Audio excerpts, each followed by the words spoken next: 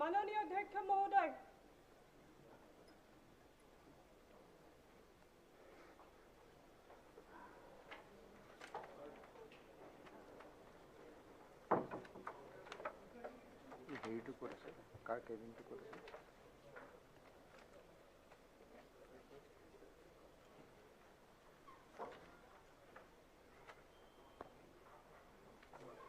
এতিয়া বাজেটৰ ওপৰত সাধাৰণ আলোচনা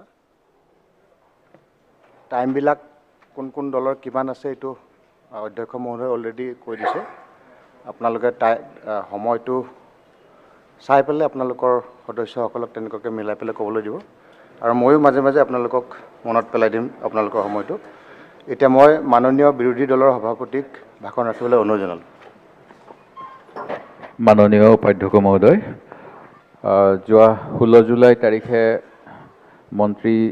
বিত্তমন্ত্ৰী অজন্তা নেওগ ডাঙৰীয়ানীয়ে উত্থাপন কৰা বাজেটৰ ওপৰত যি আলোচনা তাত অংশগ্ৰহণ কৰাৰ সুযোগ দিয়াৰ বাবে মই ধন্যবাদ জ্ঞাপন কৰিছোঁ চৰকাৰ বা বিত্তমন্ত্ৰীয়ে যদিও এই বাজেটখনক উন্নয়নমুখী বুলি অভিহিত কৰিছে এই বাজেটখনৰ বাহিৰে ৰংচঙীয়া ভিতৰে কোৱা ভাতৃ বুলিও ক'ব পৰা যায় কোভিড সৃষ্ট পৰিৱেশত অৰ্থনৈতিক স্থবিৰতা মুদ্ৰাস্ফীতি নিত্য ব্যৱহাৰ্য সামগ্ৰীৰ আকাশলংঘী মূল্য বৃদ্ধিৰ সময়ত সৰ্বসাধাৰণ ৰাইজক সকাহ দিব পৰাকৈ এই বাজেটখনত আমি বিশেষ তথ্য বিচাৰি পোৱা নাই তদুপৰি এনে এক জটিল পৰিস্থিতিত শিক্ষা স্বাস্থ্য কৃষি পশুপালন আদি ক্ষেত্ৰত গুৰুত্ব আৰোপ নকৰাটো অতি দুখৰ বিষয় মহোদয় ৰাজ্যিক উদ্ভাৱন আৰু ৰূপান্তৰ আয়োগ আৰু প্ৰাক্তন IS বিষয়া সুভাষ দাস সমিতিক ৰাজ্যৰ অৰ্থনীতি পুনৰ্জীৱিত কৰিবৰ বাবে অসম চৰকাৰে দুখন প্ৰতিবেদন দাখিল কৰিবলৈ দিছিল আৰু এই প্ৰতিবেদনসমূহত কৃষি দপ্তৰ হস্ততাঁত শিল্প উদ্যোগৰ বিকাশৰ আঁচনি লোৱাৰ লগতে পশুধন দুগ্ধ সামগ্ৰী উৎপাদক আৰু অন্যান্যসকলৰ বাবেও ক্ষুদ্ৰ ব্যৱসায়ীসকলৰ বাবেও বিভিন্ন আঁচনি গ্ৰহণ কৰাৰ বাবে পৰামৰ্শ আগবঢ়াইছিল কিন্তু 2021-22 চনৰ বাজেটখনত এইসমূহ শিতানৰ বাবে বিশেষ গুৰুত্ব দিয়া দেখা নাই ৰাজ্যৰ হস্ততাঁত শিপিনীসকলেও এই সময়ছোৱাত নিজৰ পৰিয়ালৰ আৰ্থিক সচ্ছলতা বঢ়াবৰ বাবে বহু কাম কৰাৰ অৱকাশ আছিল কিন্তু এই ক্ষেত্ৰত শিপিনীসকল বা পশুপালকসকলৰ বাবেও যেনেধৰণে ৰেহাই মূল্যত খাদ্য সামগ্ৰী দিয়াৰ দৰে ব্যৱস্থা কৰিব পৰা গ'ল হয় হাট বজাৰত যিসকলে ঘূৰি ফুৰি নিজৰ পৰিয়াল পোহপাল দিয়ে তেখেতসকলক এই লকডাউনৰ ফলত হোৱা পৰিৱেশৰ বাবে মাহেকীয়া কিছু আৰ্থিক সকাহ দিয়াৰ ব্যৱস্থা যেনেকৈ কৰিব পৰা গ'ল হয় বা ক্ষুদ্ৰ ব্যৱসায়ী যিসকলে গ্ৰামাঞ্চল নগৰাঞ্চলত ঘৰ ভাড়া কৰি ব্যৱসায় কৰি নিজৰ লগতে কৰ্মচাৰীসকলক পৰিয়াল পোহপাল দিয়ে তেখেতসকলৰ বাবে বিজুলী ৰেহাই ঘৰ ভাড়া আংশিক ৰেহাই আদি দিয়াৰ দৰে ব্যৱস্থা কৰা হ'লে নিশ্চয় বৰ্তমান পৰিস্থিতিত অসমৰ স্বনিয়োজিত সকলোৱেই লাভান্বিত হ'ল হয় টুৰিজিম ছেক্টৰটোৰো অসমৰ ক্ষেত্ৰত যথেষ্ট গুৰুত্বপূৰ্ণ যোৱা সময়ছোৱাত লকডাউন আৰু অন্যান্য কাৰণবশত প্ৰায় 2 বছৰতকৈ অধিক কাল ধৰি এই ব্যৱসায়ত জড়িত থলুৱা ব্যৱসায়ীসকলৰো পানীত হাঁহ নচৰা অৱস্থা হৈছে তেনে ক্ষেত্ৰত যোৱা সময়ত যদিও এটা আঁচনি দিয়া হৈছিল সঞ্জীৱনী নামৰ এই আঁচনিটো বিশেষ সফল হোৱা বুলি ক'ব নোৱাৰি যেহেতু ইয়াত লোন দিবলৈ কোৱা হৈছিল কিন্তু তেওঁলোকৰ যেতিয়া ব্যৱসায় নাই লোন লৈ পেলাই আকৌ তেওঁলোকে ধৰুৱা হ'বলৈ বিচৰা নাছিল সেই গতিকে তেখেতসকলকো আৰ্থিক অনুদান দিয়াৰ কথাটো চিন্তা কৰা হ'লে এটা অন্যতম থলুৱা উদ্যোগ লগত জড়িতসকল বাছি থাকিলে হয় কিন্তু কৃষি আৰু আনুষংগিক বিষয়ৰ শোচনীয় অৱস্থাই জনমূৰি আয় হ্ৰাসৰ অন্যতম কাৰণ বুলি ঠাৱৰ কৰা হৈছে কৃষিৰ ক্ষেত্ৰত 2019-20 বৰ্ষৰ সমৃদ্ধিৰ হাৰ 2.35%, কৃষি আৰু আনুষংগিক ক্ষেত্ৰত ঘৰুৱা উৎপাদন 19%ৰ পৰা 15%লৈ হ্ৰাস পাইছে শস্যৰ বৃদ্ধিৰ হাৰ মাত্ৰ 1.8% আৰু পশুধনৰ বৃদ্ধিৰ হাৰ 0.69%। কিন্তু এই 2021 বৰ্ষৰ বাজেটখনত কৃষিৰ ক্ষেত্ৰতো আমি বিশেষ গুৰুত্ব দিয়া দেখা নাই কৃষিৰ শিতানত পূৰ্বৰ তুলনাত ধনৰ পৰিমাণ কম কৰাহে দেখা গৈছে ঠিক তেনেকৈ অসমত পূৰ্বতে কোৱা হৈছিল 2টা বা 3টা খেতি প্ৰতিজন কৃষকে কৰিব পৰাকৈ বিভিন্ন আঁচনি গ্ৰহণ কৰা হ'ব কিন্তু এই বাজেটত তেনেধৰণৰ বিশেষ আঁচনি ৰূপায়ণৰ কথা আমি পোৱা নাই তদুপৰি কৃষকৰ সমস্যা উন্নত বীজ জলসিঞ্চন আদি এইবিলাকৰ ক্ষেত্ৰতো যেনে ধৰণৰ পুঁজি ব্যয় কৰাৰ কথা প্ৰস্তাৱ হ'ব লাগিছিল সেইখিনিও ইয়াত দেখা পোৱা নাযায়। বৰ্তমান সময়ত দেখা গৈছে যে বহু কৃষকে বজাৰ নাপাই পেলাই তেওঁলোকৰ সামগ্ৰী নষ্ট কৰিব লগা পৰিৱেশ। এই কথাটো আজি 2 বছৰ ধৰি হৈ আছে, কিন্তু এই ক্ষেত্ৰত চৰকাৰী হস্তক্ষেপো আমি দেখা নাই। ৰাজ্যখনত বৰ্তমান নিবনুৱা সমস্যাটো অতি ভয়াৱহ আৰু এই কথা আমি সকলোৱে জানো। চৰকাৰেও সেই গতিকে প্ৰতিশ্ৰুতি দিছে 1 লাখ চাকৰি দিবলৈ, কিন্তু ই নিশ্চিতভাৱে এপাচি শাকত এটা জালুকৰ নিচিনা। আৰু চৰকাৰে যি কমিটি গঠন কৰি দিলে, এই কমিটিখনে দেখা গৈছে আজি কিছুদিন পূৰ্বে আমাৰ 1 লাখ চাকৰি ইতিমধ্যে খালী আছে বুলি কোৱা হৈছিল, আৰু যোৱা বাজেটত কোৱা হৈছিল এই 1 লাখ চাকৰি এসপ্তাহৰ ভিতৰত ডিপাৰ্টমেণ্টৰ পৰা এপ্ৰুভেল বিচাৰিলে দিয়া হ'ব, কিন্তু সেইখিনি দিয়া নহ'ল। আৰু এতিয়া নতুনকৈ যিখিনি পদ সৃষ্টি হ'ব তাত পুৰণা কিছুমান পদ বিভিন্ন বিভাগৰ কৰ্তন কৰা হৈছে, আৰু এই কৰ্তন কৰোঁতে নিশ্চিতভাৱে লক্ষ্য কৰিব লাগিছিল যিখিনি ৰাইজৰ লগত জড়িত বিভাগ সেইখিনিত কৰ্তন কৰা হৈছে নেকি। কিন্তু এতিয়া দেখা গৈছে যে বহুত ৰাইজৰ লগত জড়িত বিভাগৰো পদ সৃষ্টি কৰাৰ পৰিৱৰ্তে কৰ্তন কৰি অন্য কেতবোৰ বিভাগত পদ দিয়া হৈছে। সেই গতিকে এই বাজেটত ৰাজ্যৰ নিবনুৱাসকলৰ বাবেও খুব এটা উৎসাহজনক প্ৰস্তাৱ আমি পাবলৈ পোৱা নাই। ৰাজ্যৰ আইন শৃংখলা আৰু দুৰ্যোগৰ সময়ত অসমৰ গৃহৰক্ষী বাহিনীৰ ভূমিকা শলাগিবলগীয়া। আজি কিছুদিন পূৰ্বে মাননীয় মুখ্যমন্ত্ৰী মহোদয় ড্ৰাগছ অভিযুক্ত কৰায়ত্ব কৰাৰ বাবে এজন গৃহৰক্ষী জোৱানক অসম আৰক্ষী সেৱাত নিয়োগ কৰিছে। এইটো এটা অতি প্ৰশংসনীয় কাম। যোৱা বহুদিন ধৰি অসমৰ হোমগাৰ্ডসকলে পুলিচৰ লগত সমানেই আমাৰ বিভিন্ন দুৰ্যোগ আৰু আইন শৃংখলাৰ দায়িত্বত কাম কৰি থকাৰ বাবে তেখেতসকলৰ মাননি বৃদ্ধি কৰাৰ বাবে চৰকাৰৰ ওচৰত দাবী জনাই আহিছে। অসমৰ বাদ দি অন্য কেতবোৰ ৰাজ্যত তেখেতসকলৰ যি মাহেকীয়া মাননি সেইখিনি 20,000 পৰা 25,000 টকাৰ ওপৰত বুলি ইতিমধ্যে গম পোৱা গৈছে। মই আশা ৰাখোঁ অসমৰো গৃহ বিভাগৰ যি পুঁজি আবণ্টন ইয়াক কিছু বৃদ্ধি কৰি এই গৃহৰক্ষীসকলকো অসমৰ অন্য ৰাজ্যত যেনেকৈ গৃহৰক্ষীসকলক অধিক পাৰিশ্ৰমিক দিয়া হয় তেনেকুৱা এটা ব্যৱস্থা কৰিব, আৰু নতুনকৈ যিমানবিলাক বেটেলিয়ন আৰক্ষী মকৰল কৰা হ'ব তাতো তেওঁলোকৰ বাবে এটা কোটাৰ ব্যৱস্থা কৰিব। ৰাজ্যৰ বিভিন্ন বিভাগত বহুদিন ধৰি শিক্ষা, গড়কাপ্তানি, জনস্বাস্থ্য কৰি পঞ্চায়ত আদি বিভিন্ন বিভাগত বহু কৰ্মচাৰী বিনা বেতন, ঠিকাভিত্তিক অথবা নিৰ্ধাৰিত বেতনত নিযুক্ত হৈ আছে। এইসকলৰ বহুদিনীয়া সেৱাৰ কথাটো উপলব্ধি কৰি নতুনকৈ হ'বলগীয়া পদসমূহত তেখেতসকলকো যাতে বিবেচনা কৰা হয়, এই কথাও মই যিহেতু বাজেট প্ৰস্তাৱত নাই মই অনুকিয়াই দিছোঁ। ঠিক তেনেকৈ বিদ্যালয়সমূহতো ঠিকাভিত্তিক কৰ্মচাৰী বহু নাই, আৰু সেই গতিকে বহু বিদ্যালয় এজনীয়া শিক্ষক হৈ আছে, যাৰ ফলত উন্নত মানদণ্ডৰ শিক্ষা গ্ৰহণ কৰিবলৈ ছাত্ৰ ছাত্ৰীসকলৰ অসুবিধা হৈ আছে। যি সময়ত ডিজিটেল ইণ্ডিয়া, ডিজিটেল আসামৰ কথা কোৱা হৈছে, সেইখিনি সময়ত কিন্তু এতিয়াও বহুত ঠিকাভিত্তিক নিয়োজিত কম্পিউটাৰ শিক্ষকে কাম কৰি আছে। চৰকাৰে এইবাৰ কোভিড পৰিস্থিতিৰ বাবে মোকাবিলা কৰিবলৈ মোবাইল ফোনৰ কথা কৈছে, কিন্তু মোবাইল ফোনৰ দিয়াৰ পূৰ্বে ইয়াৰ কেনেকুৱা প্ৰভাৱ পৰিব পাৰে, যিহেতু নতুন নতুন বহুত তথ্য ওলাইছে যাৰ যোগেদি শিশুৰ যি স্বাভাৱিক প্ৰক্ৰিয়া নিজৰ মানসিক বৃদ্ধিৰ প্ৰক্ৰিয়া ইয়াত বিৰূপ প্ৰভাৱ পৰিব নি, এই কথাখিনি চাই মোবাইলৰ পৰিৱৰ্তে অন্য কিবা ডিভাইচ আনিব পাৰি নি যিটোত লিমিটেড এক্সেছ থাকিব, এনেকুৱা ধৰণৰ পৰামৰ্শ এটাও মই চৰকাৰক আগবঢ়াব বিচাৰিছোঁ। ইয়াৰ উপৰিও যিহেতু 2016 চনৰ এটা তথ্য আছিল ভাৰতবৰ্ষৰ মাত্ৰ 25% পৰিয়ালতহে ইণ্টাৰনেটৰ ব্যৱস্থা আছে, তেনে ক্ষেত্ৰত এই ব্যৱস্থাটো মাত্ৰ কেতবোৰ ঠিকাদাৰক ছাপ্লাই দিয়াৰ ব্যৱসায় হ'ব নে প্ৰকৃততে কামত আহিব, এই কথাখিনিও পুংখানুপুংখৰূপে বিবেচনা কৰিবলৈ অনুৰোধ জনাইছোঁ, আৰু এই কোন শিতানৰ পৰা এইখিনি দিয়া হ'ব সেইখিনিও স্পষ্ট কৰিবলৈ অনুৰোধ জনাইছোঁ। এটা ভাল খবৰ যে অসমত আৰু প্ৰায় 5খনমান নতুন মেডিকেল কলেজ আৰু ইঞ্জিনিয়াৰিং কলেজৰ প্ৰস্তাৱ ৰখা হৈছে। তাৰ বাবে এইবাৰ 16 কোটিকৈ টকা দিয়া হৈছে। উপাধ্যক্ষ মহোদয়, ইয়াৰ বাবে এটা নিৰ্দিষ্ট টাইম ফ্ৰেম হ'লে ভাল, আৰু যিহেতু এখন মেডিকেল কলেজৰ বাবে 400 পৰা 500 কোটি টকা লাগে, সেই গতিকে আমি 3 বছৰত সম্পূৰ্ণ কৰিম নে 4 বছৰত সম্পূৰ্ণ কৰিম এই কথাখিনি চাই এই 16 কোটি টকাৰ পৰিৱৰ্তে প্ৰথম বছৰতে 100-150 কোটি টকাকৈ আবেদন দিবলৈ মই অনুৰোধ জনাইছোঁ। ভাৰতৰ অসমক শীৰ্ষৰ 5খন ৰাজ্যৰ ভিতৰত অন্তৰ্ভুক্তিৰ কথা মাননীয় মুখ্যমন্ত্ৰী মহোদয়ে ইয়াৰ পূৰ্বে বহুবাৰ উল্লেখ কৰিছে, মুখ্যমন্ত্ৰী মহোদয়ে উল্লেখ কৰিছে, কিন্তু ঔদ্যোগিক খণ্ডৰ বিকাশৰ অবিহনে এইখিনি সম্ভৱ নহয়। মহাৰাষ্ট্ৰ, তামিলনাডু, কৰ্ণাটক, হাৰিয়ানা আদি ৰাজ্যত ঘৰুৱা উৎপাদন আৰু নিয়োগৰ ক্ষেত্ৰত উদ্যোগে অধিক অৰিহণা যোগাই আহিছে। আমাৰ অসমৰ ক্ষেত্ৰত শেহতীয়াকৈ মৰাপাটৰ উদ্যোগ যিটো আছে সেইটো অহা আগষ্ট মাহৰ ভিতৰত পুনৰ কাৰ্যক্ষম কৰিব বুলি কোৱা হৈছে।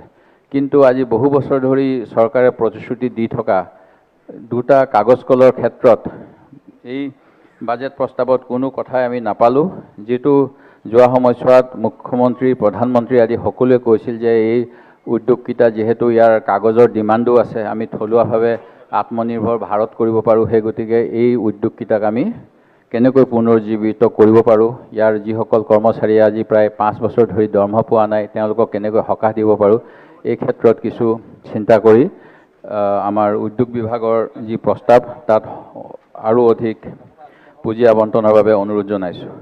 যি ৰাজ্যিক ৰূপান্তৰ আয়োগ, এই আয়োগে অসমৰ দুটা থলুৱা শিল্প বৰপেটাৰ আতচবাজী আৰু সৰ্থেবাৰীৰ কাঁহ পিতলৰ উদ্যোগো যোৱা জানুৱাৰী মাহত পৰিদৰ্শন কৰিছিল আৰু তেতিয়া চৰকাৰক প্ৰস্তাৱ দিছিল এইকেইটা পুনৰুজ্জীৱিত কৰিবলৈ। মই আশা ৰাখোঁ যে অসম চৰকাৰে যিহেতু চিটা আয়োগখন গঠন কৰিছে, এই আয়োগৰ পৰামৰ্শ অনুসৰি থলুৱা উদ্যোগৰ যাতে এটা লাভজনক ব্যৱসায় হ'ব পাৰে তাৰ বাবে যেনেধৰণৰ সহায় আগবঢ়াব লাগে আগবঢ়ায়।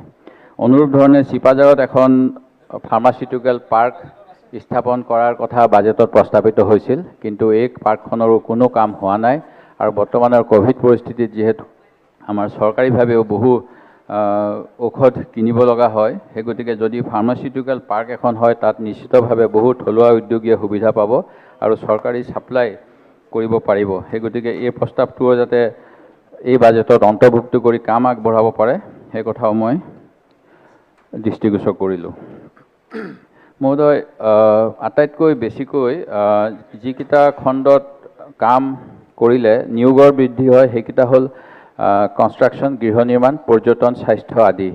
কিন্তু এই গোটেইকেইটা বিভাগৰ ক্ষেত্ৰত পুঁজি আবণ্টন বা কেনেধৰণে এইখিনিক সন্তোষজনকভাৱে আগুৱাই নিব পাৰিব এই কথা নাই আৰু সেই গতিকে অসমৰ যি গৃহ নিৰ্মাণৰ এটা সন্থা আছে তেখেতসকলেও বাজেটখনৰ ওপৰত খুব ভাল মন্তব্য এতিয়াও দিয়া নাই।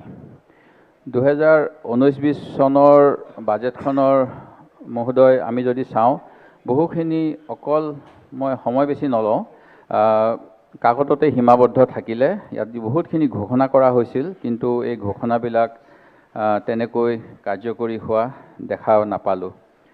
2019-20 চনত প্ৰায় 6.5 লাখকৈ নৱম-দশম শ্ৰেণীৰ ছাত্ৰ ছাত্ৰীক ইউনিফৰ্ম দিয়াৰ কথা আছিল, সেইখিনি নহ'ল। মাইনৰিটি বিভাগৰ ছাত্ৰীৰ নামত হোৱা স্কলাৰশ্বিপ দিয়াৰ কথা আছিল, সেইখিনিও হোৱা নাছিল। প্ৰায় 1000খন বিদ্যালয়ত 1 লাখ টকাৰ সামগ্ৰী দিয়াৰ কথা আছিল। 2,25,000 গৰাকী নৱম-দশম শ্ৰেণীৰ ছাত্ৰীক চাইকেল প্ৰদান কৰাৰ কথা আছিল। টেলি এডুকেশ্যন ভাৰ্চুৱেল ক্লাছৰুম আঁচনিত 250খন বিদ্যালয়ক সাঙুৰি লোৱাৰ কথা আছিল। ঠিক তেনেকৈ সপ্তধাৰা আঁচনিত ৰাজ্যৰ প্ৰায় 400খন বিদ্যালয় সামৰি লোৱাৰ কথা আছিল। এই গোটেইবিলাকেই বা বহু স্কুলত যিহেতু ডেস্ক বেঞ্চ নাই তাৰ বাবেও এটা বিশেষ আঁচনি যোৱা সময়ত ঘোষণা কৰা হৈছিল, সেইখিনিও কিন্তু যোৱা সময়ত নহ'ল।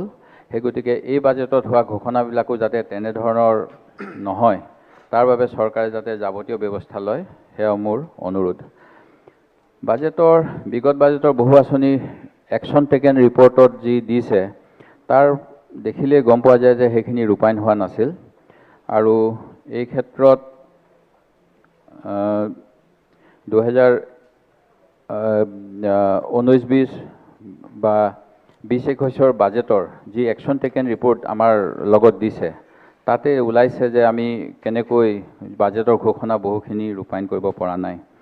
মহোদয়, নিবনুৱা সমস্যা, অত্যাৱশ্যকীয় সামগ্ৰীৰ আকাশলংঘী বৃদ্ধি আদি বিষয়তো বিশেষ গুৰুত্ব এই বাজেটত নাই। আমাৰ পূৰ্বতে কোৱা হৈছিল যে এটা প্ৰাইচ ষ্টেবিলিটি ফাণ্ড থাকিব, যাৰ দ্বাৰা বজাৰত খাদ্য আৰু যোগান বিভাগে হস্তক্ষেপ কৰি খাদ্য সামগ্ৰীৰ মূল্য যাতে বৃদ্ধি নহয় অস্বাভাৱিকভাৱে এই হস্তক্ষেপ কৰিব। কিন্তু এই বিষয়টো যোৱা সময়ছোৱাত আমাৰ আলোচনা হোৱাৰ পিছতো ইয়াৰ দ্বাৰা কেনেধৰণে উপকৃত হৈছে ৰাইজ সেই কথা ওলোৱা নাই, যদিও তাৰ বাবে পুঁজি এল'কেশ্যন ইয়াৰ পূৰ্বৰ বাজেটতো হৈ আছিল। নিৰ্বাচনৰ পূৰ্বে চৰকাৰে যিসকল মহিলাই লোন লৈছিল মাইক্ৰ' ফাইনেন্স বন্ধন বেংক জাতীয় তেওঁলোকক সকলো ঋণ মাফ কৰিম বুলি কোৱাৰ পিছত এতিয়া তিনিটা ভাগত বিভক্ত কৰিছে কিন্তু ইয়াৰ দ্বাৰা কাক সকাহ দিব লোৱা বিচৰা হৈছে সেই কথাটো মই ঠিক স্পষ্টকৈ ধৰিব পৰা নাই কাৰণ যিসমূহ অনুষ্ঠানে লোন দিছিলে তেওঁলোকে প্ৰকৃততে ৰিজাৰ্ভ বেংক অফ ইণ্ডিয়াৰ যি অৰ্ডাৰ সেইখিনি ভাইলেট কৰি দিছিলে সেই গতিকে যিসকলে আইন ভংগ কৰিছে তেওঁলোকৰ ওপৰত আমি শাস্তি বিহিব লাগিছিল তেওঁলোকে সকাহ পোৱাকৈ কোনো ছাবচিডি দিয়াৰ কথাটো কিমান দূৰ যুক্তিসংগত এই কথাটো পুনৰবাৰ বিবেচনা কৰিবলৈ চৰকাৰক অনুৰোধ জনাইছোঁ কাৰণ যি মাইক্ৰ' ফাইনেন্স ইনষ্টিটিউটবিলাকে কাম কৰিব লাগে তেওঁলোকৰ নিৰ্দিষ্ট গাইডলাইন আছিল আৰু গাইডলাইন অনুসৰি তেওঁলোকে দুটাতকৈ অধিক মাইক্ৰ' ফাইনেন্স ইনষ্টিটিউটৰ পৰা কোনো ব্যক্তিয়ে ল'ব নোৱাৰে এই নিৰ্দেশনা উলংঘা কৰি তেওঁলোকে অসমত কেনেকৈ অসমৰ মহিলাসকলক সৰ্বশান্ত কৰাৰ এটা প্ৰক্ৰিয়া চলাইছিল যোৱা সময়ছোৱাত সেই কথাটো নিশ্চিতভাৱে তদন্তৰ বিষয় আৰু যি আমাৰ আইন অনা হ'ল সেই আইনখনো তাৎক্ষণিকভাৱে কাৰ্যকৰী কৰা হ'ব বুলি কৈছিল ডেপুটি কমিশ্যনাৰৰ ওচৰত এটা লাইচেঞ্চ ল'ব লাগিব কিন্তু এই কামখিনিও যোৱা সময়ছোৱাত কিমান আগবাঢ়িলে এই কথাটো আজি চিন্তা কৰিব লগা যেহেতু ইয়াত কোৱা হৈছে প্ৰায় 7,500 কোটি টকা এই মাইক্ৰ' ফাইনেন্সৰ ঋণৰ বাবে অসম চৰকাৰে দিব লাগিব এই অন্যতম এটা গুৰুত্বপূৰ্ণ প্ৰতিশ্ৰুতি পূৰ্বৰ চৰকাৰৰ দিনত যেনেকৈ আছিল বানমুক্ত অসম এইবাৰ মিছন ব্ৰহ্মপুত্ৰৰ কথা কোৱা হ'ল কিন্তু ইয়াত কোনো দীৰ্ঘম্যাদী বিজ্ঞানসন্মত মেগা প্ৰজেক্টৰ কথা উল্লেখ কৰা নাই জলসম্পদ বিভাগে 19-20 চনতো কোনো পুঁজিৰ অভাৱৰ বাবে মথাউৰি আদি মেৰামতি কৰিব পৰা নাছিল এই কথা এই বিধানসভাৰ মজিয়াত প্ৰশ্নোত্তৰ শিতানত ওলাইছে সেই গতিকে বৰ্তমানে যি 893 কোটি টকা আবণ্টন এই পুঁজি যথেষ্ট কম সেই গতিকে এই পুঁজিও যাতে আৰু বৃদ্ধি কৰি বান আৰু গৰাখহনীয়া আদি যাতে আমি ৰক্ষা পাব পাৰোঁ তাৰ বাবে বিশেষ কিবা আঁচনি চৰকাৰক বাজেটৰ সময়তে ঘোষণা কৰিবলৈ মই অনুৰোধ জনাইছোঁ আমাৰ ৰাজহৰ ক্ষেত্ৰত আবকাৰী বিভাগৰ কথা কোৱা হৈছে যে তেখেতসকলে যথেষ্ট ভাল কৰিছে আৰু আবকাৰী ৰাজহটো নিশ্চিতভাৱে অসমত সুৰাপান বেছি হোৱাৰ বাবেই হৈছে অন্য কেতবোৰ ক্ষেত্ৰত যদি আমি চাওঁ যে টেক্স কালেকশ্যন তেতিয়াহ'লে তাত নিগেটিভত আছে একমাত্ৰ ৰাজহ আৰু বিদ্যুতৰ ক্ষেত্ৰত আমাৰ ৰাজহ বৃদ্ধি পাইছে কিন্তু এই সুৰাৰ পৰা পোৱা ৰাজহটোৱে অদূৰ ভৱিষ্যতে আমাৰ ৰাইজক আৰু ৰুগীয়া কৰিব নেকি যাৰ ফলত আমাৰ সামাজিক ব্যয় বৃদ্ধি হ'ব নি এই কথাটো এটা চাবলগীয়া কাৰণ আজি দুদিন আগত এটা তথ্য ওলাইছে যে ভাৰতবৰ্ষত অত্যাধিক সুৰাপানৰ বাবে 62,000 লোকৰ কেঞ্চাৰত আক্ৰান্ত হৈছে লেঞ্চেট ইণ্টাৰনেশ্যনেলত এই তথ্য আহিছে সেই গতিকে আমি সুৰাৰ পৰা আৰু অধিক ৰাজহ লৈ পেলাই আমাৰ ৰাজ্যৰ অন্যান্য কাম কৰিম বুলি কৈছে এই ক্ষেত্ৰত মই ভাবোঁ মাননীয় মন্ত্ৰীসভাই এই কথা কিছু চিন্তা কৰা উচিত ৰাজ্যৰ 805খন বাগিচাত খোৱাপানীৰ যোগান জল জীৱন মিছনৰ ইয়াৰ বাবে ধন্যবাদ জনাইছোঁ কিন্তু পূৰ্বৰ 120 কোটিৰ পৰিৱৰ্তে এইবাৰ 81 কোটি আবণ্টন কৰা হৈছে আৰু ইয়াৰ ফলত যি কেতবোৰ আঁচনি চলি আছিল দীনদয়াল দয়াল দাস পানিকা বা চাইমন সিংহৰ আঁচনি যাৰ অধীনত নিবনুৱা চাহ জনগোষ্ঠীৰ শিক্ষিত যুৱক যুৱতীসকলক আৰ্থিক অনুদান দিয়া হয় এইখিনি যোৱা সময়ছোৱাত 25,000 পৰিৱৰ্তে হ্ৰাস কৰা হৈছিল GNM স্কলাৰশ্বিপ হ্ৰাস কৰা হৈছিল সেই গতিকে এইখিনি বৰ্তমানৰ পৰিস্থিতিত যে হ্ৰাস নকৰে আৰু ইয়াক আৰু অধিক লোকক সাঙুৰি ল'ব পাৰে তাৰ বাবে 81 কোটিৰ পৰিৱৰ্তে আৰু অধিক কৰিবলৈ মই প্ৰস্তাৱ আগবঢ়াইছোঁ মহোদয় অসম চুক্তি আখৰে আখৰে ৰূপায়ণ কৰিম বুলি কোৱাৰ পিছত এইবাৰ অসম চুক্তি ৰূপায়ণ বিভাগৰ কাম কাজৰ ক্ষেত্ৰত পুঁজি আবণ্টন আৰু ইয়াত কি কি কৰা হ'ব এই ক্ষেত্ৰত এই বাজেটত বিশেষ একো তথ্য নোপোৱাটোৱে চৰকাৰখনৰ যে অসম চুক্তিৰ প্ৰতি বিশেষ গুৰুত্ব দিব বিচৰা নাই এইখিনি স্পষ্ট হৈছে মই সেই গতিকে অসম চুক্তিৰ অধীনত বিভাগত আৰু কি কি কাম কৰা হ'ব আৰু লগতে আৰু কি পুঁজি আবণ্টন দি আৰু কি কৰিব পৰা যায় এইখিনিৰ ক্ষেত্ৰত চৰকাৰক তেখেতসকলৰ এই বাজেটতে অন্তৰ্ভুক্ত কৰিবলৈ আহ্বান জনাইছোঁ বাজেটত মহোদয় বহুখিনি কথা আঁচনি ধাৰ্য কৰা হৈছে বাজেটত মুঠ ৰাজহ 88,979 কোটি টকা আহৰণ কৰা হ'ব বুলি কোৱা হৈছে ইয়াৰ বাবে বিভিন্ন শিতানৰ পাবলগীয়া কেন্দ্ৰীয় চৰকাৰৰ পৰা পাবলগীয়া ৰাজ্যৰ নিজস্ব ৰাজহ, ৰাজ্যৰ নিজৰ কৰ কাটল, নন টেক্স ৰেভিনিউ, কেন্দ্ৰীয় চৰকাৰৰ চেণ্ট্ৰেল শ্বেয়াৰ টেক্সৰ আৰু বিভিন্ন আঁচনি ৰূপায়ণ কৰিবলৈ কেন্দ্ৰীয় চৰকাৰৰ পৰা পোৱা গ্ৰাণ্ট ইন এইড এইবিলাক। কেন্দ্ৰীয় চৰকাৰৰ পৰা 20,419 কোটি টকা কেন্দ্ৰ কৰৰ অংশ হিচাপে পোৱা হ'ব বুলি কোৱা হৈছে। ইয়াৰ পূৰ্বৰ বাজেটখনত আমাৰ 26,000 কোটি টকা পোৱা হ'ব বুলি অনুমান কৰা হৈছিল, কিন্তু আমি প্ৰায় 17,230 কোটি টকাহে পালোঁ। সেই গতিকে কেন্দ্ৰ চৰকাৰৰ পৰা পাবলগীয়া পুঁজিৰ অংশৰ ওপৰত নিৰ্ভৰ কৰি যদি আমি বাজেটখনৰ কথা চিন্তা কৰোঁ, তেতিয়াহ'লে ইয়াৰ কিমানখিনি সফল হ'ব পাৰিম এই কথাটো নিশ্চিতভাৱে চিন্তা কৰিব লাগিব।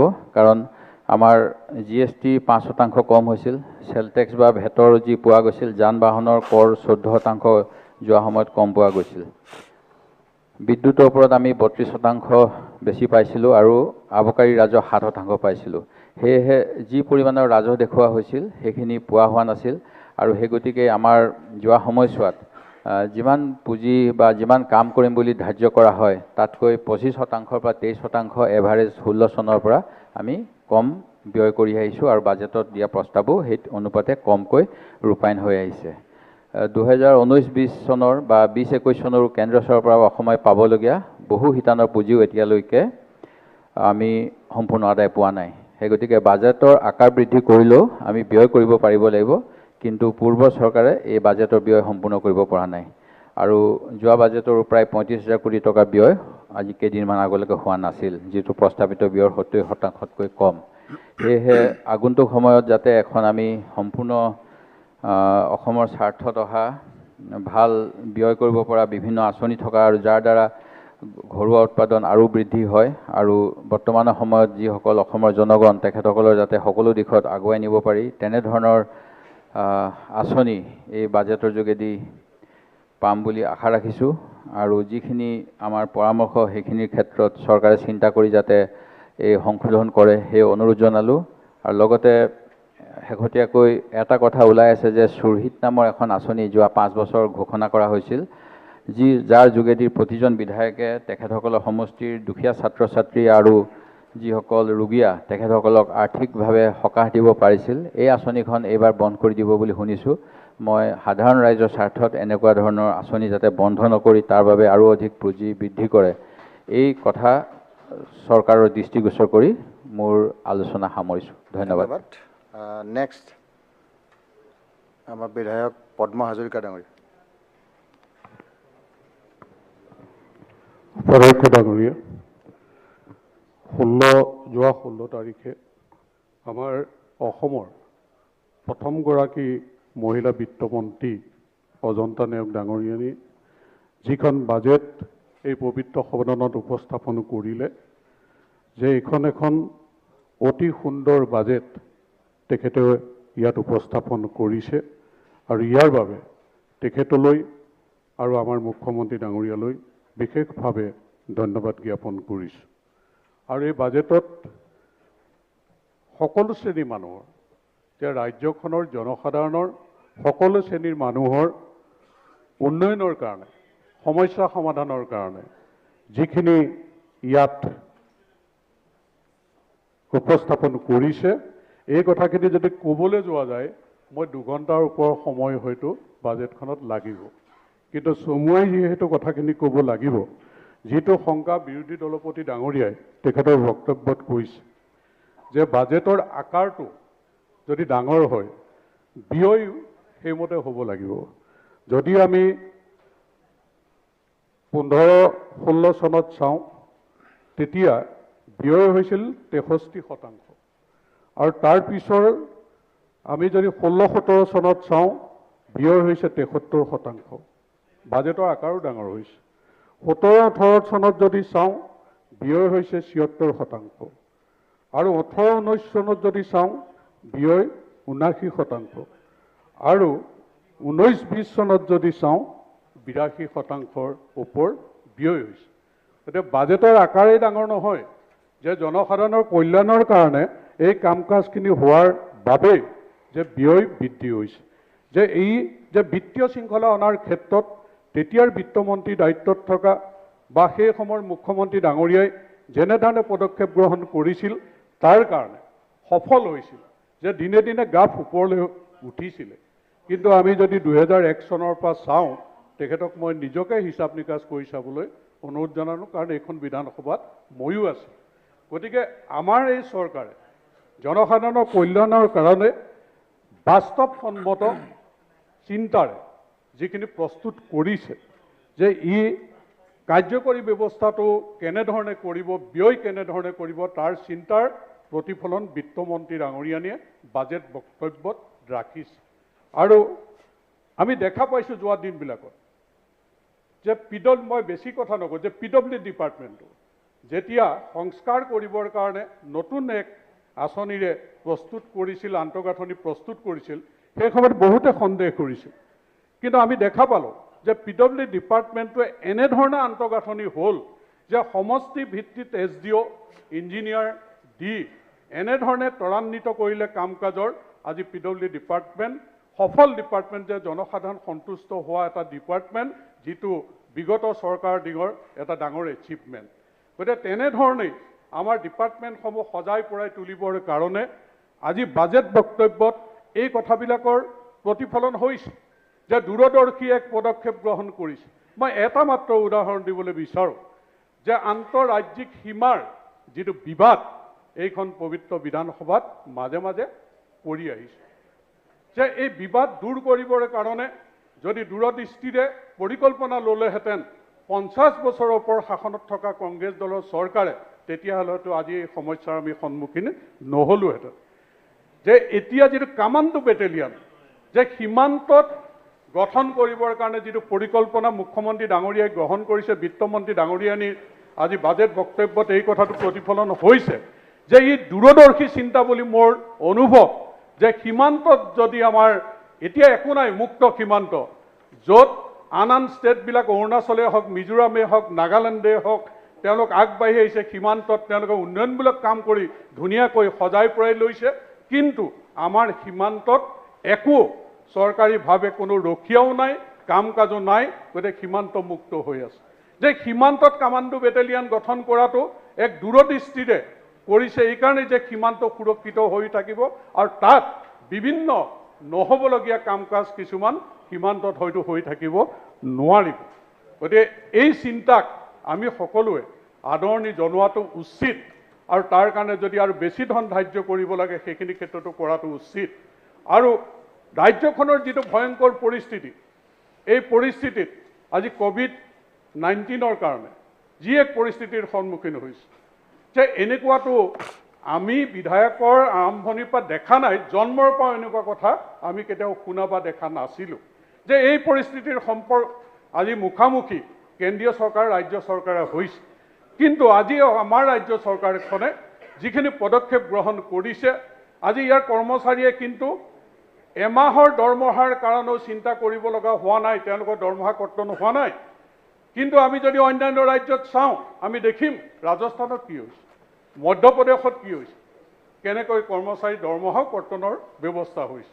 গতিকে আমাৰ চৰকাৰখনে এই কথাবিলাক খুব কষ্ট কৰি, কৰ্মচাৰীয়ে কষ্ট নোপোৱাকৈ, আৰু যোৱাকালি মই বিশ্বনাথ চাৰিআলিত আমাৰ অভিভাৱক মন্ত্ৰী পীযুষ হাজৰিকা ডাঙৰীয়া যেতিয়া গৈছে, তাত বিধৱা মহিলা স্বামী হেৰা হৈছে COVID-19, যে সেই মহিলাক যেতিয়া 2.5 লাখ টকাৰ চেক তুলি দিয়া হৈছে, যে চৰকাৰখনৰ প্ৰতি আশীৰ্বাদ, কৃতজ্ঞতা, বা আমি যি সন্তুষ্টি লাভ কৰিছোঁ, যে তেওঁলোকক সেই 2.5 লাখ টকা, আৰু যিবিলাকৰ মৃত্যু হৈছে তেওঁলোকক 1 লাখ টকা বিনামূলীয়াকৈ চিকিৎসা কৰা, তেওঁলোকক টোপোলা দিয়া, বা এই যি ব্যৱস্থাবিলাক আমাৰ চৰকাৰে কৰিছে, যে কোভিড এই যুঁজখনত আমি জয়ী হ'মেই। আৰু তাৰ কাৰণে আমাৰ মুখ্যমন্ত্ৰী ডাঙৰীয়াই, আমাৰ স্বাস্থ্যমন্ত্ৰী ডাঙৰীয়াটো ইয়াত ঘূৰি ঘূৰি ক্ষীণাই গৈছে মানুহজন। গতিকে অভিভাৱক মন্ত্ৰী বা সকলোৱে যিখিনি কষ্ট কৰিছে, বিধায়কে যিখিনি কষ্ট কৰিছে, যে বিৰোধী দলৰ বিধায়কসকলকো আমি আহ্বান জনাব বিচাৰিছোঁ, যে তেওঁলোকেও এই ক্ষেত্ৰত যিমান পাৰে সহযোগিতা আগবঢ়াক। এই যুঁজখনত আমি জয়ী হ'বই লাগিব। আজি বানমুক্ত অসম কৰাৰ ক্ষেত্ৰত যিখিনি পদক্ষেপ গ্ৰহণ কৰিছে, ড্ৰাগছমুক্ত অসম গঢ়াৰ ক্ষেত্ৰত যিখিনি পদক্ষেপ গ্ৰহণ কৰিছে, পুলিচৰ মনোবল বৃদ্ধি কৰিবৰ কাৰণে আধুনিকীকৰণৰ ক্ষেত্ৰত যিখিনি পদক্ষেপ গ্ৰহণ কৰিছে, এই কথাবিলাক আমি এটা স্বীকৃতি দিয়াৰ প্ৰয়োজন আছে। গতিকে সকলো দিশতে, যে কৃষকৰ কাৰণে, শ্ৰমিকৰ কাৰণে, কৰ্মচাৰীৰ কাৰণে, গৰ্ভৱতী মহিলাৰ কাৰণে, জন্ম হোৱা শিশুৰ কাৰণে, ছাত্ৰ জীৱনত কিমানখিনি সহায় তেওঁলোকক ইউনিভাৰ্চিটিলৈকে কৰা হৈছে। অংগনবাদী কৰ্মীক অংগনবাদী কেন্দ্ৰত 25 লাখ টকা দিয়াৰ কথা চিন্তা কৰিব পাৰিছিল নেকি আমাৰ আগৰ সেই চৰকাৰ? আজি 25 লাখ টকা শিশুসকলৰ পুষ্টিকৰ খাদ্য টকা তেখেতসকলৰ আন্তঃগাঁথনিৰ কাৰণে এটা কেন্দ্ৰত দিয়াৰ ব্যৱস্থা কৰিছে। গতিকে এনে বহু কথা আছে, কিন্তু মই সেই কথাবিলাকলৈ নাযাওঁ। মই লাগি থকা এটা কথা চৰকাৰে বা বিত্তমন্ত্ৰী ডাঙৰীয়ানে বৰ গুৰুত্ব দিয়া মই দেখা পাইছোঁ। মুখ্যমন্ত্ৰী ডাঙৰীয়াৰ বক্তব্যটো সেই কথা দেখা পাইছোঁ যে আমি সংগঠিত ৰূপত আমি এটা বিপ্লৱ কৰিবৰ কাৰণে কিবা উৎসাহ দিয়া পদক্ষেপ এই বাজেটত প্ৰতিফলন হৈছে। যে আমাৰ 1 লাখ নিবনুৱাক চাকৰি দিব, কিন্তু 25 লাখ নিবনুৱাই কি কৰিব? বহিৰাজ্যত গৈ হাবুডাবু খোৱা সেই নিবনুৱাসকলক সংস্থাপিত কৰিবৰ কাৰণে যি পৰিকল্পনা লৈছে যে প্ৰডাকশ্যন আৰু আমাৰ উৎপাদন কৰিবৰ কাৰণে লগতে নিয়োগ কৰিবৰ কাৰণে যি এক পদক্ষেপ গ্ৰহণ কৰিছে যে আমি যদি উৎপাদন কৰোঁ, গাখীৰ যদি উৎপাদন কৰোঁ, মাছ যদি উৎপাদন কৰোঁ, মাংস যদি উৎপাদন কৰোঁ, তেতিয়াহ'লে নিয়োজিত হ'ব আমাৰ যুৱক যুৱতীসকল নিয়োজিত হ'ব। আৰু দিনে দিনে বহিৰাজ্যলৈ গৈ থকা টকা পইচাবিলাক সেই শ্ৰীৰামপুৰ গেটতে বন্ধ হ'ব। যে বহিৰাজ্যলৈ আমাৰ কোটি কোটি টকা দিনে দিনে যিখিনি গৈ আছে সেইখিনি ৰাখিবৰ কাৰণে, আমাৰ গ্ৰাম্য অৰ্থনীতি টনকিয়াল কৰিবৰ কাৰণে, আমাৰ বজাৰ দখল কৰিবৰ কাৰণে, পথাৰত কাম কৰাৰ পৰিৱেশ ৰচনা কৰিবৰ কাৰণে যিখিনি পদক্ষেপ গ্ৰহণ কৰিছে, যে গাখীৰৰ উৎপাদন বৃদ্ধি কৰিবৰ কাৰণে মুখ্যমন্ত্ৰী ডাঙৰীয়াই যিখিনি ইয়াত বাজেট বক্তব্যত বিত্তমন্ত্ৰী ডাঙৰীয়াই যিখিনি গীত গাই অনাৰ কথা কৈছে, যে আমি যিসকলে এই সম্পৰ্কত কিছু অধ্যয়ন কৰিছোঁ, আমি দেখিছোঁ যে মিল্ক 2 আৰু 1, যে মিল্ক 2 আমাৰ ঘৰুৱা গাইৰ দ্বাৰা উৎপাদিত গাখীৰ, আমাৰ দেশীয় গাইৰ দ্বাৰা উৎপাদিত গাখীৰ। যি মিল্ক 1 জাৰ্চি গাইৰ গাখীৰ হয়তো আমাৰ 5টা বেমাৰ প্ৰতিৰোধ কৰিব পৰা ক্ষমতা নাই, কিন্তু মিল্ক 2 এই গাখীৰ উৎপাদন কৰিবৰ কাৰণে যিখিনি 5000 গাই অনাৰ সিদ্ধান্ত গ্ৰহণ কৰা বা এই কথাবিলাক বাজেট বক্তব্যত ৰাখিছে, ই এটা শুভ ইংগিত দিছে যে এই মিল্ক 2 গাখীৰৰ 5টা বেমাৰক আমি প্ৰতিৰোধ কৰিব পৰা ব্যৱস্থা এই গাখীৰৰ জৰিয়তেও আছে। যে এই গাখীৰ উৎপাদন কৰিবৰ কাৰণে দুগ্ধ সমবায়সমূহক যি সহায় আৰ্থিক অনুদান আগবঢ়োৱাৰ পদক্ষেপ গ্ৰহণ কৰিছে, সংগঠিত ৰূপত দুগ্ধ বিপ্লৱ কৰিবৰ কাৰণে যি চিন্তাৰ প্ৰতিফলন হৈছে, আনঅৰ্গেনাইজ ছেক্টৰত আমি 5%হে সংগঠিতভাৱে দুগ্ধ বিপ্লৱ আমাৰ কৰিছে, 95%হে আনঅৰ্গেনাইজ। এতিয়া অৰ্গেনাইজ কৰিবৰ কাৰণে যিটো পদক্ষেপ গ্ৰহণ কৰিছে, মাছ মাংস গাখীৰ উৎপাদন কৰিবৰ কাৰণে যিটো পদক্ষেপ গ্ৰহণ কৰিছে, আৰু কিছুমান নেতিবাচক কথাও প্ৰচাৰ হৈছে যে সব মাইকী গৰু হৈ যাব নেকি, এয়াই যিটো চলি থাকিব সেইটোতো নৰ্মেল প্ৰচেছত চলি থাকিব, এইটো হয়তো 50,000 গাই তেনেধৰণৰ চিন্তা কৰিছে। এতিয়া গাখীৰ উৎপাদন বৃদ্ধি কৰিবৰ কাৰণে যিটো পদক্ষেপ গ্ৰহণ কৰিছে, এই ক্ষেত্ৰত আমি আচলতে সকলোৱে দিহা পৰামৰ্শ আগবঢ়াই সহযোগিতা আগবঢ়াই আমি ইটিকিং কৰিব নালাগে। মই বাস্তৱ ক্ষেত্ৰত যিখিনি দেখা পাইছোঁ, আমি আজি 5 বছৰমান লাগি আছোঁ এই দুগ্ধ বিপ্লৱত। আমি যেতিয়া ল'ৰাক বুজাই মেলি গাখীৰ উৎপাদন কৰি বজাৰলৈ পঠিয়াইছোঁ, ইনচাল কৰা কিছু মানুহ যে বিজেপি চৰকাৰে তহঁতক গোৱালহে বনালে নেকি, তহঁতক চাকৰি বাকৰি নিদিয়ে এইটোহে কৰিলে নেকি, ল'ৰা অলপ হতাশ হয়। সেইবিলাক ক্ষেত্ৰতো আমি কিন্তু ইনচাল কৰা এই কথাবিলাক যিবিলাক চলি আছে, নেতিবাচক কথা যিবিলাক চলি আছে, এইবিলাক বন্ধ কৰিবৰ কাৰণে সকলোৱে দায়িত্ব পালন কৰাৰ প্ৰয়োজন আছে।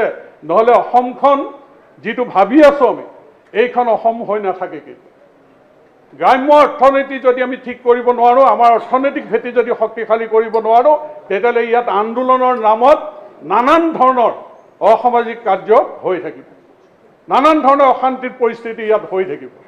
বহিৰাজ্যলৈ গৈ হাবুডাবু খোৱা ল'ৰাবিলাকৰ সেই কান্দোন আমি কোনে শুনিম?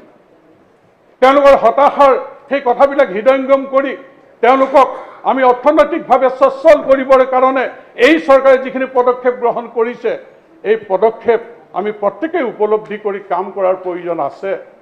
হয়, এটা সময়ত ৰসৰাজ লক্ষীনাথ বেজবৰুৱাদেৱে আমাৰ বিত্তমন্ত্ৰী ডাঙৰীয়াই কৈছে যে তেখেতৰ বাজেট বক্তব্যত আমি অসমীয়া নহওঁ দুখীয়া, কিহৰ দুখীয়া হ'ম, সকলো আছিল সকলো আছে, নুগুনো নলওঁ গম। সেই সময় আছিল কংগ্ৰেছ চৰকাৰৰ দিনত। আজি সময় আহ্বান যে আমি অসমীয়া নহওঁ দুখীয়া, ডক্টৰ ভূপেন হাজৰিকাদেৱৰ বুলি সান্তনা নভিলে নহ'ব। আজিৰ অসমীয়াই নিজক নিচিনিলে অসম যে ৰসাতলে যাব, সেইটোহে সময় আজিৰ দিন। এতিয়া সেই সময়ছোৱাত আমি ৰাজনীতিৰ ঊৰ্ধত থাকি আমাৰ যুৱক যুৱতীসকলক সংস্থাপিত কৰি উৎপাদনমুখী যাত্ৰাটোত আমি আগবাঢ়ি যাব লাগিব। আৰু তাৰ কাৰণে মই বিশেষভাৱে আহ্বান জনাইছোঁ যে মাছ, মাংস, গাখীৰ আমি উৎপাদন কৰিব লাগিব। কৃষি কৰ্মৰ জৰিয়তে আমি যিখিনি উৎপাদন কৰিব পাৰোঁ, আমাৰ যুৱকসকলক কাম কৰিবলৈ লাজ নোহোৱাৰ পৰিৱেশ কৰি কৰ্ম সংস্কৃতিৰ জৰিয়তে আমাৰ গ্ৰাম্য অৰ্থনীতি টনকিয়াল কৰি কৃষকক উপযুক্ত মৰ্যাদা দি গো পালনৰ জৰিয়তে নিজৰ আত্মনিৰ্ভৰশীল হ'বলৈ বিচৰা যুৱকজনক হতাশ কৰাকে প্ৰকৃত সন্মান মৰ্যাদা দি আমাৰ অসমৰ অৰ্থনৈতিক ভেটি শক্তিশালী কৰিবৰ কাৰণে আমি কাম কৰিব লাগিব। আৰু সেই পৰিৱেশ গঢ়িবৰ কাৰণে আমাৰ বিত্তমন্ত্ৰী ডাঙৰীয়াৰ বাজেট বক্তব্যত এই কথা প্ৰকাশ পাইছে। আমাৰ মুখ্যমন্ত্ৰী ডাঙৰীয়াৰ চিন্তা কথা তেখেতৰ বক্তব্যৰ জৰিয়তে প্ৰকাশ পাইছে। আমি সৰ্বাংগীন উন্নতিৰ কাৰণে, নিবনুৱাসকলক আমি সংস্থাপিত কৰিবৰ কাৰণে, দেশৰ ভিতৰত 5খন ৰাজ্যৰ ভিতৰত শ্ৰেষ্ঠ ৰাজ্য হিচাপে পৰিগণিত কৰিবৰ কাৰণে কৰ্মৰ জৰিয়তে আমি আগবাঢ়িব লাগিব। অন্যথা কিন্তু আমাৰ গতি নাই। এই সঁচা উপলব্ধি কৰিবৰ কাৰণে মই প্ৰত্যেককে অনুৰোধ জনাইছোঁ যে আপোনালোকে অন্তত এই সময় আহ্বান, আপোনালোকে এই শক্তিশালী পদক্ষেপক আদৰণি জনাওক। আপোনালোকে সুদূৰ প্ৰসাৰী প্ৰভাৱ থকা যিবিলাক পৰিকল্পনা লৈছে সেইবিলাকত আপোনালোকে সঁহাৰি আগবঢ়াওক। দুই এটা কথা বিৰোধী দলপতি ডাঙৰীয়াই কৈছে যে তেখেতৰ যিখিনি গঠনমূলক কথা কৈছে সেইখিনি নিশ্চয় আমাৰ চৰকাৰে গ্ৰহণ কৰিব। আজি ময়ো বিত্তমন্ত্ৰী ডাঙৰীয়াক ক'ব বিচাৰোঁ যে বিভিন্ন সকলো দিশেই সামৰি লৈছে। এটা দিশ যাব যে হাতী মানুহৰ সংঘাত, বনৰীয়া হাতীৰ হাতত কিছু মানুহৰ মৃত্যু হৈছে, যে সেই মৃত্যু হোৱা মানুহৰ সকাহ দিবৰ কাৰণে আমি কিবা এটা কৰিব পাৰোঁ নেকি। এতিয়াও পেণ্ডিং হৈ আছে 50জনৰ ওপৰ মানুহ তেনেকৈ মৃত্যুমুখত পৰা, সেইটো ক্ষেত্ৰত কৰিব পাৰে নেকি। গতিকে মই বিশেষ দীঘলীয়া নকৰোঁ। উপাধ্যক্ষ ডাঙৰীয়া চাই থাকোঁতেই মই গম পাইছোঁ সময় হৈছে মোৰ। যি হওক, এখন সমৃদ্ধিশালী অসম গঢ়িবৰ কাৰণে আমি দায়বদ্ধতাৰ যি দলৰ পৰা নাহোঁ কিয় চৰকাৰ কৰিব।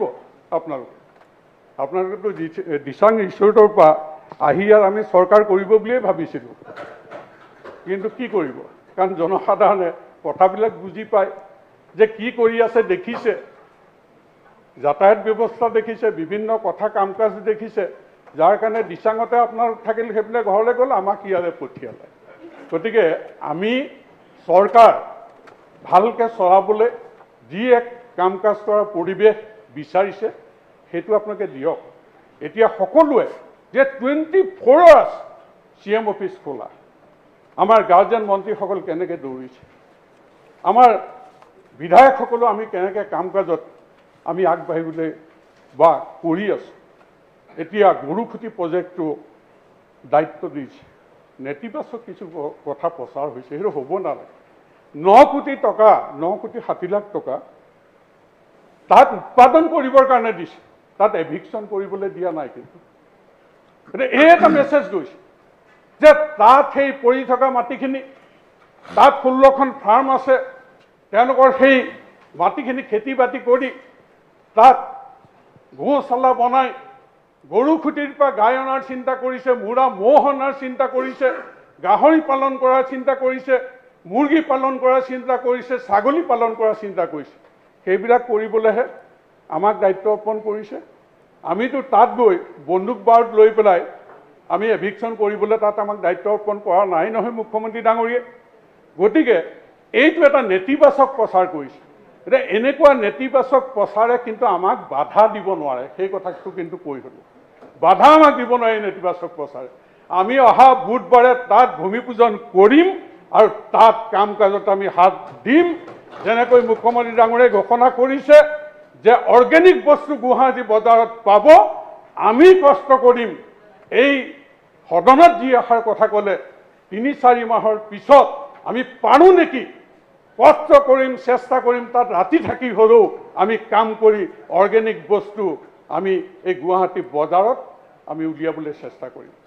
তাৰ গাখীৰ আমি উৎপাদন কৰি গিৰ গাইৰ জৰিয়তেও আমি মিল্ক টু গাখীৰ উৎপাদন কৰি পুষ্টিকৰ খাদ্য দিবলৈ আৰু ভেলুৰ এডিশ্যন কৰি পেলাই আমি আৰু গোপালকক আৰু অধিক লাভ দিবৰ কাৰণে সেই গাখীৰৰ দৈ, ক্ৰীম, পনীৰ, বাটাৰ, ঘিউ সব নিৰ্মাণ কৰি ৰসগোল্লা, লালমোহন পেয়ালৈকে নিৰ্মাণ কৰি আমি তাত এটা বিপ্লৱ আৰম্ভ কৰিম। গতিকে এইবিলাক হৈছে আমাৰ চৰকাৰৰ লক্ষ্য। আমাৰ চৰকাৰে এই বাজেটৰ জৰিয়তে এনেধৰণৰ চিন্তাবিলাক কৰি আপোনালোকৰ ওচৰত আগবঢ়াইছে। গতিকে এগৰাকী অসমৰ যুৱক হিচাপে যে সকলোৱে আমি ৰাজ্যখনৰ হতাশা দূৰ কৰিবৰ কাৰণে আমি ৰাজনীতিৰ বোকা ছটিয়াই এই কথাবিলাক এৰি অসমৰ সামগ্ৰিক উন্নয়নৰ কাৰণে অসমৰ নিবনুৱা যুৱক যুৱতীসকলক আমি সংস্থাপিত কৰিবৰ কাৰণে সকলোৱে একেলগে কাম কৰোৱা হওক, এখন সমৃদ্ধিশালী অসম গঢ়া হওক। আমাৰ মুখ্যমন্ত্ৰী ডক্টৰ হিমন্ত বিশ্ব শৰ্মা ডাঙৰীয়াৰ নেতৃত্বৰ এই চৰকাৰখনে আমাৰ বিত্তমন্ত্ৰী ডাঙৰীয়াই যি বাজেট উপস্থাপন কৰিছে যে আমি একেলগে সকলোৱে কাম কৰোঁ আহক, এই আহ্বানেৰে মই উপাধ্যক্ষ ডাঙৰীয়াক ধন্যবাদ জনাই মোৰ বক্তব্য সামৰিছোঁ। ধন্যবাদ। এতিয়া নেক্সট আমাৰ AIUDF দলৰ সন্মানীয় বিধায়ক আমিনুল ইছলাম ডাঙৰীয়া, ছিনিয়ৰ।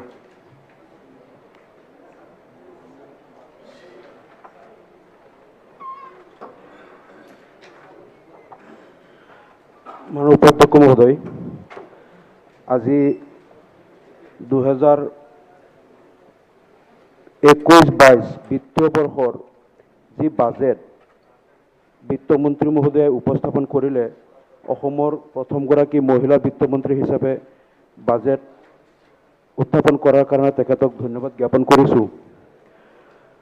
আৰু এই বাজেটে আমাৰ অসমবাসীৰ কাৰণে কিমান আশা ভৰসা প্ৰত্যাশা, কিমান প্ৰতিশ্ৰুতি বা হতাশা কঢ়িয়াই আনিলে, এই সম্পৰ্কে সম্যক আলোচনা কৰিব বিচাৰিছোঁ। উপাধ্যক্ষ মহোদয়, এইখন বাজেটত আমি দেখা পাইছোঁ 1,07,317 কোটি 54 লাখ টকাৰ প্ৰস্তাৱ দাঙি ধৰা হৈছে। বাজেটত যেটো আমি দেখা পাইছোঁ যে ৰেভিনিউ একাউণ্টত 88,979 কোটি টকা আৰু কেপিটেল একাউণ্টত 18,338 কোটি টকাৰ প্ৰস্তাৱ দাঙি ধৰা হৈছে। আৰু আমি অতি আশ্চৰ্যজনকভাৱে 566 কোটি 20 লাখ টকাৰ ঘাটি বাজেট মাত্ৰ দেখুওৱা হৈছে। কিন্তু এটা কথা আমি দেখা নাপালোঁ উপাধ্যক্ষ মহোদয়, যে এই কেইদিনমান আগতে AFRBM বিল 2021 যেটো সদনত উত্থাপন কৰা হ'ল, সেই বিলত আকৌ আমি দেখা পাইছোঁ যে আমাৰ GSDPৰ 4% লৈকে বড়ো কৰা বা ঋণ লোৱাৰ অনুমতি, সদনৰ অনুমতি বিচাৰি বিত্তমন্ত্ৰীয়ে বিল দাখিল কৰিছে। এতিয়াও বিল পাছ হোৱা নাই, সম্ভৱতঃ অহা আগষ্ট মাহত এই বিল পাছ হ'ব। যোৱাবাৰেই যেতিয়া এই FRBM বিলত 0.25%কৈ দুবাৰ বৃদ্ধি কৰা হৈছিল, যে আমাৰ বাহিৰৰ পৰা যেটো ধাৰ লোৱাৰ আমাৰ কেপাচিটি, তেতিয়াই আমি আপত্তি কৰিছিলোঁ যে আমাৰ অসমখন ইমান ধাৰত পোত গৈ আছে, আকৌ যদি আৰু অতিৰিক্ত ধাৰৰ বোজা আমি বহন কৰোঁ, আমাৰ আজি জন্ম হোৱা শিশুটোৰ মূৰত কিমান টকা ধাৰৰ বোজালৈ জন্ম হ'ব। তাৰ পিছতো তদানীন্তন বিত্তমন্ত্ৰী বৰ্তমানৰ মুখ্যমন্ত্ৰী মহোদয় আশ্বাস দিছিল যে আমি এইটো মানে হায়েষ্ট কেপাচিটিত আমি এবাৰ FRBM বিলটো আনিলোঁ, ইয়াৰ পিছত যাতে আমি আৰু ল'বলগীয়া নহয়, এনেকৈ আমাক আশ্বাস দিছিল। তাৰপিছত আমি সদনে পাছ কৰি দিছিলোঁ যোৱা বছৰ। এইবাৰ দেখা গ'ল পুনৰ FRBM বিল 2021 পুনৰ এবাৰ উত্থাপন কৰা হৈছে, আৰু এইবাৰ প্ৰথম 3.50% আকৌ প্লাছ 0.50% টোটেল GSDPৰ বৰোয়িং কেপাচিটি বিচাৰি আকৌ বিল উত্থাপন কৰিছে। এতিয়া কথা হ'ল এই যে ইমান ধাৰ আমি লৈ গৈ আছোঁ, আমি সদনে হয়তো অনুমতি দিম, বিল আগষ্ট মাহত পাছ হৈ যাব, আমি ইমান ধাৰ লোৱাৰ অনুমতি দিম, কিন্তু এই যে ধাৰৰ বোজা যে ইমান বঢ়াই লৈ গৈ আছোঁ, এই ধাৰৰ বোজাৰ পৰা অসমক উদ্ধাৰ কৰাৰ এক বাস্তৱসন্মত প্ৰতিশ্ৰুতি কিন্তু বাজেটত প্ৰত্যক্ষ নহ'ল সভাপতি ডাঙৰীয়া। সভাপতি মহোদয়, আৰু এটা কথা যে এই বাজেটত কেইটামান ভাল কথা আছে, এইখিনি আমি স্বীকাৰ কৰোঁ, বিত্তমন্ত্ৰী মহোদয়ক ধন্যবাদ জনাম। ইয়াতে আছে যেনেকৈ 1000টা স্বাস্থ্য উপকেন্দ্ৰক হাস্পাতাললৈ ৰূপান্তৰ কৰা হ'ব, অতি ভাল এটা আশাপ্ৰদ এটা বতৰা, যাৰ কাৰণে আমি বিত্তমন্ত্ৰী মহোদয়ক আমি ধন্যবাদ জ্ঞাপন কৰিছোঁ। ইয়াতে আমি দেখিছোঁ খিলঞ্জীয়া জনগোষ্ঠীসমূহৰ ঐতিহ্য সংস্কৃতি সংৰক্ষণ এটা বিভাগ খুলি তাৰ কাৰণেও পুঁজি ধাৰ্য কৰা হৈছে। ইয়াত আমি দেখিছোঁ ক্ষুদ্ৰ ব্যৱসায় আৰু কাৰুশিল্পীসকললৈ বিশেষ সাহায্যৰ প্ৰভিজন দিছে, এইকেইটা এটা ভাল দিশ, আমি ধন্যবাদ জ্ঞাপন কৰিছোঁ বিত্তমন্ত্ৰী মহোদয়াক। কিন্তু আৰু কিছুমান কথাক আমাৰ হতাশো কৰিছে। সভাপতি মহোদয়, ইয়াত এটা কথা কোৱা হৈছে যে নিৰ্বাচনী প্ৰতিশ্ৰুতি অনুসৰি এইবাৰ বাজেটত 1 লাখ লোকক চাকৰি প্ৰদান কৰাৰ এটা প্ৰস্তাৱ আনা হৈছে, আৰু আমি দেখা পাইছোঁ কেইদিনমান পূৰ্বে বিত্তমন্ত্ৰী মহোদয়ক সভাপতি হিচাপে লৈ এটা কমিটিও বনোৱা হৈছে, আৰু এই 1 লাখ চাকৰি ক'ত ক'ত দিব, বিভিন্ন ডিপাৰ্টমেণ্টৰ পৰা ভেকেণ্ট পোষ্টৰ লিষ্ট লোৱা হৈছে। পবিত্ৰ সদনত আমাক 1,07,000 বিভিন্ন ডিপাৰ্টমেণ্টত ভেকেণ্ট হৈ থকা পোষ্টৰ তালিকাও দিয়া হৈছে, আৰু তাতে 1 লাখ চাকৰি দিয়া হ'ব বুলি কৈছে। কিন্তু সভাপতি ডাঙৰীয়া, এটা কথা আমি যদি কওঁ যে এইটোতো চাকৰি চৰকাৰে দি থকা নাই, আগত ভেকেণ্ট হোৱা পোষ্ট যোৱা চৰকাৰে ফিল আপ কৰিব পৰা নাছিল, অলপ দেৰিকৈ ফিল আপ কৰি আছে। মানে নিৰ্বাচনৰ যিটো প্ৰতিশ্ৰুতি আছিল যে 1 লাখ চাকৰি দিয়া হ'ব, আমি ভাবিছিলোঁ, অসমৰ ৰাইজে ভাবিছিল যে হয়তো 1 লাখ পোষ্ট ক্ৰিয়েট কৰিব, নিবনুৱাক আৰু 1 লাখ নতুন নিবনুৱাক তাত চাকৰি দিয়াৰ চৰকাৰে এটা ব্যৱস্থা ওলাব। এতিয়া দেখিলোঁ নতুন পোষ্ট ক্ৰিয়েশ্যনৰ কথা নাই, সেই যোৱা 5 বছৰত যে ফিল আপ কৰিব নোৱাৰিলে, ভেকেণ্ট হৈ আছিল পোষ্টবিলাক, যিটো 3 বছৰ 5 বছৰ আগত ফিল আপ কৰিব লাগিছিল, এইকেইটা দেৰিকৈহে ফিল আপ কৰি আহিব। এতিয়া মানে আমি এইটোহে গম পালোঁ, দেৰিকৈ ফিল আপ কৰিব, এইটো আগতেই কৰিব লাগিছিল। মানে গতিকে ইয়াত মানে কোন ডিপাৰ্টমেণ্টত কিমান খালী হৈ আছে লিষ্টটো বিচাৰি আনিলে আৰু খালী পোষ্টৰ তালিকাখন দি দিলে। মানে সেই 3 বছৰ 5 বছৰ আগৰটো ফিল আপ নকৰি দেৰিকৈ ফিল আপ কৰি আছে। কিন্তু আমি ভাবিছিলোঁ যিটো নিবনুৱা সংস্থাপন দিয়াৰ কাৰণে ইয়াত প্ৰতিশ্ৰুতি দিয়া হ'ব, পোষ্ট ক্ৰিয়েট কৰা হ'ব, সেইটো কিন্তু কৰা হোৱা নাই। সভাপতি ডাঙৰীয়া, কাৰণ এইটো কৰিবলগীয়া হ'লে আমি কিছুমান বাস্তৱসন্মত আমি পদক্ষেপ ল'ব লাগিলেহেঁতেন, আৰু সেইটো কৰিবলৈ গ'লে আজি জাগিৰোড পেপাৰ মিল, 5 গ্ৰাম কাগজ কল আৰু অসমৰ যি 13টা বৃহৎ উদ্যোগ আজি মৃত্যুমুখত পৰিল, সেইকেইটা পুনৰ্জীৱিত কৰিলে, তাৰ কাৰণে বাজেটত প্ৰভিজন ৰাখিলে, তেতিয়াহে তাত পোষ্ট ক্ৰিয়েট হ'লে হয়, নিবনুৱাসকলক সংস্থাপন দিব পাৰিলে হয়। য'ত পোষ্ট ক্ৰিয়েট কৰিব পৰা যাব, য'ত নিবনুৱা সংস্থাপন দিব পৰা যাব, তেনেধৰণৰ কোনো ইনফ্ৰাষ্ট্ৰাকচাৰ ডেভেলপমেণ্ট, মৃত উদ্যোগক পুনৰুজ্জীৱিত কৰা বা অৰ্ধমৃতবিলাকক ৰিভাইভ কৰা, এনেধৰণৰ কোনো প্ৰতিশ্ৰুতি কিন্তু বাজেটৰ প্ৰথমৰ পৰা শেষলৈকে বাৰে বাৰে লুটি আহিছিলোঁ। সভাপতি ডাঙৰীয়া, এটা বাক্য কিন্তু আমাৰ চকুত তেনেকুৱা নপৰিল। এতিয়া সেই 1 লাখ পোষ্ট মানে সেই পুৰণা ভেকেণ্ট পোষ্টহে দিয়া হ'ব। গতিকে সেইটো কৰিব পাৰিলেহেঁতেন যদিহে ইনফ্ৰাষ্ট্ৰাকচাৰ ডেভেলপমেণ্টৰ কাৰণে মৃত উদ্যোগ পুনৰুজ্জীৱিত হোৱা এইবিলাক পদক্ষেপ যদি চৰকাৰে ল'লেহেঁতেন।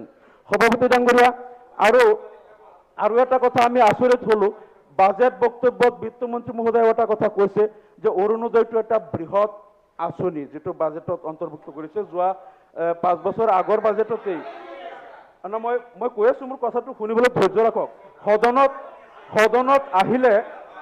সদনত আহিলে যেনেকৈ কথা কোৱাৰ যোগ্যতাও লাগে, শুনাৰ যোগ্যতাও লাগে, শুনাৰ যোগ্যতাটো বেছি দৰকাৰ। আচ্ছা, এতিয়া এই কথাটো, এই অৰুণোদয় আঁচনিটো ভাল, কিমান লাখ দিয়া হ'ব, কি কথা, 830 টকাৰ পৰা 1000 টকা কৰা হ'ব, গোটেইখিনি ভাল কথা। এতিয়া কথা হ'ল, আৰু তাতে এতিয়া কৰা হৈছে অৰুণোদয় যোনে পাব তাৰ ঘৰত অৰুণোদয় লগো লগাব লাগিব। এই যে শিকলিডাল লগাই দিয়া হ'ল, মানে অৰুণোদয় যোনে পাব তাৰ ঘৰত অৰুণোদয়ৰ লগো লগাব লাগিব, শিকলি লগাই দিয়া হ'ল যে তোমালোকক আমাৰ চৰকাৰে অৰুণোদয় দিছে, গতিকে তোমালোক আমাৰ অধীনস্থ হৈ গ'লা, এই যে লগোটো লগাই তোমালোকক মোহৰ মাৰি দিলো। মানে তেওঁলোকক ইয়াত পলিটিকেল বেনিফিটটো কেনেকৈ হয় সভাপতি মহোদয় চাওক। আচ্ছা, বিত্তমন্ত্ৰী মহোদয় উত্তৰ দিবই, আপোনালোক চবেই যদি দি থাকে, বিত্তমন্ত্ৰী মহোদয় কি উত্তৰ দিব কওকচোন? আপোনালোকতো চাওক, বিত্তমন্ত্ৰী মহোদয় উত্তৰ দিব, চবেই কিয় দি থাকে? বিত্তমন্ত্ৰী মহোদয়তো উত্তৰ দিবই। মোৰ কথাখিনি ক'ব দিয়ক। এতিয়া কথা হ'ল, এই যে অৰুণোদয় লোগো লগোৱাটো হ'ল এইটো মানে এই শিকলিডাল লগাই দিয়া হ'ল যে তোমালোকক যে অৰুণোদয় দিছো আৰু তোমালোক ইনডাইৰেক্টলি কিন্তু আমাৰ বহুতে হৈ গলা এই লোগো আমাৰ কাৰ্যকৰ্তাই লোগো চাই চাই তোমালোকৰ ঘৰত যাব কাৰ ঘৰত অৰুণোদয় লোগো লগোৱা আছে গৈ তোমালোকে আমাৰ হৈ থাকিব লাগিব অহা ইলেকশ্যনত মানে মোটামুটি আইডেন্টিফাইড কৰি সিহঁতক কিন্তু শিকলিডাল লগাই দিয়া হ'ল গতিকে আগে পিছে আৰু বহুত আঁচনি আগে পিছে বহুত আঁচনি এনেকৈ হয় আৰু এইবিলাকতো লোগো লগোৱাৰ কোনো দিন চিষ্টেম নাছিল মানে এইটো আইডেন্টিফাই কৰা ইমান দৰকাৰটো কিয় হ'ল মানে নেক্সট পঞ্চায়ত নিৰ্বাচনৰ কাৰণে নে এমপি ইলেকশ্যনৰ কাৰণে মানে দৰকাৰটো ক'ত পৰিব কথাবিলাক ভাবি চাব লাগিব সভাপতি ডাঙৰীয়া তাৰ লগতে আৰু এটা কথা চাওক এই অৰুণোদয়ত 830ৰ পৰা 1000 কৰা হৈছে 170 টকা বঢ়াইছে ইফালে মিঠাতেলতেই বঢ়াই দিছে 140 টকা আৰু এই পেট্ৰল ডিজেল পিঁয়াজ অন্যান্য যে আছে মানে 130 টকা 170 টকা বঢ়ালে অৰুণোদয় আৰু এই ফেমিলিটোৱে মাহটোত যিমান বজাৰ কৰিলেহেঁতেন এই ফেমিলিটোৱে এক মাহত যিমান বজাৰ কৰিলেহেঁতেন সেই বজাৰৰ মূল্য 5000 টকা বঢ়াই দিলে মানে যিমান টকাত তেওঁ বজাৰ চলি গ'লহেঁতেন এক মাহত 5000 টকা বেছিকৈ ভৰিব লাগিব ইফালে বঢ়াইছে 170 টকা চাওক খেলটো কেনেধৰণৰ সভাপতি ডাঙৰীয়া খেলটো কিমান এটা মানে পৰিকল্পিত খেল কথাটো কিন্তু বুজি পাই যাব সভাপতি ডাঙৰীয়া তাৰ লগতে আৰু এটা কথা সভাপতি ডাঙৰীয়া অৰুন্ধতী স্বৰ্ণ আঁচনি যিটো আছিলে এইটোতো 5 বছৰ আগৰ পৰাই প্ৰত্যেক বাজেটত আহি আছে 2 বছৰ 19-20ৰ পৰা 20-21লৈকে 100 দিব নোৱাৰিলে এইবাৰ দেখাইছে 2 বছৰত 7000 মান হেৰিক দিয়া হ'ল মানে আৰু কিন্তু এইটো যিমান হেৰি বজাই থকা হৈছিলে কিন্তু কভাৰেজটো দেখিলে আমি বহুত কম হৈছে মানে এনেকৈ আঁচনি বহুত নাম দি বেলেগ কৰিব পৰা যায় কিন্তু এটা আঁচনিয়ে কভাৰ কিমান কৰিছে কিমান মানুহ সামৰি লৈছে সেই কথাবিলাক আমি চাব লাগিব তাৰপিছত সভাপতি ডাঙৰীয়া আৰু এটা কথা ইয়াত চাওক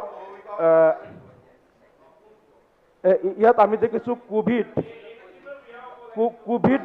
কোভিডৰ যিটো বৰ্তমান বিধ্বস্ত অৰ্থনীতি কোভিডৰ এই বিধ্বস্ত অৰ্থনীতিত বৰ্তমান দেখা গ'ল যে এই যে মধ্যবিত্ত পৰিয়ালবিলাক শ্ৰমিকসকল ক্ষুদ্ৰ যিসকল ব্যৱসায়ী দোকানী তেওঁলোকৰ যিটো অৱস্থা এই অৱস্থাত তেওঁলোকক সকাহ দিয়াৰ কিন্তু কোনো বাস্তৱসন্মত পদক্ষেপ আমি দেখা নাপালোঁ আৰু সভাপতি ডাঙৰীয়া মানুহ ইমান বিপদত পৰিছে বহুত মানুহে আমাক মেছেজ দিয়ে ভাল সম্ভ্ৰান্ত পৰিয়ালৰ ছাৰ আমি খাবলৈ অসুবিধা হৈছে পাৰে যদি একাউণ্টত কিবা দিয়ক লাজত ক'ব নোৱাৰে সমাজত মানে এনেকুৱা অৱস্থা হৈছে গতিকে এই সংক্ৰান্তত ইভেন বহুত যিবিলাক কণ্টেইনমেণ্ট জোন কৰা হৈছিলে এই কণ্টেইনমেণ্ট জোনবিলাকত তেওঁলোকক 2000 টকাৰ সামগ্ৰী 24 ঘণ্টাৰ ভিতৰত দিয়াৰ কথা আছিলে বহুতৰ কণ্টেইনমেণ্ট জোন মাহ পাৰ হৈ গ'ল এতিয়ালৈকে 1 টকাৰো পোৱা নাই গতিকে এইবিলাকত যদি কণ্ট্ৰলিংটো ভালকৈ নাথাকে গতিকে এই কোভিডৰ যিটো পৰিস্থিতিত কিন্তু এই মানুহ মানে অনাগত দিনত এটা ভয়াৱহ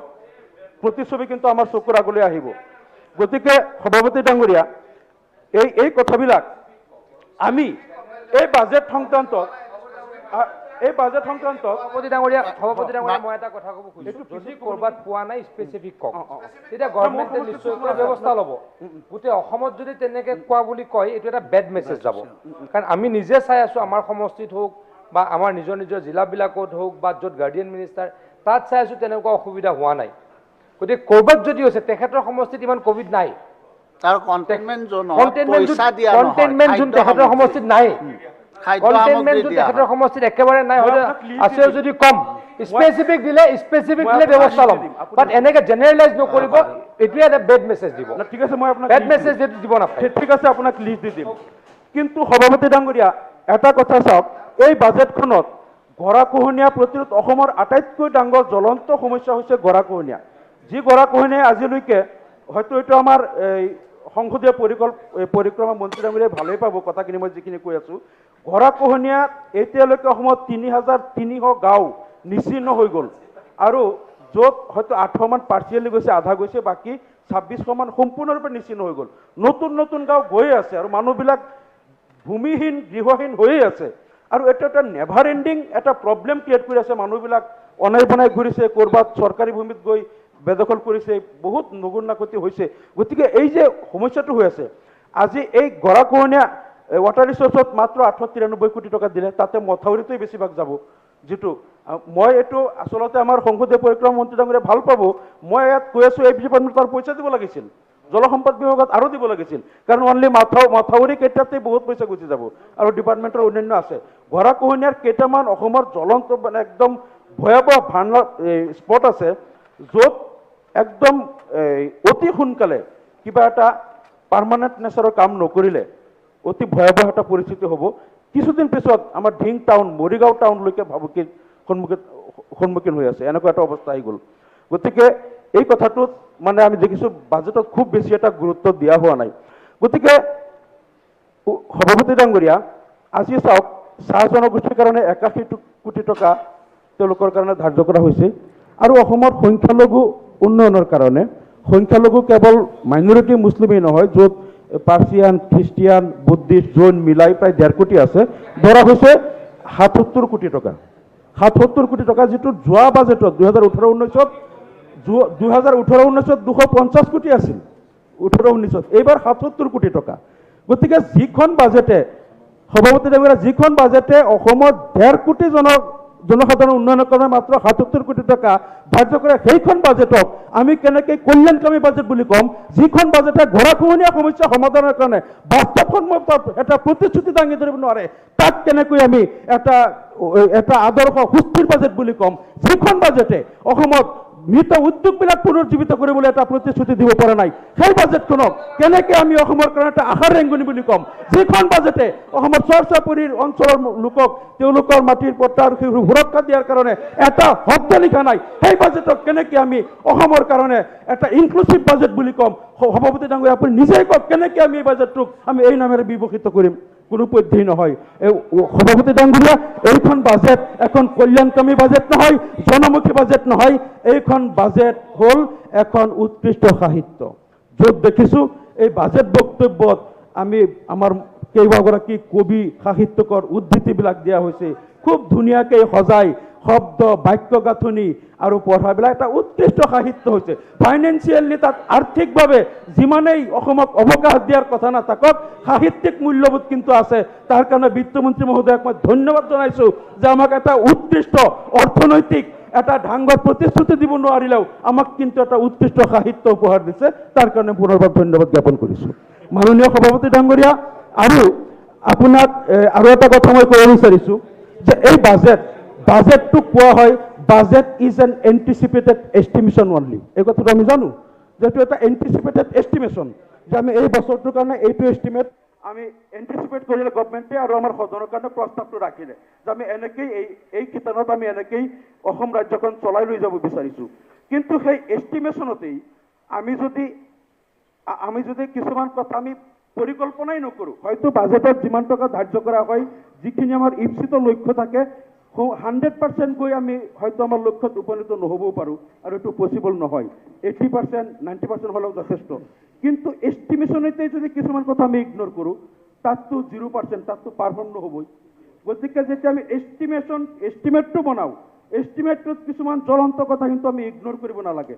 সভাপতি ডাঙৰীয়া, এই কথাটোৱে আমাৰ কাৰণে আক্ষেপ যে ইয়াত কিছুমান অতি জ্বলন্ত সমস্যাক ভয়াৱহভাৱে ইগন'ৰ কৰা হ'ল।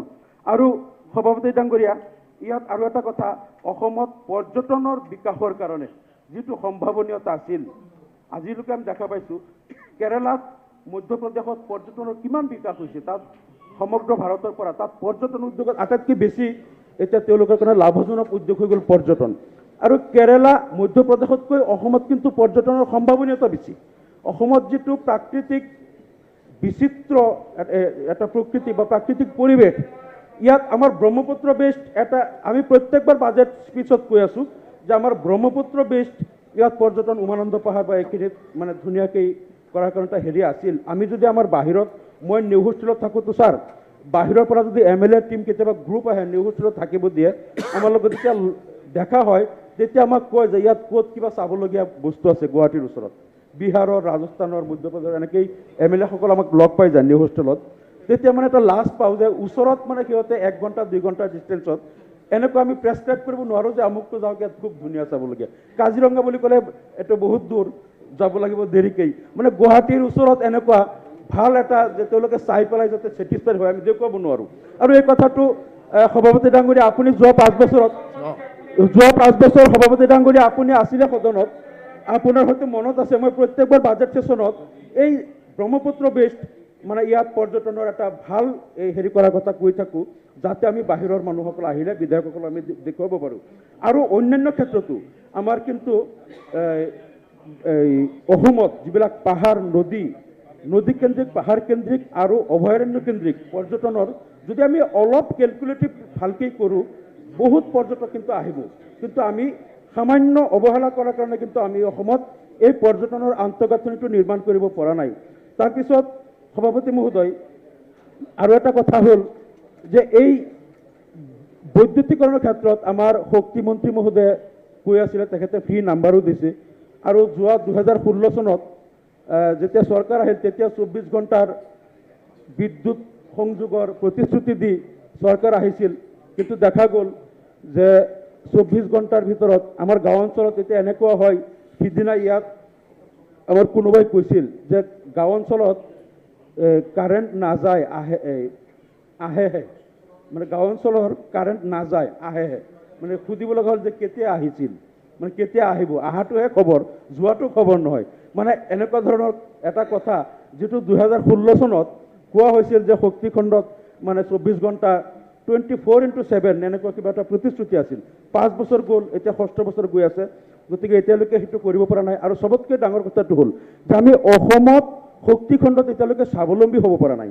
আমি যদি মেঘালয়ৰ ওপৰত, বহিৰাজ্যৰ ওপৰত যিমান দিনলৈকে ডিপেণ্ডেণ্ট হৈ থাকিম, আৰু তাত যিমান আউটষ্টেণ্ডিং আমাৰ এতিয়ালৈকে দিবলৈ বাকী আছে, আৰু দিবলৈ কিয় বাকী নাথাকিব, আমাৰ যদি অসমতে আমি দেখা পাওঁ আমাৰ বিভিন্ন ডিপাৰ্টমেণ্টৰ যদি DGP অফিচতে 7 কোটি টকাৰ ওপৰত থাকে, বা এনেকৈ বিভিন্ন ডিপাৰ্টমেণ্টৰ কোটি কোটি। মাননীয় সভাপতি মহোদয়, যোৱা বছৰ মই এই পবিত্ৰ বিধানসভাত মই এইটো প্ৰশ্ন উত্থাপন কৰিছিলোঁ যে PM কিষাণৰ কেলেংকাৰী চৰকাৰে স্বীকাৰ কৰিছিল মন্ত্ৰীয়ে যে আমি জানিছোঁ ইয়াত কেলেংকাৰী হৈছে, আমি এইটো তদন্ত কৰি আছোঁ, ভেৰিফাই কৰি আছোঁ, ভেৰিফাই কৰি পেলাই আমি এইটো ক্লিন কৰিম।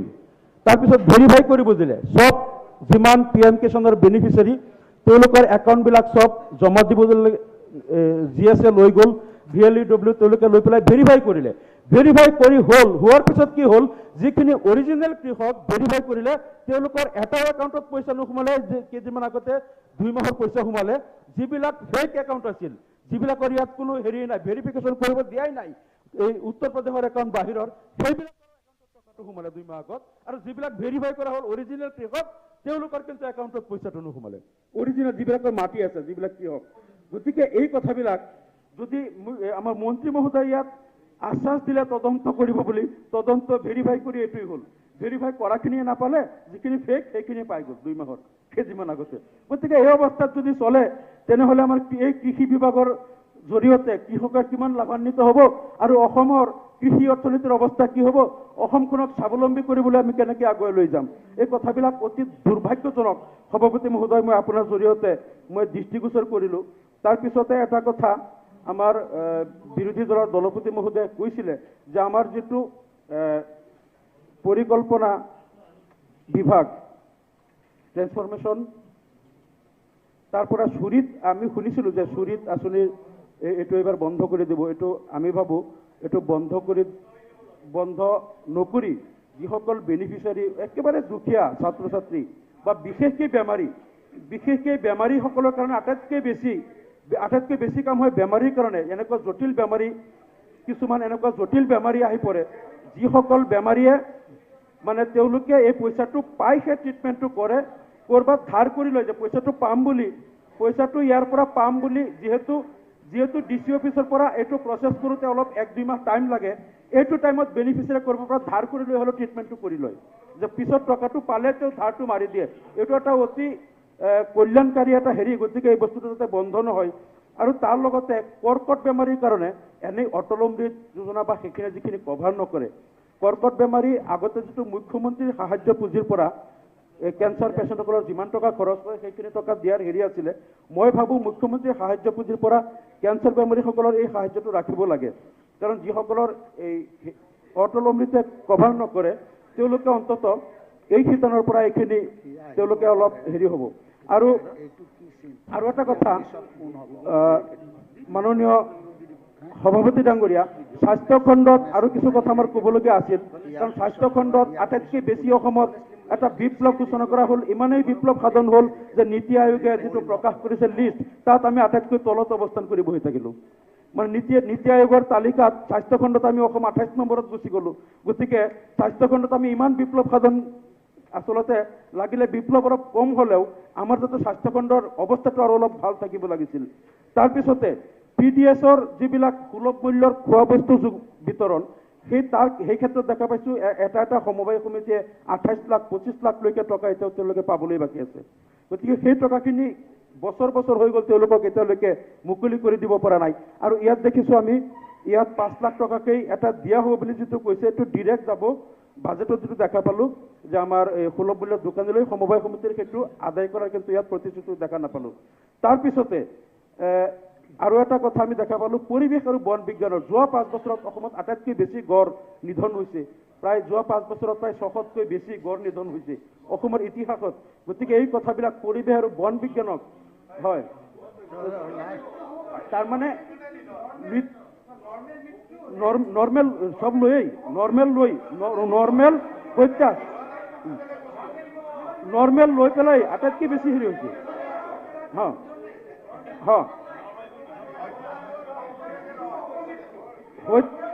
হত্যা লৈ নৰ্মেল লৈ না, নৰ্মেল মৃত্যু বেছি।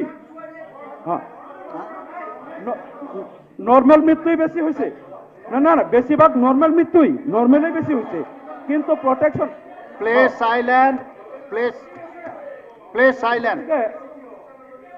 গতিকে সেইখিনিও আমি তাতে আমাৰ টিমটো, আমাৰ বনৰক্ষীসকল আৰু চিকিৎসাৰ টিমটো আমি অলপ হেৰি কৰোঁ, যিহেতু পৰিৱেশ আৰু বন বিভাগক আমি যিটো ফাণ্ড দি আছোঁ। গতিকে আমিতো তেওঁলোকৰ ৰক্ষণাবেক্ষণৰ কাৰণে পৰ্যাপ্ত ব্যৱস্থা কৰিব লাগিব। সেইটো কৈ আছোঁ। আমাৰ আপুৰুগীয়া সম্পদ কমি গ'লেতো আমাৰো দুখ লাগে। সেই কথাটো বিত্তমন্ত্ৰী মহোদয়ক দৃষ্টিগোচৰ কৰিলোঁ যে পৰিৱেশ বন বিভাগক টকা দিতে সেইটো কৰিব লাগে। তাৰপিছতে আৰু আটাইতকৈ দুৰ্ভাগ্যজনক কথাটো হ'ল, মাননীয় সভাপতি ডাঙৰীয়া, এইবাৰ আটাইতকৈ দুৰ্ভাগ্যজনক কথাটো হ'ল যে এইবাৰ বাজেটত আমি দেখা পালোঁ কিছুমান সাম্প্ৰদায়িক এই ইছ্যুক বাজেটত অন্তৰ্ভুক্ত কৰা হৈছে, মানে যিটো আগে পিছে বাজেটত অন্তৰ্ভুক্ত কৰা নহয়। আৰু ইয়াতে আটাইতকৈ দুৰ্ভাগ্যজনক কথাটো হ'ল গৰুকুটি প্ৰকল্প নামৰ যিটো প্ৰকল্প দিয়া হৈছে, সেই গৰুকুটি প্ৰকল্পত সভাপতি ডাঙৰীয়া তাত কৈছে যে দৰং জিলাত ৭৭,০০০ বিঘা মাটি বেদখলমুক্ত কৰি তাতে কিছুমান ফাৰ্ম NGO দি কি কৰা হ'ব। এতিয়া কথা হ'ল, তাত যিসকলে বিগত ৬০-৭০ বছৰ ধৰি কৃষি কৰ্ম কৰি আছিলে, বিগত ৫০ বছৰত তাত ৪৪খন স্কুল আৰু প্ৰায় ৩৮খন অংগনবাদী কেন্দ্ৰ, hospital, sub centre, post office, এইবিলাক গোটেই যে কৰা হ'ল, এই মানুহসকল ৬০-৭০ বছৰ ধৰি আছে কাৰণে ৫০ বছৰত এই অনুষ্ঠান প্ৰতিষ্ঠান গঢ় লৈ উঠিল। আৰু এই মানুহবিলাকে তাত মাটি বেদখল কৰি মাটিখিনি আনি পেলাই থোৱা নাই, নষ্ট কৰা নাই, কৃষি উৎপাদন কৰি আছে। সভাপতি মহোদয়, মানুহখিনিয়ে তাত শস্য উৎপাদন কৰি আছে, কৃষি উৎপাদন কৰি আছে। আৰু তাৰ পৰা খাৰুপেটীয়া বজাৰত যায়। খাৰুপেটীয়া যি সমগ্ৰ অসমত, খাৰুপেটীয়া এটা নাম কৰা যে সেই অঞ্চলত কৃষিজাত সামগ্ৰী সমগ্ৰ অসমত আৰু উত্তৰ পূৰ্বাঞ্চলত কৃষি সামগ্ৰী যোগান ধৰে। এতিয়া এই চৰকাৰে ষড়যন্ত্ৰমূলকভাৱে সেই কৃষকসকলক, যিসকলে মাটিৰ সদব্যৱহাৰ কৰি আছে, বিগত ৫০ বছৰত তাত ইমান স্কুল, এই হস্পিটেল, অংগনবাদী কেন্দ্ৰ, যিসকলৰ কাৰণে তাত মানুহ আছে কাৰণে কিমান দিন বনাই থকা হ'ল, ৫০ বছৰে সেইসকলক তাৰ পৰা উঠাই কিবা ফাৰ্মৰ নামত কিবা নামত এই কৃষকসকলক তাৰ পৰা বঞ্চিত কৰিব বিচাৰিছে, একমাত্ৰ এটা চক্ৰক সন্তুষ্ট কৰাৰ কাৰণে। যে মানুহখিনিক যদি আমি এনেকেই ইয়াৰ পৰা উঠাই দিওঁ, যে আমি বেদখলমুক্ত বুলি ক'লে এটা চক্ৰ সন্তুষ্ট হ'ব। আৰু এই মানুহসকলক, আৰু এটা কথা হ'ল যে এই লোকসকলক বিপদত পেলালে, এটা চক্ৰক বিপদত পেলালে, তাতে বাজেটত এটা কৌশলপূৰ্ণভাৱে এটা শব্দ ব্যৱহাৰ কৰিছে বাজেটত, কৌশলপূৰ্ণভাৱে খিলঞ্জীয়া ফাৰ্মৰ কাৰণে সেই কাৰণে দিম। তাৰমানে বাজেটত ক'ব বিচাৰিছে যে এই লোকসকলক উচ্ছেদ কৰিছোঁ, খিলঞ্জীয়া ফাৰ্মক দিম। তাৰমানে খিলঞ্জীয়া আৰু অখিলঞ্জীয়া আজিলৈকে ডেফিনেশ্যন হোৱা নাই সভাপতি মহোদয়, এতিয়াও এই বস্তুটো ক্লিয়াৰ হোৱা নাই। কিন্তু এটা কথা ক'ব বিচাৰিছোঁ, আজিও মই ৰাতিপুৱা এটা ডিভাইচত মই কৈছিলোঁ যে আজি যিসকল অবিভক্ত ভাৰতৰ, অবিভক্ত অসমৰ এই এখন জিলাৰ পৰা আন এখন জিলাত মানুহ যিবিলাক অহা যোৱা কৰিছিল, আজি কিবা কাৰণত সেই মানুহসকলে এটা সময়ত নাজানিছিল যে আজি ব্ৰিটিছৰ সময়ত আমি যে ইয়াত আহি আছো এটা এনেকুৱা সময় আহিব যে দেশখন বিভাজন হৈ যাব মাজতে ইণ্টাৰনেশ্যনেল এটা বাউণ্ডাৰী আহি যাব আমি ইফালে পৰি যাম উপাধ্যক্ষ ডাঙৰীয়া ইফালে আৰু কিছুমান এটা দেশ। কথাই এই পবিত্ৰ সদনৰ পৰা বেয়া মেছেজ যাব নহয়। কিছুমান কথাটো কোৱা উচিত নহয় বাজেট বক্তব্যত এইখিনি কথা কৈছে আৰু মোৰ বাজেট বক্তব্যটো মই এইখিনি কথা দাঙি ধৰিছোঁ তাত এনেকুৱা এটা মেছেজ গৈ আছে যে তাত উচ্ছেদৰ নামত সাম্প্ৰদায়িকতা কিবা কিবি এইবিলাক কথা এই মেছেজবিলাক সন্মানীয় এগৰাকী সদস্যৰ মুখেৰে এনেকৈ যোৱাটো উচিত নহয় তাত 44খন LP স্কুল আপুনি দেখাব পাৰিব তাত হস্পিটেল কলেজ আপুনি দেখাব পাৰিব তাত নহয় তাত আপুনি দেখাব পাৰিব যিবিলাক কথা আপুনি কৈ আছে এই কথাবিলাক এনেকৈ কোৱাটো উচিত নহয় তাত তেনেকুৱা লক্ষ্যৰে তাত যোৱা নাই নহয় তাত 16খন ফাৰ্মৰ লগত আমি কি কথা পাতিছোঁ আমাৰ ইনফৰমেশ্যন আছে তাত জানো কোন জিলাৰ পৰা গৈ কোন বেলেগ জেগাৰ পৰা গৈ সেইখিনি খবৰ আছে গতিকে এই যিবিলাক সাম্প্ৰদায়িকতাৰ ৰূপ দি পেলাই যিবিলাক কথা ক'বলৈ গৈছে আপোনালোকৰ বিধায়ক চিৰাজউদ্দিন আজমল ডাঙৰীয়াৰ পৰা অলপ আপুনি শিকক যোৱাকালি মুখ্যমন্ত্ৰী ডাঙৰীয়াই ভাল কাম এটা কৰিবলৈ যাওঁতে তেওঁ সহযোগ কৰিছে আমি ভাল কাম এটা কৰিবলৈ যাওঁতে কৰ্ম সংস্কৃতি গঢ়িবলৈ যাওঁতে উৎপাদনমুখী যাত্ৰা কৰিবলৈ যাওঁতে আপুনি এনেকুৱা নিগেটিভ কথাৰে আমাক বাধা দিব নোৱাৰে নিগেটিভ কথাৰে আমাক বাধা দিব নোৱাৰে বাধা দিব নোৱাৰে কিয় কৈছে আমি হাতত লৈ আগবাঢ়ি গৈছো কিয় কৈছে যিখিনি কণ্টাজিয়াছ ৱৰ্ড এক্সপাণ্ড কৰিবলৈ কাৰণে আমি এইটো হেৰি কৰিম যিখিনি বস্তু দিগদাৰ অসুবিধা হয় সেইখিনি উপাধ্যক্ষ মহোদয় মই এটা কথা ক'ব বিচাৰিছোঁ মাননীয় বিধায়কগৰাকীয়ে যিটো ক'লে যে মই বাজেটত সাম্প্ৰদায়িক প্ৰস্তাৱ ৰাখিছোঁ এইটো এক্সপান্স কৰিব লাগে অধ্যক্ষ মহোদয় মই কোনো বিত্তমন্ত্ৰী হিচাপে ইয়াত সাম্প্ৰদায়িক প্ৰস্তাৱ ৰখা নাই এইটো ৱৰ্ডটো এক্সপাণ্ড কৰিব লাগে আপোনাৰ যিবিলাক ৱৰ্ড ভালকে কথা দেখাব পাৰিব ৰেকৰ্ড দেখাব পাৰিব আপোনালোকে দেখুৱাওক এতিয়া মকুৱাত 9 এডিশ্যনত হিয়াৰিং দিছে শোণিতপুৰ জিলাৰ ডিচিয়ে তাত কিমান মানুহৰ 50 বছৰ ৰেকৰ্ড দেখাওকচোন পাৰিব দেখাব এই গৰুখুটি অঞ্চলত পাৰিব দেখাব কিমান মানুহ আছিল 50 বছৰ দেখাব পাৰিব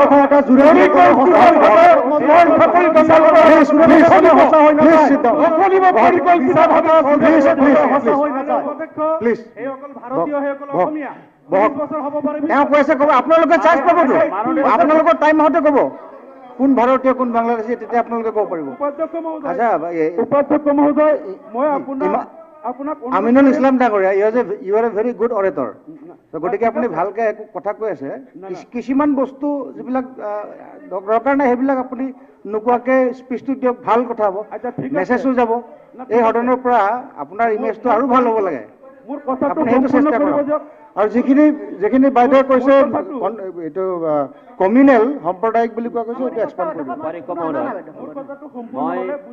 সন্মানীয় সদস্যক মই এটা কথাই অনুৰোধ কৰিম হ'ব এতিয়া অনুৰোধ আপোনালোকৰ বাজেট পিছত ক'ব সাম্প্ৰদায়িক গৰুগুটি প্ৰকল্প কেতিয়াও সাম্প্ৰদায়িক নহয় ৰাজবংশী ডাঙৰীয়া বহক এটা আপুনি উঠাই ল'ব লাগিব ৰাজবংশী ডাঙৰীয়া বহক আপুনি উঠাই ল'ব এইটো লাগিব এক্সপাণ্ড কৰা হৈছে আপুনি কোনেও কথা নক'ব এতিয়া তেওঁক ক'ব দিয়ক আৰু আপুনিও এই কণ্টাজিয়াছ বস্তুবিলাকৰ পৰা এভইড কৰি পেলাই কওক এটা অনুৰোধ কৰিম যে আপুনি পাৰিলে এটা সৰ্বদলীয় সজাতি দল সদনৰ পৰা দিয়ক গঠন কৰি দিয়ক আমি একেলগে যাম গৈ পেলাই ফিল্ড ষ্টাডি কৰিম হোৱাট ইজ দ্য ৰিয়েলিটি এই যিটো কথা মই গৰুকুটি প্ৰকল্পত যিটো কথা কৈ আছোঁ সৰ্বদলীয় সজাতি দল আপুনি গঠন কৰি দিয়ক আমি একেলগে যাম ground reality what is the ground reality এইটো ওলাই যাব আৰু আমি ৰিপৰ্ট আহি পেলাই এইটো খেতি কৰি আছে খেতিটো হ'ব দিয়ক একেলগে খাব যাম আপুনি হেৰি কৰিম কণ্টিনিউ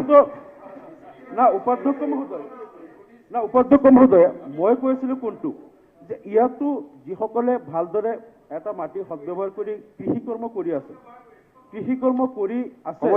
আৰু কৃষি কৰ্ম কৰা মানুহখিনিক যদি আমি কওঁ যে তোমালোকৰ খেতি আমি ইয়াত বেলেগত কিবা কৰিম মানে কথাটো অলপ এনেকুৱা ধৰণৰ হৈ গ'ল আৰু সেই মানুহখিনি কিমান দিনলৈকে একচনা পট্টা দি আছিলে কোনে কাৰ পৰা মাটি কিনি লৈছিলে তাৰ কোন মানুহে তেওঁলোকক আকৌ হৈছে দলিল গাঁৱলীয়া দলিলত মাটি বিক্ৰী কৰিছে চব ৰেকৰ্ডবিলাক আমি চাইছোঁ তথ্যবিলাক চব চাইছোঁ গতিকে সেইখিনি চাইছোঁ এই কথাটো এইটো এটা আচলতে এইটো বিষয়টো এটা কণ্ট্ৰভাৰ্চিয়েল উপাধ্যক্ষ মহোদয় তাত যিটো আমিও গৈছোঁ পদ্ম হাজৰিকা ডাঙৰীয়াও তাত গৈছে, আমি জানো, আমিও গৈছোঁ, গৈ পেলাই মানুহৰ তথ্য পাতি চাই আমি যিটো বুজিলোঁ তেখেতেও এটা বুজিছে, বেলেগে হয়তো এটা বুজিছে, কিন্তু আমি ভাবিছিলোঁ বাজেটত এই কথাটো এনেকৈ আনি পেলাই কণ্ট্ৰভাৰ্চিয়েল ইছ্যুটোক মানুহখিনি খিলঞ্জীয়া নহয় বুলি কৈ আছে।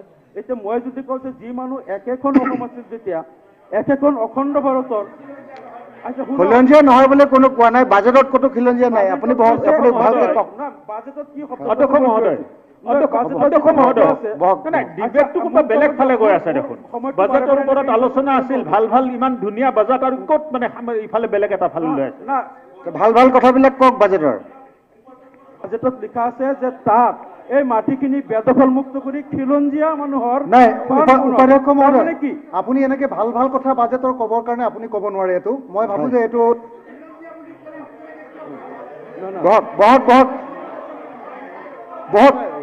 মই ভাল কথা ক'ব দিয়াটো একো বেয়া কথা নহয়। আমি সমালোচনা কৰিম, মই ভালবিলাক কিয় ক'ম? মই এজন সমালোচনা কৰিম। নাই কি তেখেতে বেলেগ এটা কথা আপুনি কৈছে, বেলেগ কথা। আপুনি ইয়াত বেয়া কথা ক'বলৈ আহিছে নেকি? উপাধ্যক্ষ ডাঙৰীয়া, বেয়া কথা ক'ব আহিছে নেকি? উপাধ্যক্ষ ডাঙৰীয়া, ভাল কথা ক'বলৈ কাৰণে কি কথা হৈছে? ক'ব, আৰু তাত আমি এনেকে বহি থাকিম? আমি সকলোৱে ভাল কথা ক'ব আহিছোঁ। তাত কি ইছলাম ধৰ্মৰ মানুহৰ লগত আমি কথা পতা নাই? তাত কি আমাৰ লগত সহযোগ কৰা নাই?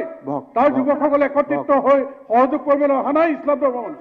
আপুনি ইয়াৰ পৰা সাম্প্ৰদায়িকতাৰ বীজ সূচি বেয়া মেছেজ নিদিব, বেয়া মেছেজ এই বাজেটখনত এটা বেয়া ছবি কথাটা কওঁ, খিলঞ্জীয়া বুলি ক'লে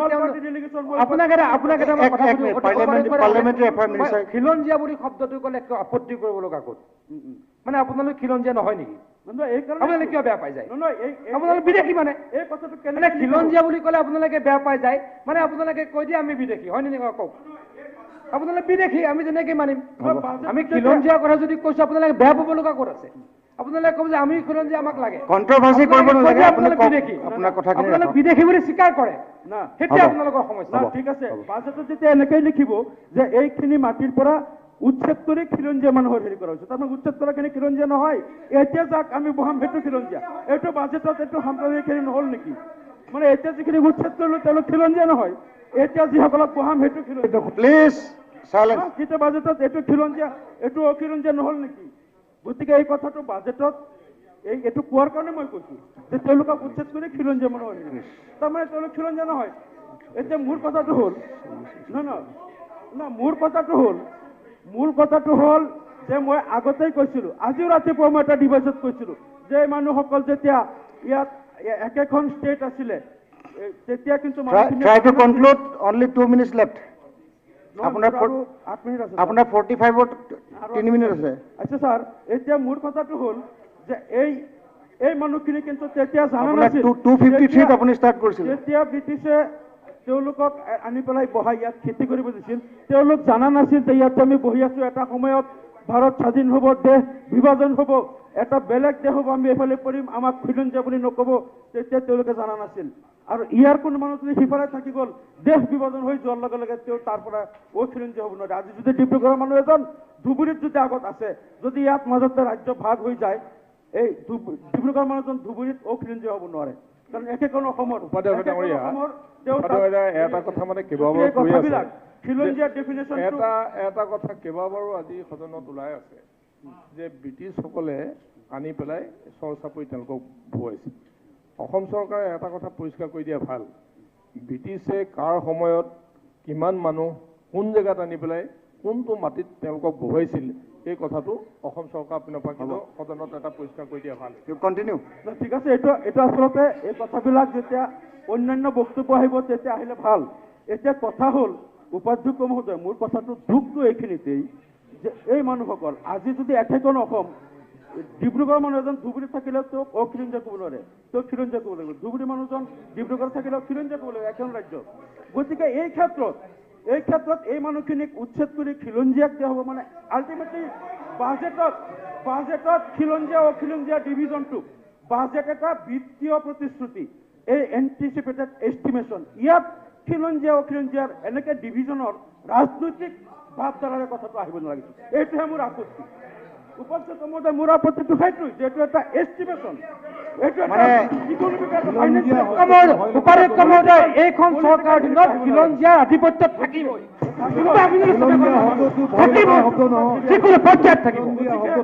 উপাধ্যক্ষ মহোদয় এইটোতে মোৰ আপত্তি যে বাজেটত অন্তত ফাইনেন্সিয়েল কথাবিলাক থাকিব লাগে ইয়াত আমি পলিটিকেল Try to conclude. হেৰিটো ইয়াত থাকিব নালাগে তাৰপিছত Try to conclude.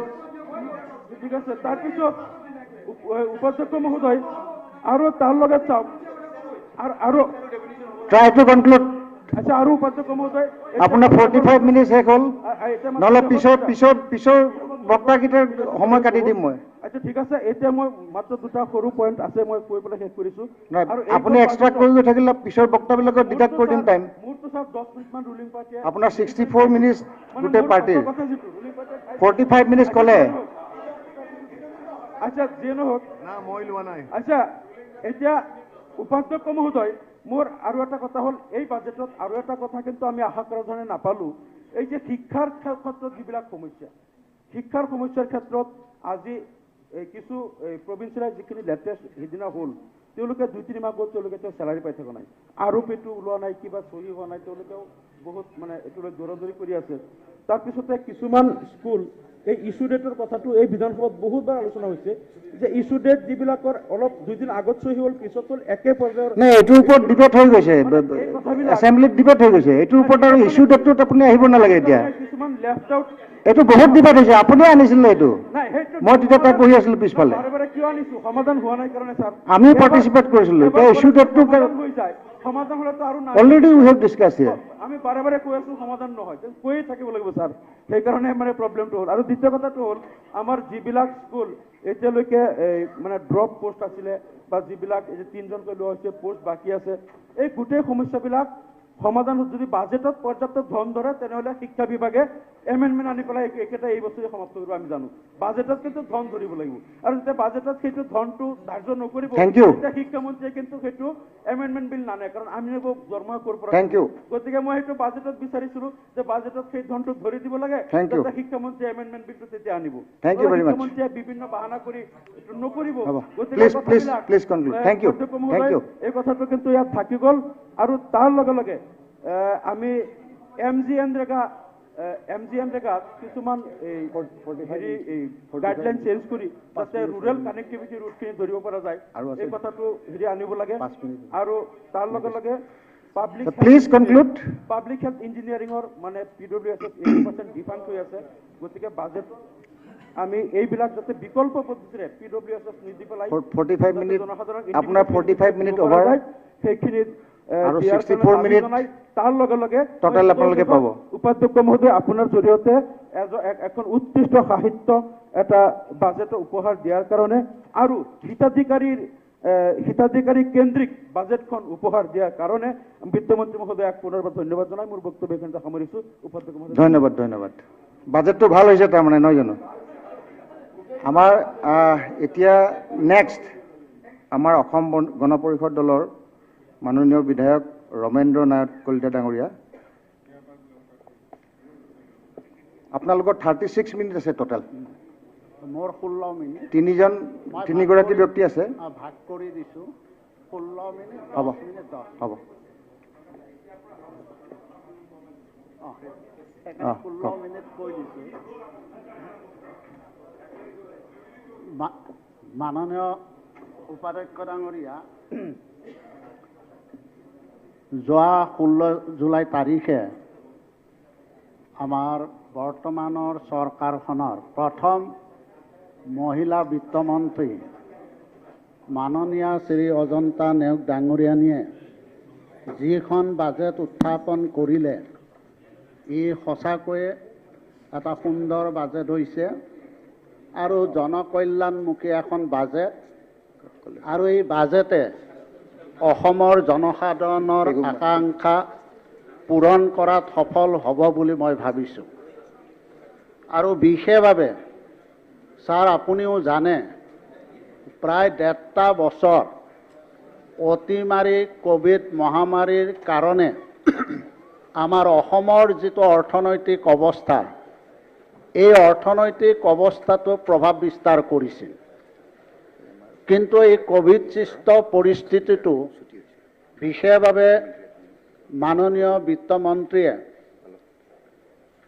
যিখন বাজেট দাখিল কৰিলে, এই বাজেটত আমি আশা কৰা নাছিলোঁ যে এনেধৰণে এখন উৎকৃষ্ট বাজেট সদনত উত্থাপন কৰিব। তাৰ বাবে মই মাননীয় বিত্তমন্ত্ৰী ডাঙৰীয়ানীক আৰু লগতে মই মাননীয় মুখ্যমন্ত্ৰীক আন্তৰিক ধন্যবাদ জ্ঞাপন কৰিছোঁ।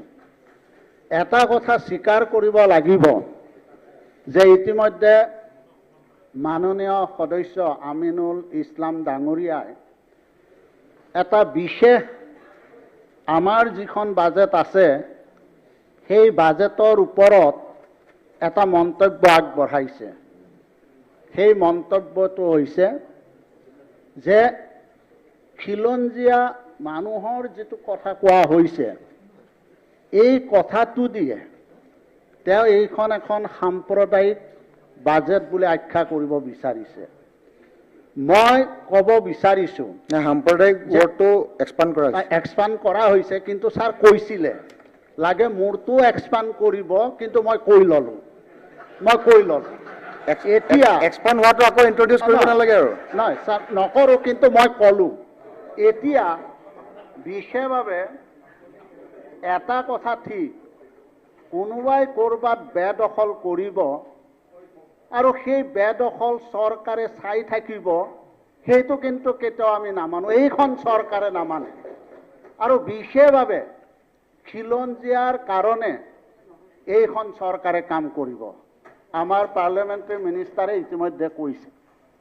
গতিকে এইখন হৈছে খিলঞ্জীয়া মানুহৰ এখন চৰকাৰ, আৰু যাৰ কাৰণে মাননীয় মুখ্যমন্ত্ৰী মহোদয়ে 1947 চনৰ পৰাই এনেধৰণৰ চিন্তা চৰ্চা কোনো মুখ্যমন্ত্ৰীয়ে কৰা নাছিল, কিন্তু বৰ্তমানৰ মুখ্যমন্ত্ৰীয়ে চিন্তা চৰ্চা কৰি খিলঞ্জীয়াৰ বিশ্বাস আৰু সংস্কৃতি এটা যে নতুন বিভাগ খুলিব খুজিছে, এইটোত মই সঁচাকৈ অন্তৰৰ পৰা ধন্যবাদ জ্ঞাপন কৰিছোঁ।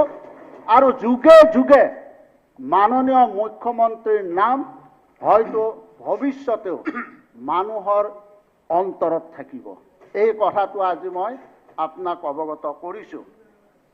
এতিয়া বিশেষভাৱে আজি যিখন বাজেট ইয়াত উত্থাপন 16 তাৰিখে যিখন বাজেট উত্থাপন কৰিলে, আমি বিশেষভাৱে চাব লাগিব যে সেইখন চৰকাৰৰ সফলতা কিহৰ ওপৰত নিৰ্ভৰ কৰে। সেইখন চৰকাৰৰ সফলতা নিৰ্ভৰ কৰে বছৰটোৰ আয় আৰু ব্যয়ৰ ওপৰত। ইতিমধ্যে আমাৰ মাননীয় সদস্য পদ্ম হাজৰিকাই উল্লেখ কৰিছে, আৰু ময়ো উল্লেখ কৰিব বিচাৰিছোঁ যে বিগত 5টা বছৰত যিবিলাক বাজেট প্ৰস্তুত কৰিছিল, সেই বাজেটবিলাক বিচক্ষণতাৰে আৰু সুচিন্তিতভাৱে কিন্তু সেই বাজেটবিলাক কৰা পৰিলক্ষিত হৈছে। কাৰণ এই কথাটো যদি আমি চাওঁ, তেনেহ'লে আপুনি দেখিবলৈ পাব যে 2015 আৰু 16 চনৰ পৰা উল্লেখ কৰিছে। মই তাৰ আগৰ অৱশ্যে ময়ো চোৱা নাই, সেই সম্পৰ্কত মই ক'ব নোৱাৰিম।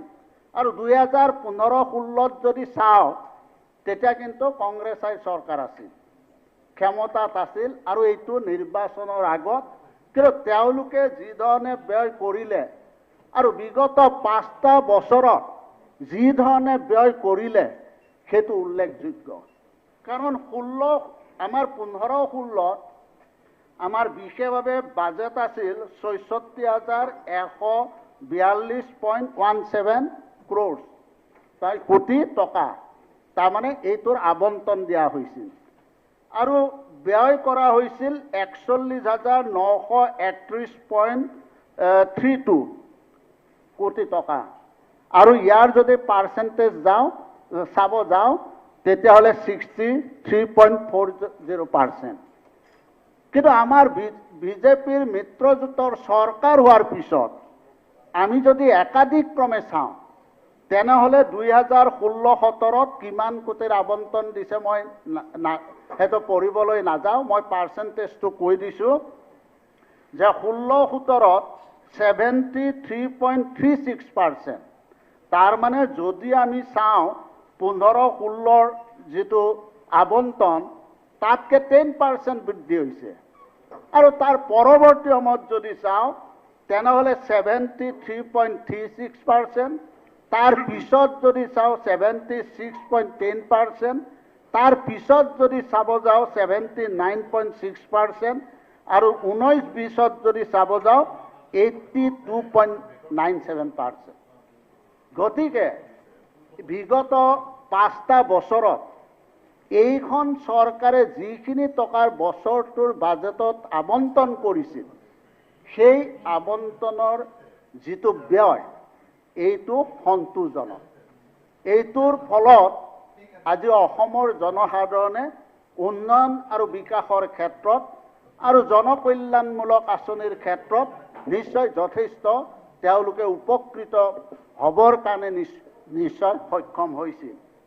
গতিকে বিশেষভাৱে আমি দেখিছোঁ যে বিগত 5টা বছৰত বিশেষভাৱে এই চৰকাৰখনে আৰু সেই সময়ৰ বিত্তমন্ত্ৰী আৰু বৰ্তমানৰ আমাৰ মাননীয় মুখ্যমন্ত্ৰীৰ সবল নেতৃত্বৰ কাৰণেহে আমি বিশেষভাৱে এই বাজেটখন ফলপ্ৰসূ কৰি তুলিবৰ কাৰণে নিশ্চয় সক্ষম হৈছিলোঁ। আৰু এতিয়া দেখা গৈছে যে জনকল্যাণমূলক যিবিলাক আঁচনি লৈছে, আজি বহু আঁচনি গ্ৰহণ কৰিছে আৰু এই আঁচনিসমূহৰ জৰিয়তে আজি বিশেষভাৱে আপুনি যদি এই বাজেটখন চাই বা বিভিন্ন যিবিলাক আঁচনি গ্ৰহণ কৰিছিল এইবিলাক ধনী শ্ৰেণীৰ কাৰণে কৰা নাছিল, এইবিলাক কৰিছিল দৰিদ্ৰ সীমাৰেখাৰ তলত থকা পৰিয়ালসমূহৰ অৰ্থনৈতিক অৱস্থা উন্নত কৰাৰ কাৰণে। গতিকে এই বাজেট কেতিয়াও মই ভাবোঁ যে এইটো জনসাধাৰণৰ দুখীয়া মানুহৰ কল্যাণৰ কাৰণেহে এই বাজেটখন প্ৰস্তুত কৰা হৈছিল। গতিকে আজি বিশেষভাৱে যদি আমি চাওঁ তেনেহ'লে এই জনকল্যাণমূলক আঁচনিসমূহৰ ভিতৰত এটা কথা মই আপোনাক ক'ব বিচাৰিছোঁ যে আজি জনকল্যাণমূলক আঁচনিয়েই নহয়, আজি অসমৰ উন্নয়ন আৰু বিকাশৰ ক্ষেত্ৰত যি ধৰণে পদক্ষেপ লৈছে আজি কোনটো বিভাগত কাম কৰা হোৱা নাই। আমি যদি চাওঁ যে গড়কাপ্তানি বিভাগত আজি উল্লেখযোগ্য কাম কৰিবৰ কাৰণে সক্ষম হৈছে বিগত 5টা বছৰত। এতিয়া গ্ৰাম্যাঞ্চলত যদি আমি যাওঁ তেতিয়াহ'লে আমি দেখিবলৈ পাম খুব কম সংখ্যকহে কেঁচা ৰাস্তা এতিয়া আছে। মেক্সিমাম ৰাস্তা বিগত 5টা বছৰত প্ৰায় বহুখিনি কাম সম্পূৰ্ণ কৰিছে। গতিকে আজি বিশেষভাৱে আজি যি ধৰণে আজি হয়তো PWD ডিপাৰ্টমেণ্টৰ নামটো সলনি কৰি লোক নিৰ্মাণ বিভাগ কৰা হৈছে, এই লোক নিৰ্মাণ বিভাগৰ জৰিয়তে আজি বিশেষভাৱে সমষ্টিসমূহৰ কাম যাতে ক্ষিপ্ৰতাৰে হয় তাৰ কাৰণে আন্তঃগাঁথনিৰো পৰিৱৰ্তন কৰা হৈছে। আজি প্ৰত্যেকটো সমষ্টিত আমাৰ বিশেষভাৱে গুৱাহাটীত প্ৰত্যেকটো সমষ্টিতে এটা ডিভিজন আছে, 2-3টা সাব ডিভিজন আছে আৰু আমাৰ বেলেগ বেলেগ সমষ্টি গ্ৰাম্যাঞ্চলৰ সমষ্টি যদিও চাওঁ তেতিয়াহ'লে হয়তো প্ৰত্যেকটো সমষ্টিত নহ'লেও 2টা সমষ্টি লগ কৰি হ'লেও এটা ডিভিজন কৰা হৈছে। গতিকে এইটো কিয় কৰিছে? এইটো এইকাৰণেই কৰা হৈছে যে যাতে আজি অসমৰ উন্নয়নৰ ক্ষেত্ৰত বিশেষকৈ ৰাস্তা ঘাটৰ উন্নয়নৰ ক্ষেত্ৰত যাতে ক্ষিপ্ৰতাৰে আমি কাম কৰিব পাৰোঁ তাৰ বাবেই তেনেধৰণৰ প্ৰচেষ্টা হাতত লৈছে। আহি যদি আমাৰ যিখিনি সংখ্যালঘুৰ ধৰক MLA আছে, মই সংখ্যালঘু মেনশ্যন কৰিছোঁ বুজিবৰ কাৰণে বেয়া পাব নালাগে। আজি সংখ্যালঘু অঞ্চলতো মই নিজে জানো PMGSYৰ জৰিয়তে বা SUBDৰ জৰিয়তেও আজি সেই সমষ্টিসমূহতো বিগত প্ৰায় 40 বছৰ কাম নোহোৱা কাম কিন্তু এই বিগত 5টা বছৰত এইখন চৰকাৰে কিন্তু কাম কৰিবৰ কাৰণে সক্ষম হৈছে। এইটো যদি অস্বীকাৰ কৰে মোৰ ক'বলগীয়া নাই আৰু অস্বীকাৰ কৰিলে ভগৱানে আপোনালোকে অভিশাপ দিব। গতিকে সেই কথাখিনিও কৈ থলোঁ। গতিকে আজি বিশেষভাৱে আমাৰ এইটো মই কৈ থৈ দিছো, মই সেইখিনি কৈ থৈ দিছো, কোনোবা অস্বীকাৰ কৰিব পাৰে, ক'ব নোৱাৰো। গতিকে এতিয়া যি ধৰণে সমবিকাশ সমউন্নয়নৰ কথা এইখন চৰকাৰে কৈছে, সবকা সাথ সবকা বিশ্বাসৰ কথা যিটো কৈছিল বিগত 5টা বছৰত, সেই কথাটো কিন্তু ৰাজ্য চৰকাৰে আখৰে আখৰে কিন্তু পালন কৰিছে, এইটো স্বীকাৰ কৰিব লাগিব। গতিকে মই আশা ৰাখিছো যে আজি বিৰোধী দলৰ যিসকল বিধায়ক আছে, হয়, আমি আমাৰ বিৰোধী দলৰ বিধায়কসকলৰ পৰাও আমি গঠনমূলক পৰামৰ্শ আমিও বিচাৰোঁ। কাৰণ গঠনমূলক পৰামৰ্শ যদি আপোনালোকে আগবঢ়ায়, নিশ্চয় এইখন চৰকাৰে সেই গঠনমূলক পৰামৰ্শবিলাক গ্ৰহণ নকৰাকৈ কেতিয়াও নাথাকে। তেনেধৰণৰ যদি বক্তব্য আমি সকলোৱে আগবঢ়াওঁ, আজি আপোনালোকে জানে যে আজি স্পৰ্টছৰ ক্ষেত্ৰত চবে জানে যে আমাৰ কিমান ইয়াতে নেশ্যনেল প্লেয়াৰ আছে, এছিয়ান গেমছ খেলা প্লেয়াৰ আছে, কমনৱেলথ খেলা প্লেয়াৰ আছে, মানে পদক পোৱা, ঠিক অলিম্পিকৰো আছে। আজি দুৰ্গাদাস বড়ো ডাঙৰীয়া সদস্য এটা সুন্দৰ প্ৰশ্ন ইয়াত আনিছে। গতিকে আজি দেখা গৈছে যে মাননীয় মুখ্যমন্ত্ৰীয়ে যেতিয়া মাননীয় সদস্য দুৰ্গাদাস বড়োই যেতিয়া এই কথাখিনি পতিয়ন নিয়াব পাৰিছে, তেওঁ অনুভৱ কৰিছে, হয়, এনেকুৱা ধৰণৰ সিদ্ধান্ত যদি ৰাজ্য চৰকাৰে লয়, তেতিয়াহ'লে হয়তো আমাৰ ক্ৰীড়া জগতখন আৰু যথেষ্ট পৰিমাণে আগবাঢ়ি যাব। আৰু সেইকাৰণে আজি কিছু সুন্দৰ সিদ্ধান্ত আজি আনুষ্ঠানিকভাৱে ঘোষণা কৰিছে। এইবিলাক আমি সকলোৱে ৱেলকাম জনোৱা উচিত, আমি স্বাগতম জনোৱা উচিত। তেনেধৰণৰ কিছুমান সিদ্ধান্ত লৈ যদি অসমখনক আগবঢ়াই নিয়া যায়, তেতিয়াহ'লে অসমখন উন্নতিৰ পথত নিশ্চয় আগবাঢ়ি যাব পাৰিব। আজি আপোনালোকে জানে আমাৰ চেয়াৰমেন আলি ডাঙৰীয়া মাননীয় সদস্যই এটা প্ৰস্তাৱ আনিছিল। সেই প্ৰস্তাৱৰ ভিত্তিত আজি মাননীয় মুখ্যমন্ত্ৰী ডাঙৰীয়াই যি ধৰণে যিবিলাক হয়তো সংখ্যালঘু মানুহৰ কিছু শংকা আছিল, কিছু ভয় আছিল, কিন্তু আজি সেই শংকা আৰু ভয় মই ভাবোঁ যে আঁতৰি গৈছে। কাৰণ এইকাৰণেই গৈছে যে আজি সংখ্যালঘু অঞ্চলতো আজি কাম কৰাৰ ক্ষেত্ৰত মাননীয় মুখ্যমন্ত্ৰীয়ে বিভিন্ন উন্নয়নমূলক বিকাশৰ ক্ষেত্ৰত মুখ্যমন্ত্ৰীয়ে বলিষ্ঠ পদক্ষেপ ল'ম বুলি ঘোষণা কৰিছে। এইবিলাকত আমাৰ মাননীয় বিৰোধী বিধায়কসকলেও মই ভাবোঁ যে স্বাগতম জনোৱা উচিত। গতিকে এনেধৰণৰ যদি কিছুমান কাম এইখন চৰকাৰে কৰিবলৈ লয়, তেতিয়াহ'লে নিশ্চয় আমাৰ অসমখন যি আমাৰ ভাৰতবৰ্ষৰ ভিতৰত 5খন ৰাজ্যৰ ভিতৰত অসমখনো এখন অন্যতম ৰাজ্য হিচাপে গঢ় দিয়াৰ যিটো পৰিকল্পনা, এই পৰিকল্পনা বাস্তৱত সফল ৰূপ দিব। আমাৰ বিৰোধী দলৰ মাননীয় সদস্যসকলেও এই যিটো 5খন ৰাজ্যৰ অসমখনো অন্যতম ৰাজ্য হিচাপে গঢ় দিয়াৰ যিটো পৰিকল্পনা লৈছে, এই পৰিকল্পনাত আপোনালোকৰ সহায় সহযোগিতা লাগিব। এতিয়া বিশেষভাৱে মই মাননীয় উপাধ্যক্ষ ডাঙৰীয়া এটা বিশেষ কথা ক'ব বিচাৰিছোঁ যে আমাৰ ঐতিহাসিক আন্দোলনৰ পটভূমি আৰু বিশেষভাৱে 6 বছৰীয়া আন্দোলনৰ ফলশ্ৰুতিত এখন চুক্তি হৈছিল। আৰু সেই চুক্তিখন আমি বিশেষভাৱে ভাবোঁ যে এইখন চৰকাৰৰো এটা দায়িত্ব আছে। মই এইটো নকওঁ যে বিগত 5টা বছৰে চৰকাৰে এই দায়িত্ব পালন কৰা নাই। যথেষ্টখিনি কাম কৰিবৰ কাৰণে এইখন চৰকাৰ সক্ষম হৈছে। কাৰণ দেখিছোঁ যে যিসকল আমাৰ শ্বহীদ হৈছিল, সেই শ্বহীদৰ পৰিয়াল সকলোলৈকে এককালীন 5 লাখ টকা সাহায্য আগবঢ়াইছে। আৰু ইতিমধ্যে এই বছৰতো আমাৰ যিসকলে গুলি খাইছিল, গুলি খোৱা ব্যক্তিসকলকো বোধহয় 1 লাখ টকাকৈ আপোনাৰ আৰু 1 মিনিট টাইম আছে, হয় নেকি? বিচাৰি পোৱা নাই যদি কনক্লুড কৰি দিয়ক। টকা দিয়া আছিল আৰু 2 লাখ টকাকৈ যিসকল গুলিত আহত হৈছিল সেই ব্যক্তিসকললৈ 2 লাখ টকাৰ এককালীন সাহায্য দিয়াৰ ব্যৱস্থা গ্ৰহণ কৰিছে। ঠিক তেনেকৈ আমি দেখিছোঁ যে আমাৰ বিদেশী নাগৰিকৰ বহিষ্কৰণৰ ক্ষেত্ৰত, বিদেশী চিনাক্তকৰণৰ ক্ষেত্ৰত আমাৰ 300খন বিদেশী ন্যায়াধীকৰণ ট্ৰিব্যুনেল গঠন কৰা হৈছে আৰু ইতিমধ্যে ইয়াৰে প্ৰায় 100খন পূৰ্ণাংগ ৰূপত কাৰ্যক্ষম কৰি তুলিছে মই ভাবোঁ যে আৰু যি 200খন আমাৰ যি ট্ৰিব্যুনেল আছে এই ট্ৰিব্যুনেলো যাতে কাৰ্যক্ষম অতি সোনকালে কৰি তোলে তাৰ বাবে মই বিশেষভাৱে আপোনাৰ জৰিয়তে বিত্তমন্ত্ৰীলৈ অনুৰোধ ৰাখিলোঁ ঠিক তেনেকৈ আমাৰ অসম বাংলাদেশৰ সীমান্তত 2 মিনিট ল'ম সেইখিনি বাৰু মিলাই ল'ম অসম বাংলাদেশ সীমান্তত যি কাটাতাৰৰ বেৰ দিয়া হৈছে ইতিমধ্যে জনামতে চৰকাৰী তথ্য অনুযায়ী আমাৰ প্ৰায়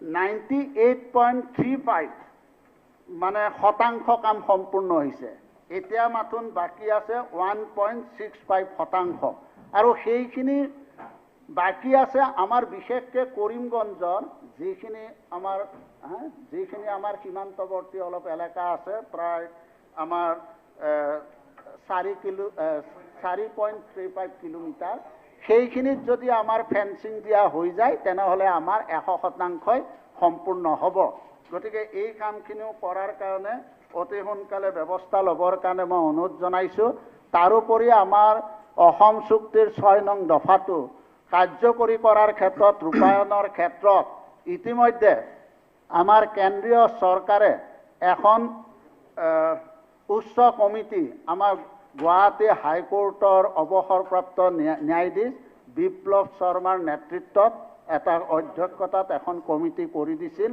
ইতিমধ্যে সেই কমিটিয়ে প্ৰতিবেদন আমাৰ তেতিয়াৰ মুখ্যমন্ত্ৰী সৰ্বানন্দ সোণোৱালৰ হাতত অৰ্পণ কৰিছিল আৰু ইতিমধ্যে সেইটো গৃহ মন্ত্ৰালয়লৈ প্ৰেৰণ কৰাৰ কাৰণে পৰামৰ্শ দিয়া হৈছিল আৰু সেইখনো যদি ইতিমধ্যে সম্পূৰ্ণ হৈছে তেনেহ'লে সেইখনো প্ৰেৰণ কৰি আমাৰ 6 নং দফাৰ যিটো অসমীয়াৰ সাংবিধানিক ৰক্ষা কৱচ এই কৱচখনো যাতে সম্পূৰ্ণভাৱে ৰূপায়ণ কৰাৰ ব্যৱস্থা গ্ৰহণ কৰে তাৰ বাবে মই বিশেষভাৱে অনুৰোধ জনাইছোঁ গতিকে আৰু বহুখিনি ক'ব লগা আছিল আমি একেবাৰে সময় কম পালোঁ তথাপিতো বাকী যিবিলাক আঁচনি লৈছে এই আঁচনিৰ দ্বাৰা যে অসমৰ জনসাধাৰণ উপকৃত হ'ব এইটো কথা সঠিক তাৰ বাবে মই আপোনাৰ জৰিয়তে আমাৰ মাননীয় বিত্তমন্ত্ৰী ডাঙৰীয়ানী আৰু লগতে মাননীয় মুখ্যমন্ত্ৰীলৈ মই আমাৰ দলৰ তৰফৰ পৰাও আন্তৰিক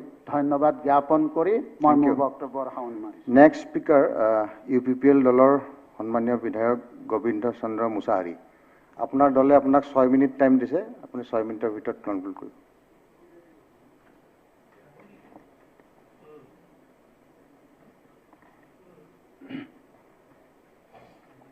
মাননীয় উপাধ্যক্ষ মহোদয়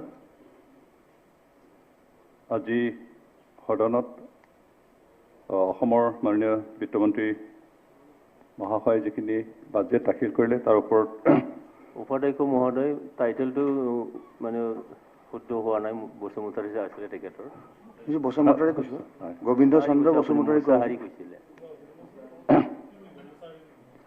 প্ৰথমতে মই উপাধ্যক্ষ মহোদয়ৰ জৰিয়তে অসম চৰকাৰক ধন্যবাদ দিব বিচাৰিছোঁ যে সদ্যহতে আমাৰ অসম চৰকাৰে BTAD অঞ্চলত এটা নতুন জিলা সৃষ্টি কৰিছে তামোলপুৰ জিলা আগতে আমাৰ 4খন জিলা আছিল এতিয়া 5খন জিলা হ'ব তাৰ কাৰণে অসম চৰকাৰক ধন্যবাদ দিছোঁ লগতে আৰু ধন্যবাদ দিছোঁ তামোলপুৰতে অসম চৰকাৰে নতুনকৈ মেডিকেল কলেজ স্থাপন কৰিবলৈ ঘোষণা কৰিছে বৰ্তমান BTAD অঞ্চলত এখনেই মেডিকেল কলেজ কনষ্ট্ৰাকশ্যন চলি আছে কোকৰাঝাৰত আৰু এইখন হ'ব আমাৰ দ্বিতীয় মেডিকেল কলেজ তাৰ কাৰণে অসম চৰকাৰক ধন্যবাদ দিছোঁ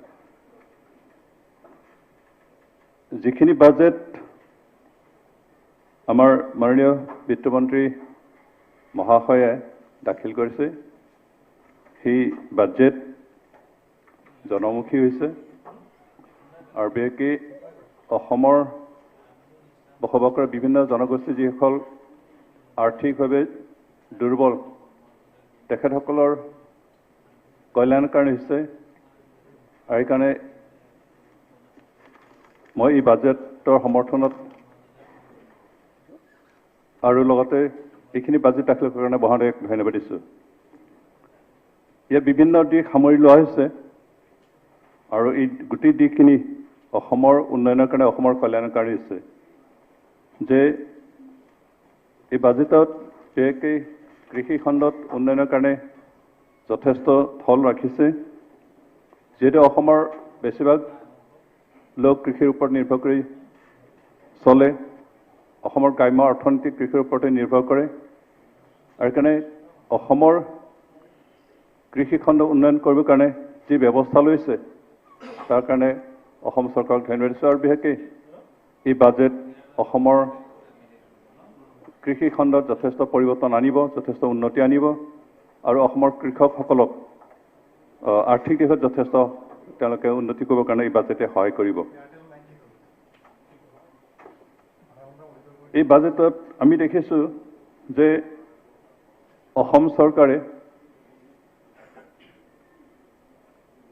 অসমৰ নিবনুৱা সমস্যা সমাধানৰ কাৰণে যথেষ্ট ব্যৱস্থা ৰাখিছে আৰু বিশেষকৈ 1 লাখ নিবনুৱাক সংস্থাপনৰ ব্যৱস্থাখিনি ইয়াত প্ৰতিশ্ৰুতি দিছে আৰু অকল প্ৰতিশ্ৰুতি নাই ইয়াক বাস্তৱত ৰূপায়িত কৰিব বুলি মোৰ চৰকাৰৰ ওপৰত নিশ্চয় সম্পূৰ্ণ আস্থা আছে নিবনুৱা সমস্যাৰ সমাধান অকল চাকৰিৰ জৰিয়তে দিব পৰা নাযায় কিন্তু বিভিন্ন প্ৰকাৰে সমস্যা সমাধান কৰিব পৰা যায় আৰু বিষয়টো এই বাজেটত প্ৰতিফলিত হৈছে যে অসমৰ নিবনুৱাসকলক বিভিন্ন প্ৰকাৰে বিশেষকৈ সেল্ফ এমপ্লয়মেণ্টৰ জৰিয়তে নিবনুৱা সমস্যা সমাধানৰ কথা ইয়াত উল্লেখ আছে বিশেষকৈ অসমৰ যিসকল নিবনুৱা আছে তেখেতসকলক স্কিল ডেভেলপমেণ্ট প্ৰশিক্ষণ দিয়াৰ জৰিয়তে বিভিন্ন ব্যৱসায়ত প্ৰতিষ্ঠা লাভ কৰাৰ এটা সুযোগ দিয়াৰ প্ৰতিশ্ৰুতি ইয়াত আছে আৰু সেইকাৰণে এই বাজেট অসমৰ নিবনুৱা সমস্যা সমাধানৰ ক্ষেত্ৰত যথেষ্ট পদক্ষেপ ল'ব এই আশা মই ৰাখিছোঁ তাৰপিছত এই বাজেটত আমি দেখিছোঁ যে যিহেতু এই 2 বছৰ গোটেই দেশৰ লগতে অসমো কোভিড-19 উপক্ৰমৰ ফলত যথেষ্ট ক্ষতি হৈছে আৰু ইয়াত আমাৰ যথেষ্ট আৰ্থিক দিশত ক্ষতি হোৱা দেখা পাইছোঁ বহুতো আমাৰ প্ৰাণ হানি হৈছে আৰু বিশেষকৈ এই বেমাৰৰ জৰিয়তে যিসকল প্ৰাণ আহুতি দিব লগা হ'ল তেখেতসকলৰ পৰিয়াল যিখিনি ৰৈ যোৱা আত্মীয়সকলক সকাহ দিয়াৰ কাৰণে ব্যৱস্থা ৰখা হৈছে বিশেষকৈ যিসকলৰ স্বামী কৰোণাত মৃত্যুবৰণ কৰিলে তেখেতসকল বিশেষকৈ বিধৱাসকলক আৰ্থিক সাহায্য দিবৰ কাৰণে চৰকাৰে সিদ্ধান্ত লৈছে আৰু প্ৰায় 8 লাখ টকাকৈ তেওঁলোকে সাহায্য দিয়াৰ কথা ইয়াত উল্লেখ আছে আৰু যিসকল পিতৃ মাতৃহীন হ'ল এই ৰোগৰ কাৰণে তেখেতসকলক ভৱিষ্যতৰ কাৰণে মুখ্যমন্ত্ৰী শিশু সেৱা আঁচনি প্ৰস্তুত কৰা হৈছে আৰু এই বাজেটত এই কথাখিনি ৰখা হৈছে আৰু ইয়াৰ জৰিয়তে বিশেষকৈ এই বেমাৰৰ জৰিয়তে যিসকল পিতৃ মাতৃ হেৰুৱা হ'ল পিতৃ মাতৃ হেৰুৱাব লগা হ'ল তেনেকুৱা শিশুসকলক শিক্ষা দীক্ষাৰ ব্যৱস্থা আৰু অন্ততঃ তেওঁলোক আপোনাৰ ক্লাছ 12 লৈকে এক মিনিট আছে আৰু এইখিনি শিক্ষা লাভ কৰা তেনেকৈ ব্যৱস্থা এটা ৰখা হৈছে আৰু সেইকাৰণে আমি এই কথাত বিশ্বাস কৰিছোঁ যে এই বাজেট বিশেষকৈ আৰ্থিকভাৱে জুৰুলাসকলৰ আৰ্থিকভাৱে দুৰ্বল তেনেকুৱা লোকসকলৰ কাৰণে যথেষ্ট কল্যাণমুখী এটা বাজেট হৈছে ইয়াতে মই এষাৰ কথা ৰাখিব বিচাৰিছোঁ বিশেষকৈ এই বাজেটত যিহেতু BTR এগ্ৰিমেণ্টৰ কথাও ৰাখিছে মই চৰকাৰৰ ওচৰত এটাই অনুৰোধ যে যিহেতু এই এগ্ৰিমেণ্ট এটা অসম চৰকাৰো জড়িত আছে বিশেষকৈ এই এগ্ৰিমেণ্ট বৰ্তমানৰ মুখ্যমন্ত্ৰী ডাঙৰীয়া আৰু লগতে প্ৰাক্তন মুখ্যমন্ত্ৰী ডাঙৰীয়াৰ সহযোগতে হৈছিল আৰু সেইকাৰণে এই এগ্ৰিমেণ্টৰ যিখিনি ক্লজ এণ্ড ছেকশ্যনছ যিখিনি প্ৰভিজনছ গোটেইখিনি ইমপ্লিমেণ্ট কৰাৰ দায়িত্ব তেখেতসকলৰ আছে আৰু মই সেইকাৰণে অনুৰোধ কৰিছোঁ যে এই দায়িত্ব যাতে বৰ্তমান অসম চৰকাৰে পালন কৰে আৰু যিখিনি প্ৰভিজনছ আছে গোটেইখিনি যাতে ইমপ্লিমেণ্ট কৰে তাৰ কাৰণে আস্থা ৰাখি মই মোৰ বক্তব্য সামৰিছোঁ ধন্যবাদ thank you very much next speaker BPF দলৰ দুৰ্গা দাস বড়ো ডাঙৰীয়া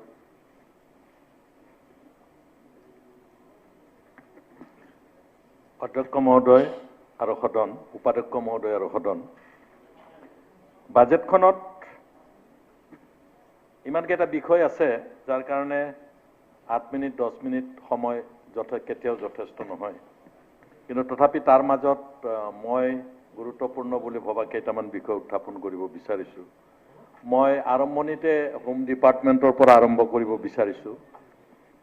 হোম ডিপাৰ্টমেণ্টৰ যোৱা 2-3টা দিন কুৱেশ্যনে হওক, কাটমোচনে হওক, যিয়ে নহওক, আটাইকেইটা প্ৰশ্নৰ উত্তৰত হোম বিভাগৰ দায়িত্বত থকা মাননীয় মুখ্যমন্ত্ৰী ডাঙৰীয়াই হোম ডিপাৰ্টমেণ্টটো এক আমূল পৰিৱৰ্তন কৰি মডাৰ্ণাইজেশ্যন কৰাৰ কথা যি কথা কৈছে, আজিও তেখেতৰ প্ৰশ্নকালত তেখেতে যিকেইটা কথা কৈছে, মই ভাবোঁ এটা বছৰৰ বাজেটত বা মাত্ৰ 5টা বছৰৰ আগত ৰাখি এনেধৰণৰ যুগান্তকাৰী সিদ্ধান্ত যি ল'ব বিচাৰিছে, সেইকাৰণে মই হোম ডিপাৰ্টমেণ্টৰ দায়িত্বত থকা মুখ্যমন্ত্ৰী ডাঙৰক প্ৰথমতে ধন্যবাদ জনাইছোঁ।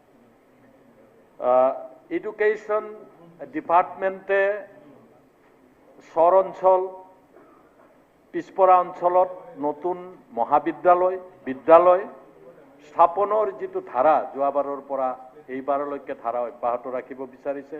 মাননীয় বিত্তমন্ত্ৰী ডাঙৰীয়ানীৰ এই বাজেটখনত আমি দেখিছোঁ যে সেইটো তেখেতসকলে অব্যাহত ৰাখি সঁচাকৈ আজি চেয়াৰমেন আলী ডাঙৰীয়াই যিটো কুৱেশ্যন আনিছিল যে সেই অঞ্চলসমূহত শিক্ষাও এটা অন্তৰায়, যে তেখেতসকলৰ অজ্ঞতাৰ কাৰণে বহুত নহ'বলগীয়া ঘটনা ঘটে। গতিকে এইটো ক্ষেত্ৰত এডুকেশ্যন ডিপাৰ্টমেণ্টে যদি তেওঁলোকৰ যিখিনি, যদিও এডুকেশ্যন ডিপাৰ্টমেণ্টৰ হায়েষ্ট এলোকেশ্যন আছে, তেওঁলোকৰ দৰমহাও যথেষ্ট দিব লাগে আমি জানো, কিন্তু তথাপি এডুকেশ্যন ডিপাৰ্টমেণ্টে সেই এৰিয়াবিলাকত কনচেনট্ৰেট কৰি তেওঁলোকে ৰিয়েলি য'ত মহাবিদ্যালয় বা বিদ্যালয় নাই সেই অঞ্চলসমূহত তেওঁলোকে গঢ় দিবলৈ চেষ্টা কৰিব বুলি আশা ৰাখিছোঁ। স্পৰ্টছ, যিহেতু মোৰ নিজৰ জীৱনত প্ৰথম স্পৰ্টছ মিনিষ্টাৰেই হৈছিলোঁ মই, আৰু স্পৰ্টছটো যোৱা 35টা বছৰ স্পৰ্টছ অৰ্গেনাইজাৰ হিচাপে নেশ্যনেল ইণ্টাৰনেশ্যনেল অৰ্গেনাইজেশ্যনবিলাকত মই নিজে সভাপতিৰো দায়িত্ব আছিলোঁ। ছাউথ এছিয়া ইণ্ডিয়াৰ সভাপতি, ইণ্ডিয়ান অলিম্পিকৰ মই 28 বছৰ ভাইচ প্ৰেছিডেণ্ট হৈ আছোঁ। সেই হিচাপে স্পৰ্টছটো মই এইকাৰণে ভাবোঁ, স্পৰ্টছতেই য'ত জাতি ধৰ্ম আৰু বৰ্ণৰ কথা উল্লেখ নাই। যোনে আগত যাব সি পুৰস্কাৰ পাব, যোনে বেছি দুলিয়াব সি পুৰস্কাৰ পাব, যিয়ে বেছি জঁপিয়াব সি পুৰস্কাৰ পাব। কোন ধৰ্মৰ মানুহে জঁপিয়াইছে, কোন জাতিৰ মানুহে খেলিছে তাৰ লগত কোনো কথা নাই। যাৰ কাৰণে স্পৰ্টছ ফেটাৰ্নিটিত নতুনকৈ 2খন দেশ যোগদান কৰাৰ পিছত 214খনে এই স্পৰ্টছ ফেটাৰ্নিটিত যোগদান কৰিছে।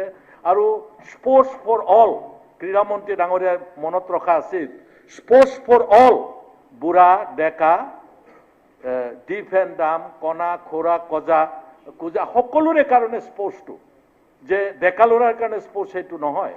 স্পৰ্টছ ফৰ অল বুলি আপোনালোকে মোবাইল এপ খুলিলে দেখা পাব, তাত ইমান সুন্দৰ সুন্দৰ কথা লিখা আছে যে বৃদ্ধ মানুহে কিয় স্পৰ্টছ কৰিব লাগে, মিডিল এজৰ মানুহে কিয় স্পৰ্টছ কৰিব লাগে, বা ডেকা ল'ৰাবিলাকেতো পুৰস্কাৰ পাব খেলিব, কম এজৰ মানুহে কিয় স্পৰ্টছ কৰিব লাগে। এই যে কথাবিলাক তাত উল্লেখ কৰিছে, তেনে কথাবিলাকো চিন্তা চৰ্চা ক্ৰীড়ামন্ত্ৰী ডাঙৰীয়াই ক'ব। কোভিড কালত হেল্থ ডিপাৰ্টমেণ্ট, অতি সংকট কালত হেল্থ ডিপাৰ্টমেণ্ট আছে। আৰু মই ভাবোঁ আজি মাননীয় মুখ্যমন্ত্ৰী হিমন্ত বিশ্ব শৰ্মা ডাঙৰীয়া, তেখেতে হেল্থ মিনিষ্টাৰ হিচাপে যোৱা বছৰটোত মুখ্যমন্ত্ৰী হোৱাৰ আগতে কোভিডৰ কাৰণেই হিমন্ত বিশ্ব শৰ্মা ডাঙৰীয়াৰ যি পপুলাৰিটি আছিল সেইটো আৰু গভীৰ হ'ল একচুৱেলি পপুলাৰিটি, যাৰ কাৰণে বোধহয় তেওঁলোকৰ মানে পাৰ্টীয়েও তেওঁক মুখ্যমন্ত্ৰীৰ নিচিনা এখন দিবলৈ যে বাকীবিলাকো চলাব পাৰিব তেনেকুৱা ভাবিলে। গতিকে কোভিড কালৰ হেল্থ ডিপাৰ্টমেণ্ট মই ভাবিছোঁ কেতিয়াও ফেইল কৰা নাই। তেওঁলোকে যথেষ্ট কোভিড কালৰ হেল্থ ডিপাৰ্টমেণ্টে ৰাইজক সকাহ দিব পাৰিছে।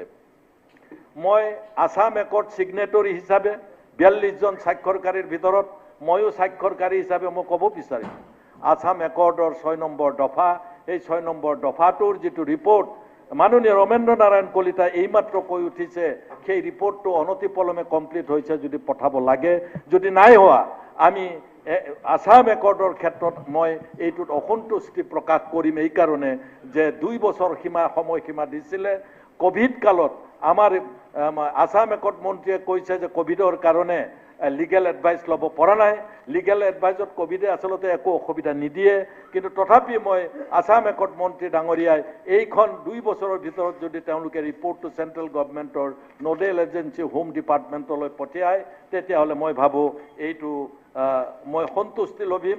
আদাৰৱাইজ আছাম একট সম্পৰ্কে মই সন্তুষ্ট নহয়।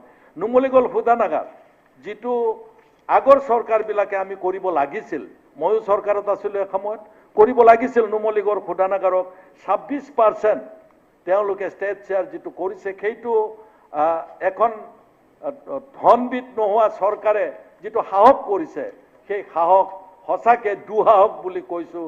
তেওঁলোকে সেইটো কৰিবলৈ সক্ষম হৈছে।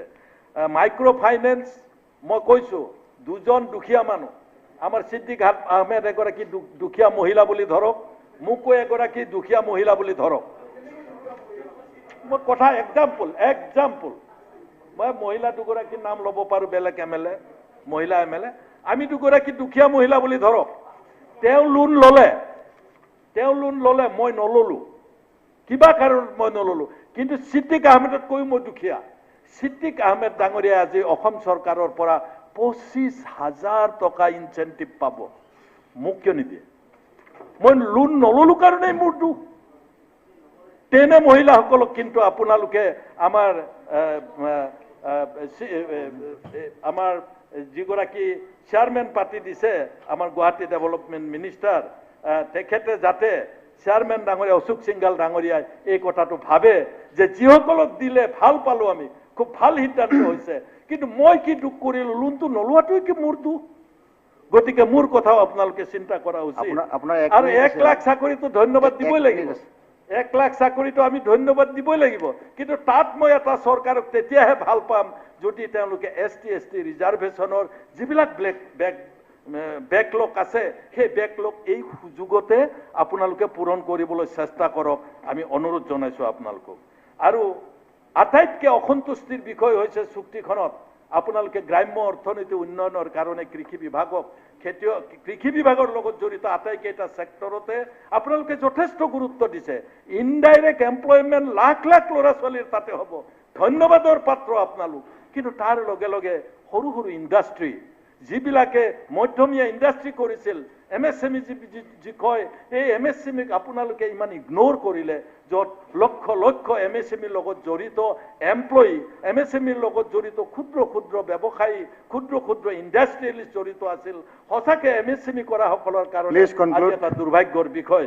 মই এইখিনিতে আপোনালোকে ক্ষুদ্ৰ আৰু মধ্যমীয়া উদ্যোগ কৰাসকলৰ কাৰণে মই ফাইনেন্স মিনিষ্টাৰ ডাঙৰীয়াক স্পেচিয়েলি অনুৰোধ কৰিম, MSMEৰ কাৰণে আপোনালোকে পৰিপূৰক হ'লেও কিবা বাজেটত আপুনি এনচাৰ দিয়াৰ সময়ত, মুখ্যমন্ত্ৰী ডাঙৰীয়াই এনচাৰ দিয়াৰ সময়ত MSME গ্ৰুপক আপোনালোকে কিবা সহায় কৰিব পাৰে নেকি? কোভিড কালত যি বিপদৰ সন্মুখীন তেওঁলোক। মই শেষ কৰিব বিচাৰিছোঁ, ডেপুটি স্পীকাৰ ডাঙৰীয়া, পানী হৈছে হাৱাৰ লগতে পানীও এটা অতি দৰকাৰী। অলপ সময় পানী খাব নাপালে আমাৰ অৱস্থা কি হয়? আমাৰ যদি বাথৰুমত পানী নাথাকে আমাৰ কি অৱস্থা হ'ব? নিৰ্মল পানী যোগান আঁচনি, এই নিৰ্মল পানী যোগান আঁচনিটো মই MLA হোৱাৰ আগত, তাৰমানে আজিৰ পৰা 2-3 মাহ আগতে মই একো গুৰুত্ব দিয়া নাছিলোঁ যে মোৰ জৰিয়তে গোটেই ভাৰতবৰ্ষত পানী যোগানৰ যিটো এক মানে যুগান্তকাৰী সিদ্ধান্ত, ভাৰতবৰ্ষত নিৰ্মল পানী যোগান, ঘৰে ঘৰে পানী যোগানৰ ব্যৱস্থা কৰিছে। ৰাজ্য চৰকাৰো সঁচাকৈ পিছৰ সদস্যগৰাকীৰ 4 মিনিটটো ৰক্ষা কৰি মই সামৰণি মাৰিছোঁ। ধন্যবাদ। 2 মিনিট টাইম ৰখিছে আপোনালোকৰ। এতিয়া আমাৰ সন্মানীয় বিধায়ক CPIM দলৰ মনোৰঞ্জন তালুকদাৰক মই ভাষণ ৰাখিবলৈ অনুৰোধ জনাইছোঁ। আপোনাৰ টাইম এলটেড 4 মিনিট। নাই, বড়ো হোৱা নাই, এইটো একচেপ্ট হোৱা নাই।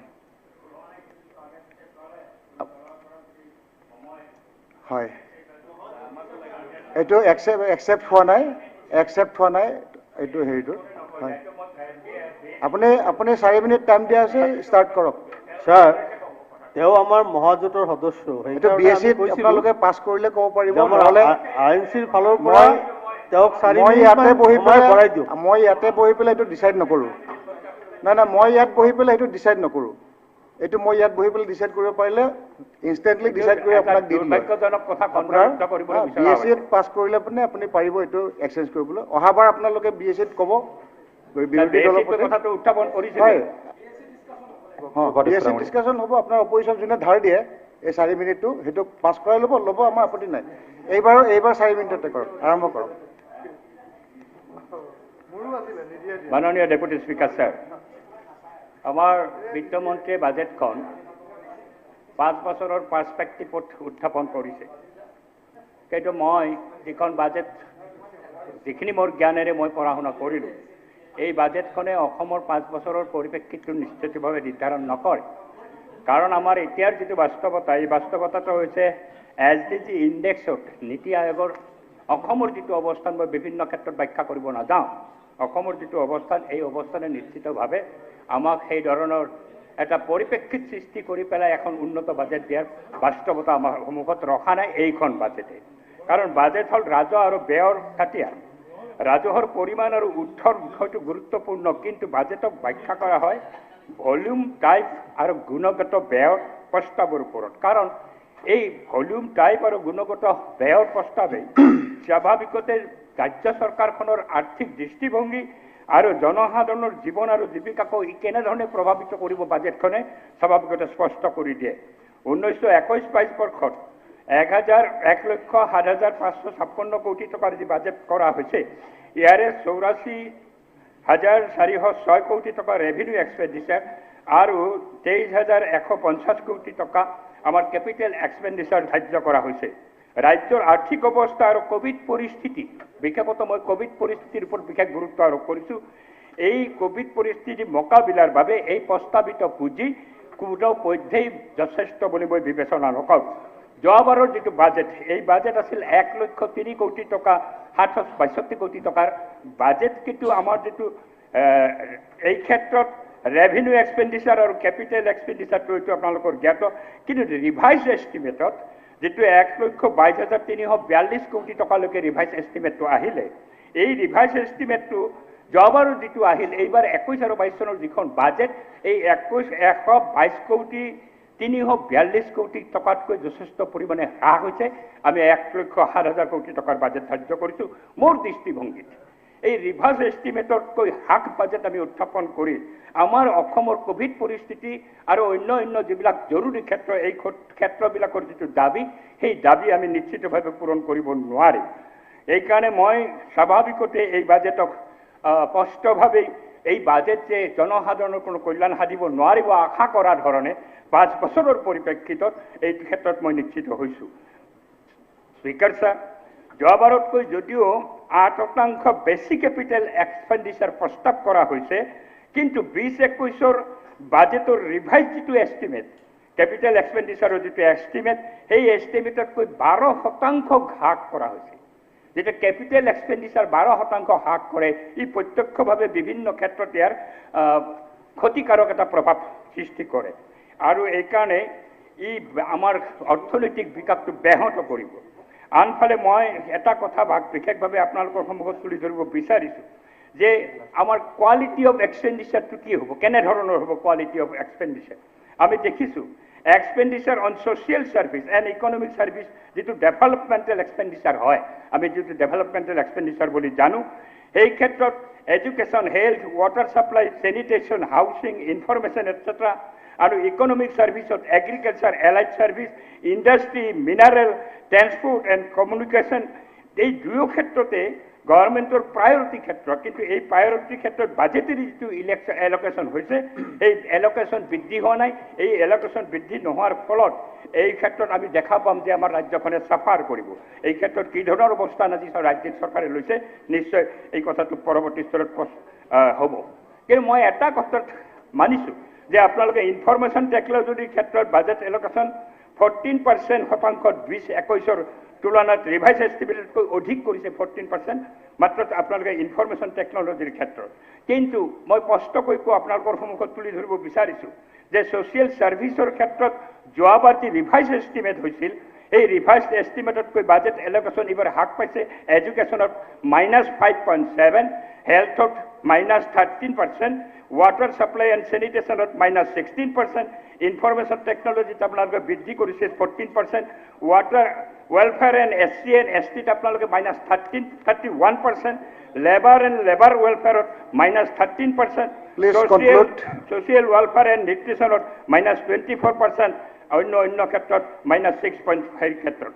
আনফালে মই অলপ সময় লৈছোঁ স্পীকাৰ মহোদয়, ইকনমিক ছাৰ্ভিচৰ ক্ষেত্ৰত এগ্ৰিকালচাৰ এণ্ড এলাইডত -15%, ৰুৰেল ডেভেলপমেণ্টত আপোনালোকে +0.6% প্লাছ কৰিছে, কিন্তু ইৰিগেশ্যন আৰু ফ্লাড কণ্ট্ৰলত -6.4% আপোনালোকে হ্ৰাস কৰা নিশ্চয় আপোনালোকে দেখিছে। সেইকাৰণে কেপিটেল এক্সপেণ্ডিচাৰৰ ক্ষেত্ৰতো মই স্পষ্টভাৱে আজি কোভিড পৰিস্থিতিত হেল্থত যদি আপোনালোকে -34% কেপিটেল এক্সপেণ্ডিচাৰ কম কৰে, কোভিড পৰিস্থিতি কেনেধৰণে মোকাবিলা কৰা হ'ব ৰাজ্যখনত? বাজেটৰ এই যি দুৰ্বলতা, এই দুৰ্বলতা মই স্পষ্টভাৱে দিছোঁ। কিন্তু আপোনালোকে এগ্ৰিকালচাৰত যিটো ডিজাষ্টাৰ হৈছে, এগ্ৰিকালচাৰ আয়োগৰ কথা কৈছে, অলপ সময় স্পীকাৰ মহোদয়, অলপ সময় 1 মিনিট সময় মোক দিয়ক। ডিজাষ্টাৰ মোকাবিলা আপোনালোকে কেনেকৈ কৰিব? এখন আয়োগৰ কথা কিন্তু এগ্ৰিকালচাৰৰ ক্ষেত্ৰত কংক্ৰিট এটা বা সিদ্ধান্ত এই ক্ষেত্ৰত থাকিব লাগে, যাৰ ফলত আমি যিটো পৰৰাজ্যৰ ওপৰত নিৰ্ভৰশীল, এই পৰৰাজ্যৰ নিৰ্ভৰতা আমাৰ কমিব পাৰে। এইখিনি কথা আপুনি আমাক সময় নিদিলে, তথাপি উপায় নাই, মই এইখিনি কথা আপোনালোকৰ সন্মুখত উত্থাপন কৰি এই বাজেট যে এখন ব্যৰ্থ বাজেট, এই বাজেটে যে জনসাধাৰণৰ আশা আকাংক্ষা পূৰণ নকৰে, এই কথা কৈ মই মোৰ বক্তব্য সামৰণি। Thank U.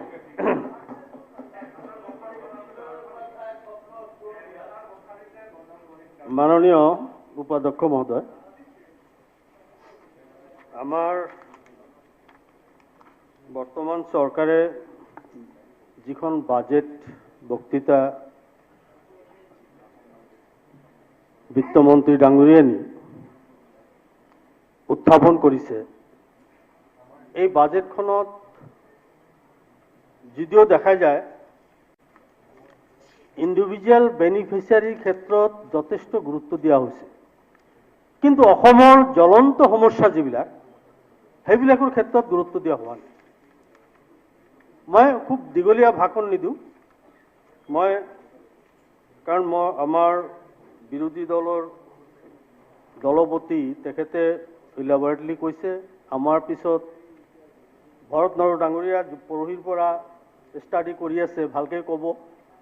তো মোৰ দৃষ্টিত যিখিনি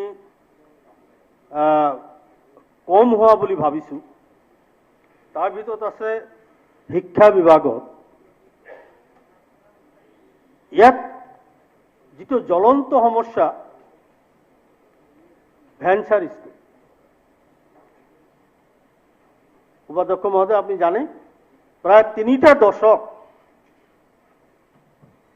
যিসকল গাঁৱত স্কুল প্ৰতিষ্ঠানৰ ব্যৱস্থা নাছিল, শিক্ষাৰ ব্যৱস্থা নাছিল, সেই সময়ত 1990, 91 চন, 92 চনত এই ৰাইজে দান বৰঙণি দি স্কুল কৰি পেলাই তাত শিক্ষকতা কৰি আহিছিল।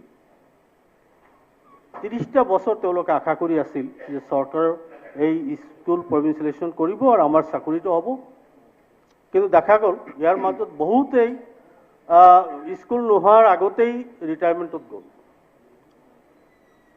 যোৱা চৰকাৰ সৰ্বানন্দ সোণোৱাল ডাঙৰীয়াৰ চৰকাৰৰ সময়ত স্কুল চৰকাৰীকৰণ কৰাৰ কাৰণে আইন পৰিৱৰ্তন কৰা হ'ল, এমেণ্ডমেণ্ট কৰা হ'ল, শিক্ষা আইনখন। কিন্তু শেষৰ ফালে দেখা গ'ল যে স্কুল চৰকাৰীকৰণ কৰা নহ'ল। উপাধ্যক্ষ মহোদয়, এটা ভেঞ্চাৰ স্কুলৰ পৰা 2-3জনকৈ শিক্ষকক টিউটৰ হিচাপে বেলেগ স্কুলত তেওঁলোকক নিযুক্তি দিয়া হ'ল, আৰু বাকী 3-4জনকৈ শিক্ষক বঞ্চিত হ'ল। মই ভাবোঁ 3টা দশক, এদিন দুদিন নহয়, এবছৰ দুবছৰ নহয়, 3টা দশক যিসকল শিক্ষকে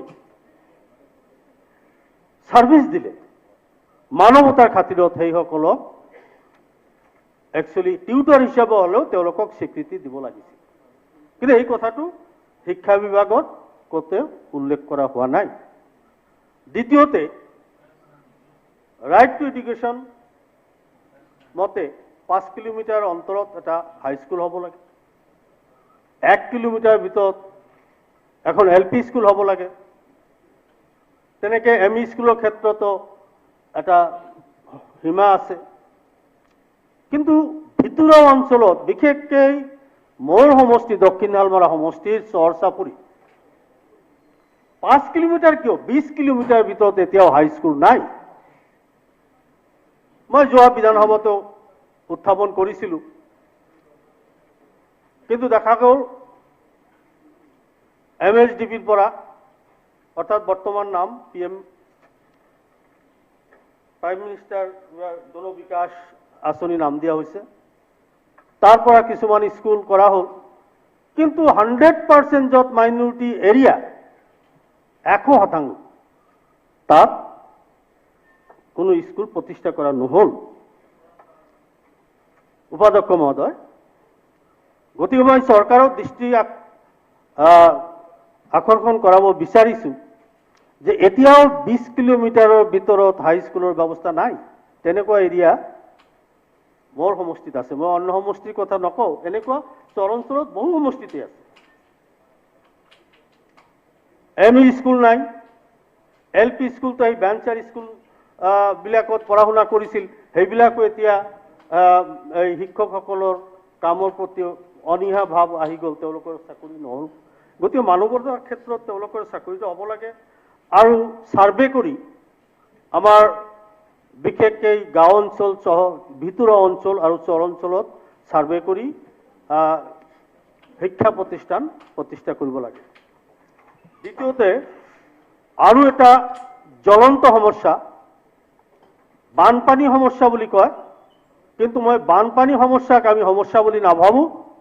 আমি গৰাখহনীয়া সমস্যাটো হৈছে আমাৰ কাৰণে আটাইতকৈ ডাঙৰ সমস্যা। এইখন বাজেটত গৰাখহনীয়া সম্পৰ্কে এটা কথাও উল্লেখ কৰা হোৱা নাই।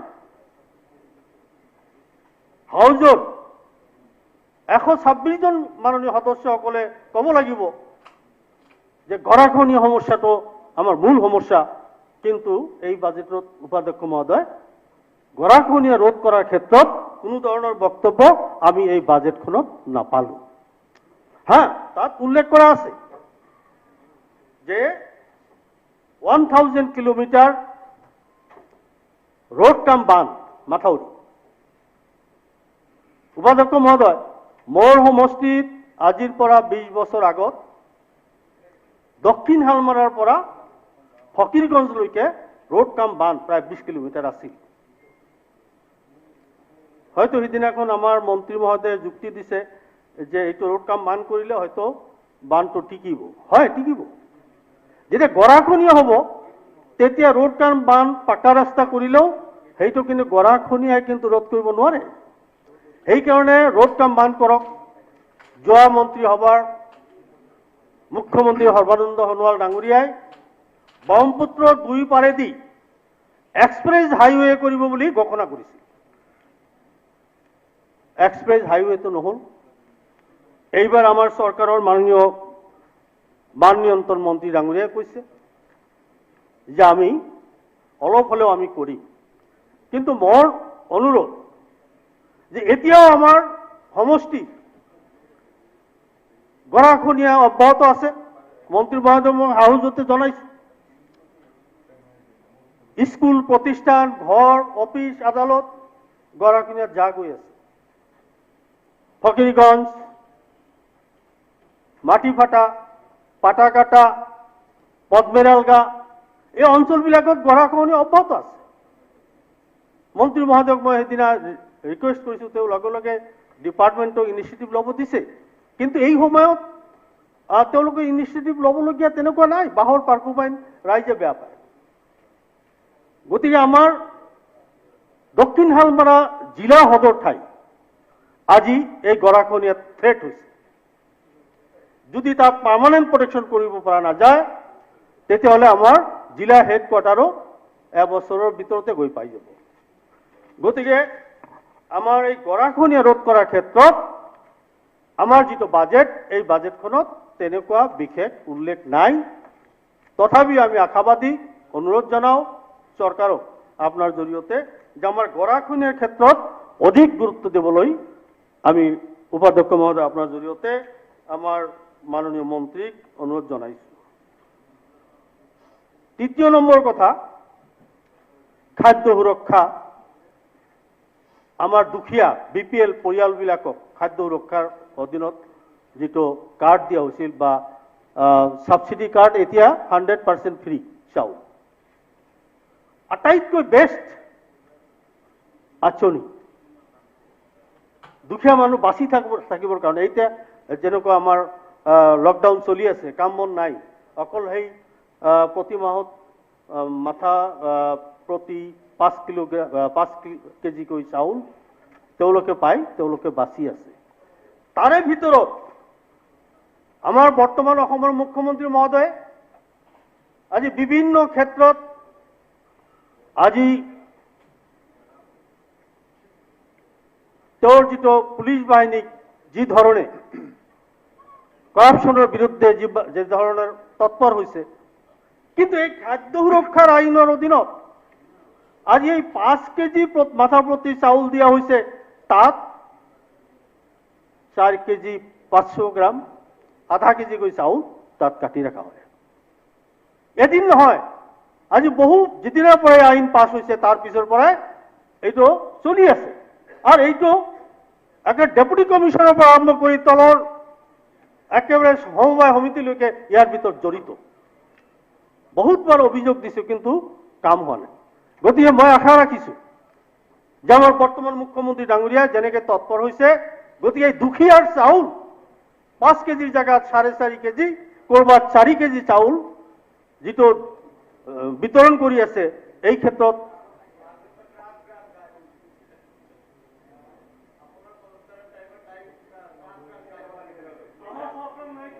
আমাৰ ৰাইজে সেইকাৰণে আপোনালোকক বহুৱাইছে, ৰাইজে আপোনালোকক বহুৱাইছে ভাল কাম কৰিবৰ কাৰণে। গতিকে জিৰ' টলাৰেঞ্চ, এই জিৰ' টলাৰেঞ্চটো আমি চাব বিচাৰি আছো যে এইটো পাৰিব লাগিব, আমাৰ সহযোগিতা থাকিব, আমি সম্পূৰ্ণ সহযোগিতা কৰিম। গতিকে এইটো ক্ষেত্ৰত নিশ্চয় চৰকাৰে ব্যৱস্থা ল'ব। আৰু এটা ভাল খবৰ, 1000 সাব চেণ্টাৰ আপগ্ৰেড কৰি PHC বনাব বিচাৰিছে। উপাধ্যক্ষ মহোদয়, তৰুণ গগৈ চৰকাৰৰ সময়ত আমাৰ চৰ অঞ্চলৰ কাৰণে ৰিভাৰাইন হস্পিটেল কৰিছিলে 50টা, তাৰ ভিতৰত মোৰ সমষ্টিতো 3টামান হৈছিল। হস্পিটেল হ'ল, বিল্ডিঙো হ'ল। প্ৰথম অৱস্থাত ডক্টৰ নাৰ্ছ তেওঁলোকে গৈ হাজিৰা দিলে, এটেণ্ড কৰিলে, তাৰ পিছৰ পৰা এতিয়া ডক্টৰ নাৰ্ছৰ কোনো খবৰ নাই। গতিকে এই যে সাব চেণ্টাৰবিলাক আপগ্ৰেড কৰি PHC হিচাপে ৰূপান্তৰিত কৰিব, যদি তাত ডক্টৰে নাথাকে আচৰিত হ'ব। উপাধ্যক্ষ মহোদয়, ধুবুৰী জিলাৰ আটাইতকৈ পুৰণা জিলা, সেই জিলাৰ চিভিল হস্পিটেল যিটো এতিয়া মেডিকেল কলেজ হৈ আছে, কাম চলি আছে, এটা সাধাৰণ অপাৰেশ্যনৰ কাৰণে তেওঁলোকে ৰেফাৰ কৰে গুৱাহাটীলৈকে। ৰাইজৰ কিমান কষ্ট হৈছে, দুখীয়া ৰাইজক আজি গুৱাহাটীত ৰেফাৰ কৰে, গুৱাহাটীত কেনেকৈ লৈ আহে। গতিকে আমাৰ ডক্টৰ বা বাকী যিবিলাক নাৰ্ছ বা ইত্যাদি যিবিলাক কৰ্মচাৰীৰ প্ৰয়োজন, সেইবিলাক যদি নাথাকে, অকল হস্পিটেল বনাই কোনো লাভ নাই। গতিকে বিশেষভাৱে গুৰুত্ব দিব লাগে আমাৰ ডক্টৰ, নাৰ্ছ ইত্যাদি বিভিন্ন ক্ষেত্ৰত। আৰু এখন আঁচনি আমাৰ বিত্তমন্ত্ৰী বাইদেৱে কৈছে, অসম মালা। নামটো অসম মালা। আমি অসমৰে এটা প্ৰান্তত থাকোঁ, আমি আশা কৰিছিলোঁ যে আমাৰ অঞ্চলত এই অসম মালাৰ আমি এটা সুযোগতে আমাৰ অঞ্চলত কিবা ৰাস্তা ঘাট হ'ব। এইটো কেন্দ্ৰীয় চৰকাৰৰ কথা কোৱা নাই, অসম মালাৰ কথা কৈছোঁ। এইটো অসম মালাৰ ভিতৰত সেই দলংখন নপৰে, অসম মালাৰ ক্ষেত্ৰত এইটো নপৰে, এইটো অসমৰ অসম মালা। সেইটো ব্ৰিজৰ ক্ৰেডিট আজমল চাহাবক দিব লাগে।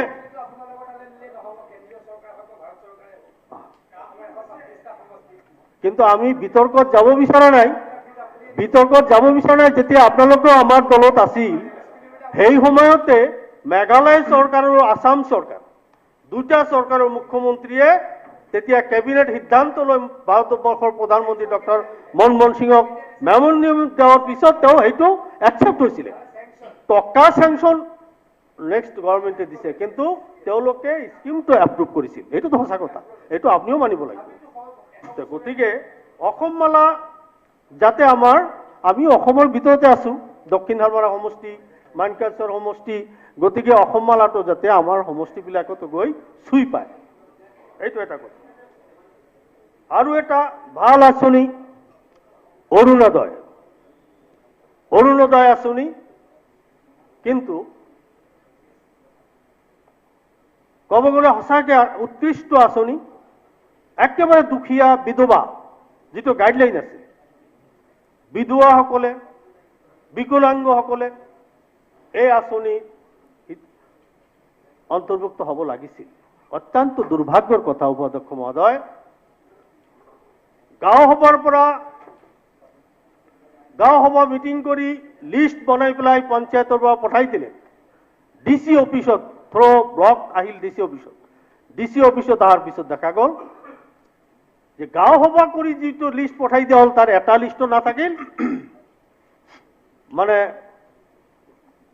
তৃতীয় পক্ষ, আমি দালাল বুলি ক'লে আনপাৰ্লামেণ্ট হ'ব, সেইটো ক'ব খোজা নাই, তেওঁলোকে যিটো লিষ্ট বনাই দিলে সেই লিষ্টটো এপ্ৰুভ হ'ল। গতিকে মই অনুৰোধ জনাইছোঁ চৰকাৰক, বিশেষকৈ আমাৰ ধুবুৰী জিলাৰ লিষ্টখিনি আপোনালোকে তদন্ত কৰি বিধ ব্যৱস্থা কৰক। তাত বিধৱা নাই, তাত এটা পৰিয়ালত 3জন সোমাইছে, আৰু যিবিলাক আচল বিধৱা সেইসকল বঞ্চিত হ'ল। যি উদ্দেশ্যে আপোনালোকে এই আঁচনিখন ইন্ট্ৰডিউচ কৰিছিলে আমিও ভাল পাইছিলোঁ, কিন্তু দেখা গ'ল যে বিধৱা নাপাই সধৱাই পালে, আৰু এটা পৰিয়ালত 2-3জনকৈ পাই গ'ল। গতিকে এইটো এটা ইনকুৱাৰীৰ ব্যৱস্থা কৰিলে আমি ভাল পাম। শক্তি বিভাগৰ যদিও আগত আছিল ৰাজীৱ গান্ধী বৈদ্যুতিকৰণ আঁচনি, এতিয়া হ'ল নামটোহে চেঞ্জ হৈছে, কিন্তু সেই আঁচনিখন চলি আছিলে, আৰু এইটো 2018 নে 19ত কমপ্লিট হোৱাৰ কথা আছিলে, কিন্তু এতিয়াও দেখা যায় বহু গাঁও এতিয়াও সেই আঁচনিত অন্তৰ্ভুক্ত হোৱা নাই। বহু গাঁৱত এতিয়াও সেই হাৰিকেন, মমবাতি, কেণ্ডেল এইবিলাক দি তেওঁলোকে চলি আছে। আৰু য'ত ইলেক্ট্ৰিফিকেশ্যন হৈছে, য'ত লাইটৰ ব্যৱস্থা হৈছে, কিন্তু তেওঁলোকে ভল্টেজ নাপায়। 1 ঘণ্টা দিয়ে আকৌ 3 ঘণ্টা বন্ধ। কাৰণ আমাৰ অঞ্চলত, সেই ভিতৰৰ অঞ্চলত সাব ষ্টেচন নাই। সাব ষ্টেচন নাথাকাৰ ফলত আমাৰ ভিতৰৰ অঞ্চলবিলাক, চৰ অঞ্চলবিলাকত এই ভল্টেজ নাপায়, বহু কষ্টেৰ মাজেৰে আছে। গতিকে আমাৰ এই শক্তি বিভাগটোক আৰু শক্তিশালী কৰি যাতে আমাৰ ভিতৰৰ অঞ্চল, চৰ অঞ্চলত সকলোৱে যাতে এই ইলেক্ট্ৰিচিটিৰ সুবিধাটো পায়, তাৰ ল'ৰা ছোৱালী যাতে ইলেক্ট্ৰিচিটিৰ বাল্ব লগাই তাতে লিখা পঢ়া কৰিব পাৰে, সেই সুবিধাটো যাতে হয়, তাৰ কাৰণে চৰকাৰক মই অনুৰোধ জনাইছোঁ। আৰু এটা বিভাগ আছে, একেবাৰে বিভাগ বহুত আছে। আমি ইণ্ডাষ্ট্ৰিৰ কথা ক'ব খোজা নাই, কিন্তু ইণ্ডাষ্ট্ৰি মন্ত্ৰীয়ে বৰ্তমান আমাৰ সংখ্যালঘু বিভাগৰ দায়িত্বত আছে। যোৱা 5টা বছৰে এতিয়া বিভাগে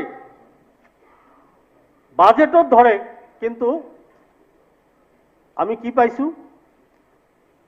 ছাতি আৰু চাইকেল। প্ৰশ্ন কৰিলেই আগৰ মন্ত্ৰীয়ে কৈছিল MSDP ক'ত, প্ৰাইম মিনিষ্টাৰ জীৱন বিকাশ যোজনা, সেইটো আনি ইয়াত সাঙুৰে। সেইটোকে আমি বুজি নাপাওঁ, আমি এই ডিপাৰ্টমেণ্টৰ মন্ত্ৰী আছিলোঁ। সেইটো বিভাগ এতিয়া ৰাজ্য চৰকাৰৰ যিটো বাজেট, সেই কথাটো 5 বছৰে তেওঁ উত্থাপনেই কৰিব নিদিলে।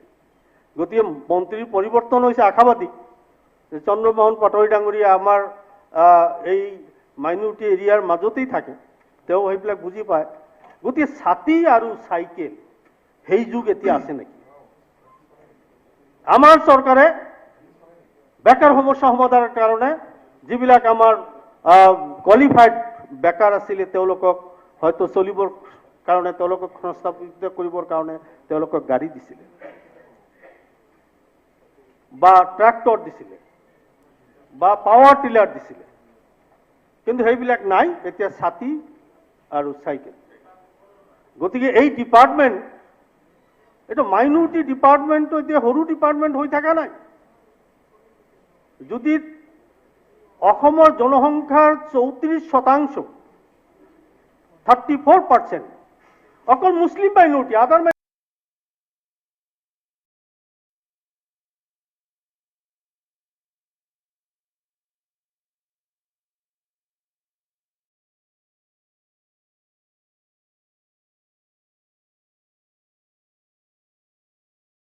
মাইনৰিটি আছেই। গতিকে ইয়াত 71 crores অনলি এই বাজেটত ৰখা হৈছে। সেইখিনি দি এই ইমান মানুহক 1,20,00,000 মানুহক কেনেকৈ সংস্থাপিত কৰিব। গতিকে এই বাজেটটো বঢ়াব লাগে। আৰু মই ভাবোঁ যে আমাৰ সংখ্যালঘু বিভাগৰ দায়িত্বত থকা মন্ত্ৰী ডাঙৰীয়ে নিশ্চয় আমাৰ এটা ভাল আঁচনি গ্ৰহণ কৰিব বুলি আশা ৰাখি এই বাজেটখন প্ৰথমেই কৈছোঁ, এই বাজেটখন ৰাজহুৱাভাৱে ৰাইজৰ বাবে এইটো ভাল বাজেট হোৱা নাই। কাৰণ এইটো ইণ্ডিভিজুৱেল ব্যক্তিৰ কাৰণে বহুত আঁচনি লৈছে, কিন্তু আমাৰ অসমৰ যিবিলাক জ্বলন্ত সমস্যা এই সমস্যা সমাধানৰ ক্ষেত্ৰত আমি এই বাজেটখনত একো বিচাৰি নাপালোঁ। এইখিনিকে কৈ মোৰ বক্তব্য ইয়াতে সামৰিছোঁ। ধন্যবাদ। Next speaker Ganesh Limbu. আপোনাৰ টাইম 10 মিনিট দিয়া হৈছে। 10 মিনিট আছে।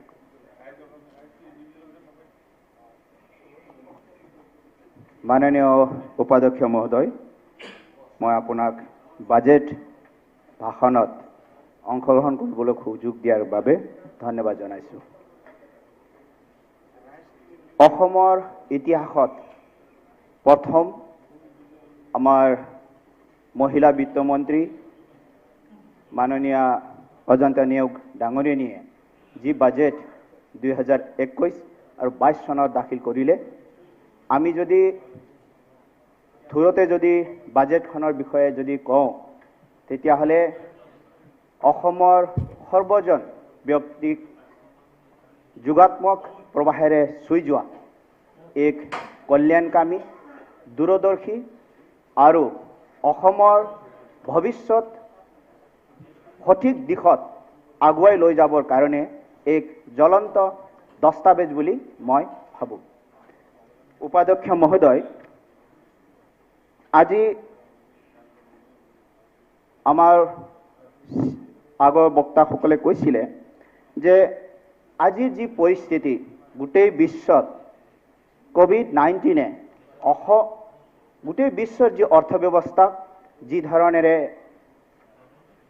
বিৰূপ এক প্ৰভাৱ বিস্তাৰ কৰিছে, তেনে এক সময়ত আমাৰ বিত্তমন্ত্ৰী মহোদয়াই আগৰ চৰকাৰৰ যি ধজ্জাবাহী উন্নয়নৰ যিবিলাক আঁচনি আছিলে, লগতে এইখন চৰকাৰৰ নতুন নতুন আঁচনি সমাহিত কৰি যি ধৰণেৰে এক পূৰ্ণাংগ আৰু সঠিক বাজেট উপস্থাপন কৰিলে, মই ইয়াৰ বাবে আমাৰ মুখ্যমন্ত্ৰী মহোদয় আৰু আমাৰ বিত্তমন্ত্ৰী মহোদয়াক মই ধন্যবাদ জনাইছোঁ।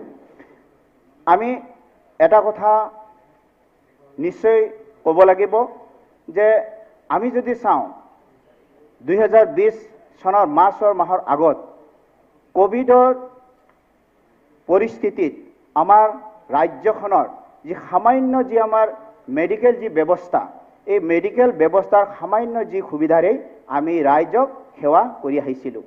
কিন্তু আজি আমাৰ চৰকাৰৰ এই পেণ্ডামিকৰ লগত যুঁজিবৰ কাৰণে যি উদ্যম, যি সততা, ইয়াৰ বাবে আপুনি শুনি ভাল পাব উপাধ্যক্ষ মহোদয় যে 2020 চনৰ মাৰ্চ মাহ আগলৈকে আমাৰ ICU বেড মাত্ৰ 400 আছিলে, তাতো 120টাহে আমি কোভিড ৰোগীৰ কাৰণে উৎসৰ্গা কৰিছিলোঁ। আৰু যদি আমি চাওঁ অক্সিজেনযুক্ত বিছনা মাত্ৰ আছিলে 400খন। আজি আপুনি যদি চাই যে আমাৰ ICU বেড আপুনি দেখিব যে 1540লৈ আমি বৃদ্ধি কৰিছোঁ।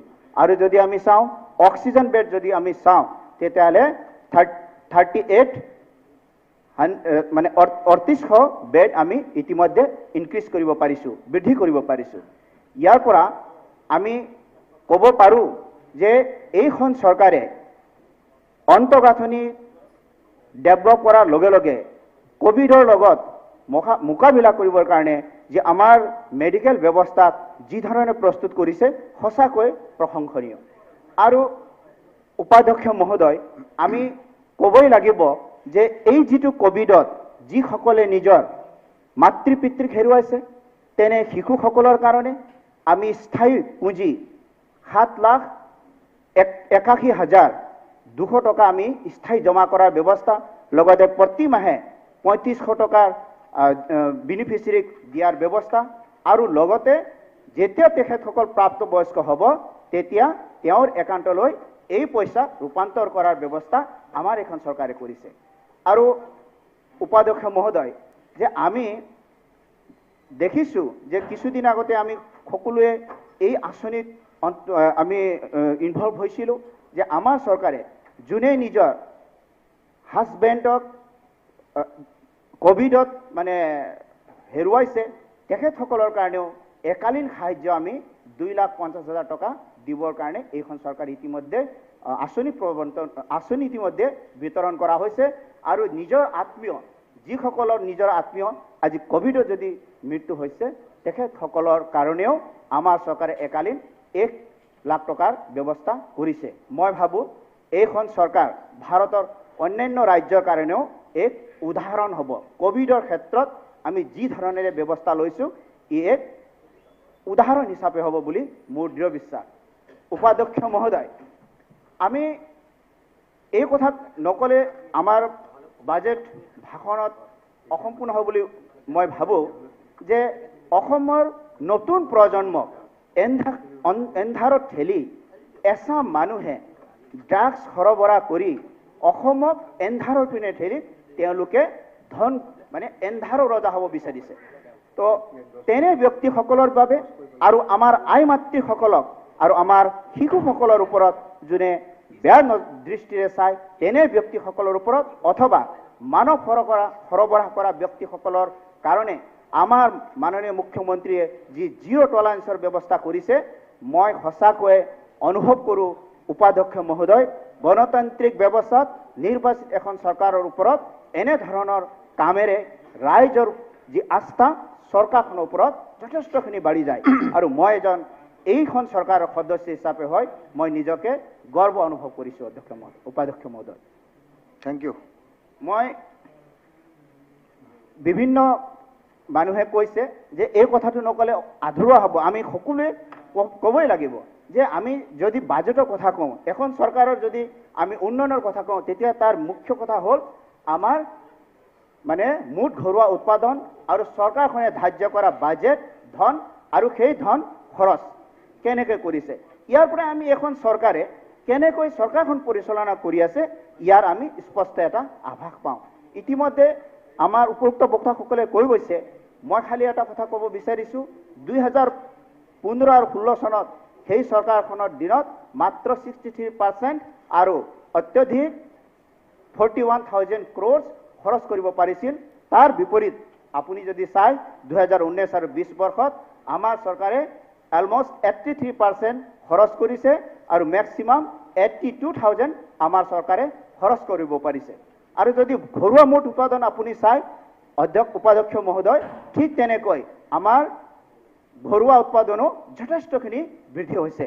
তো ইয়াৰ পৰা আমি এটা কথা মই মন কৰিছোঁ, যিদিনাৰ পৰা মই ইয়াত সদস্য হিচাপে এইখন বিধানসভাত আহিছোঁ আৰু প্ৰতিটো বাজেটত আমাৰ চৰকাৰে এটা কাম কৰিছে উপাধ্যক্ষ মহোদয়, যে আমাৰ যিটো বিত্তীয় ব্যৱস্থা সংস্কাৰ, এই বিত্তীয় ব্যৱস্থাত সংস্কাৰ আৰোপ কৰি আৰু আমাৰ যি প্ৰশাসনিক ব্যৱস্থাত এক স্বচ্ছতা আৰু ট্ৰান্সপাৰেঞ্চিৰ ব্যৱস্থা কৰি সেই একে ব্যৱস্থাৰে সেই একে সংসাধনেৰে একে আমাৰ যি বিষয়াসকলে সকলক লগত লৈ আমি 2 গুণ অধিক খৰচ কৰিব পাৰিছোঁ আৰু অধিক ৰিসোৰ্স আমি সংগ্ৰহ কৰিব পাৰিছোঁ। Try to conclude. উপাধ্যক্ষ মহোদয়, ক'বলৈ বহুত দীঘলীয়া আছিলে, বহুত স্পিকাৰ আছে। যাই হোক, মই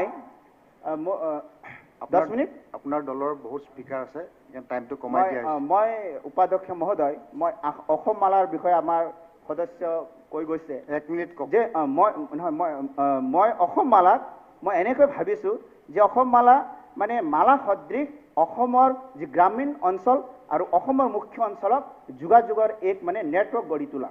আৰু মই অতি সুখী হৈছোঁ যে আমাৰ সমষ্টিত এটা সপোন আছিলে যে বৰচলাৰ পৰা দলগাঁও এখন ৰাস্তা হ'ব লাগে। আজি উপাধ্যক্ষ মহোদয় এই ৰাস্তাখন বাস্তৱত হ'বলৈ ওলাইছে। আজি ৰাস্তাখন ইতিমধ্যে নিৰ্মাণাধীন হৈ আছে। আৰু আজি এই আমাৰ সদনত আমি খুব দৰাচলত আমি আলোচনা নকৰা এটা বিষয়টো হ'ল যে এই যি ৰাস্তা য'ত য'ত ৰাস্তা নিৰ্মাণ হৈ যাব সেই অঞ্চলত সম্ভাৱনাবিলাক নিজে নিজে সৃষ্টি হৈ আহিব। আৰু মই আপোনাক উদাহৰণ হিচাপে কৈছোঁ যে আমাৰ ওৰাং অভয়াৰণ্য গুৱাহাটীৰ পৰা বেছি দূৰত নহয়। এইখন ৰাস্তা নিৰ্মাণ হোৱাৰ লগে লগে আমি ওৰাং অভয়াৰণ্যত বিভিন্ন আমাৰ স্থানীয় আৰু বাহিৰৰ টুৰিজক আমি ওৰাং অভয়াৰণ্যলৈ যোৱাৰ সহজ হ'ব। ঠিক তেনেকৈ গুপ্তেশ্বৰ দেৱালয় আহিব। গুপ্তেশ্বৰ দেৱালয়খনকো আমি এক ৰিলিজিয়াছ টুৰিজম আৰু অন্যান্য টুৰিজম চেক্টৰত আমাৰ গ্ৰামীণ অৰ্থব্যৱস্থা আমাৰ বিভিন্ন সুবিধাবিলাক বৃদ্ধি হ'ব। থেংক ইউ উপাধ্যক্ষ মহোদয়, মই এইখন বাজেটক প্লিজ কনক্লুড যি ধৰণেৰে উপস্থাপন কৰিছে অসমৰ এই বাজেটক মই কল্যাণকামী আৰু সমৰ্থন জনাই মই মোৰ ইয়াতে সমাপ্ত। নেক্সট স্পিকাৰ AGP দলৰ ভৱেন ভঁৰালী ডাঙৰীয়া।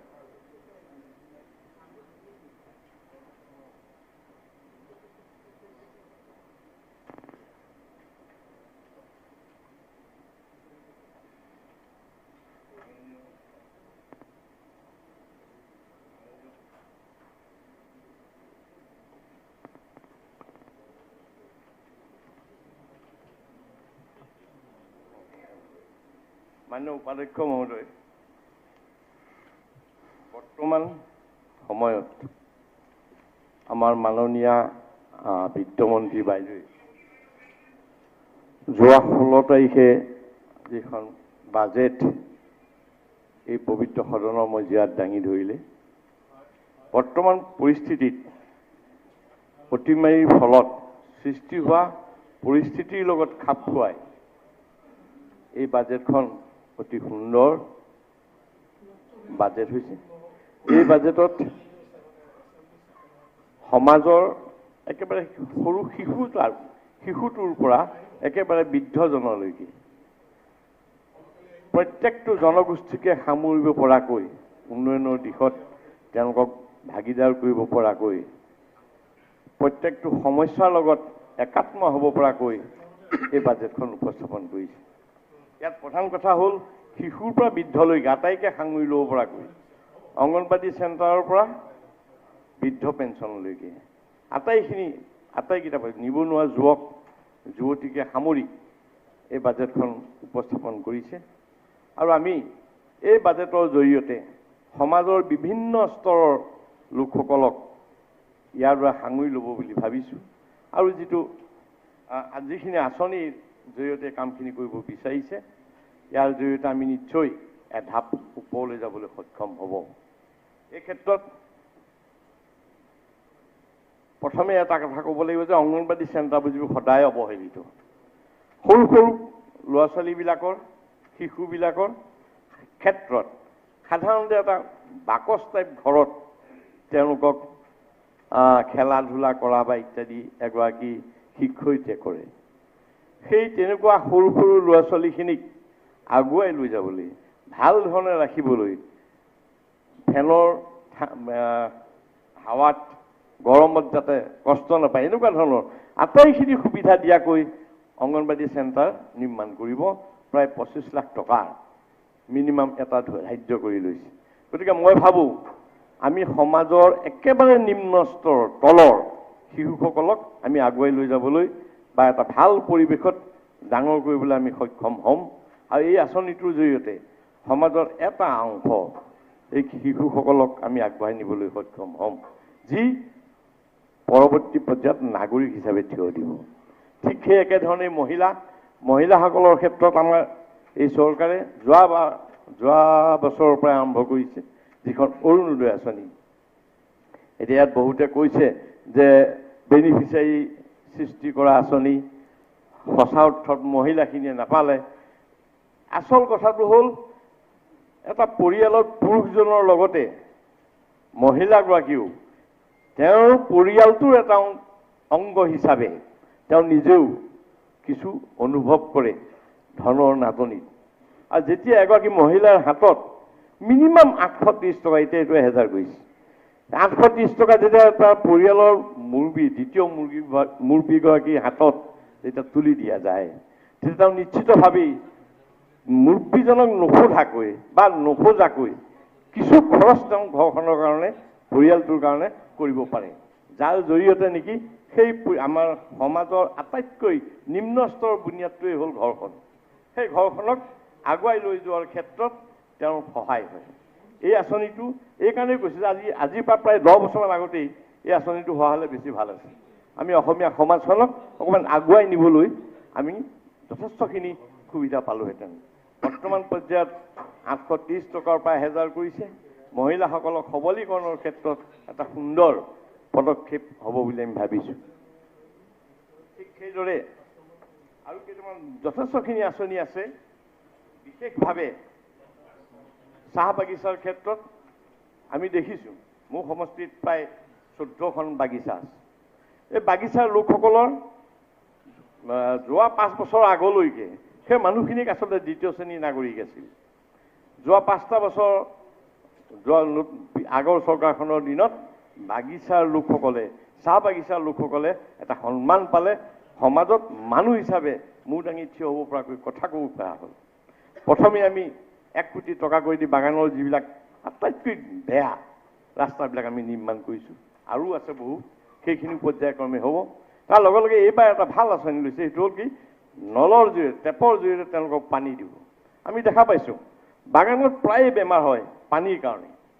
মই মোৰ ঘৰো প্ৰায় বাগানৰ কাষতে দেখিছোঁ সদায় এটা বেয়া পৰিৱেশত ভাল পানী নহয়, অশুদ্ধ পানী তেওঁলোকে সেৱন কৰিব লগা হয়।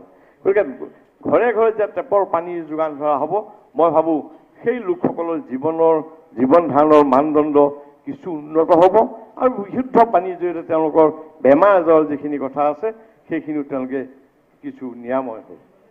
ঠিক সেইধৰণে আমাৰ এই চৰকাৰখনে গৰুখুটি যিটো প্ৰকল্প লৈছে, সেই প্ৰকল্পৰ জৰিয়তে নিবনুৱা যুৱকসকলক আগুৱাই নিয়াৰ লগতে অসমৰ কৃষি সম্পৰ্ক আজি বৰ্তমান পৰ্যায়ত যি অতিমাৰী মহামাৰী, এই মহামাৰীৰ সময়ত আমি কৃষি ভিত্তিক এগ্ৰি বেছ ইণ্ডাষ্ট্ৰী বা এগ্ৰি বেছ কাম আমি ল'ব লাগিব। আৰু আমাৰ যুৱকসকলক এই কৰ্ম বিমুখতাৰ বিৰুদ্ধে কৰ্ম সংস্কৃতি গঢ় দিবলৈ হ'লে আমি ল'ৰাখিনিক একগোট কৰিব লাগিব।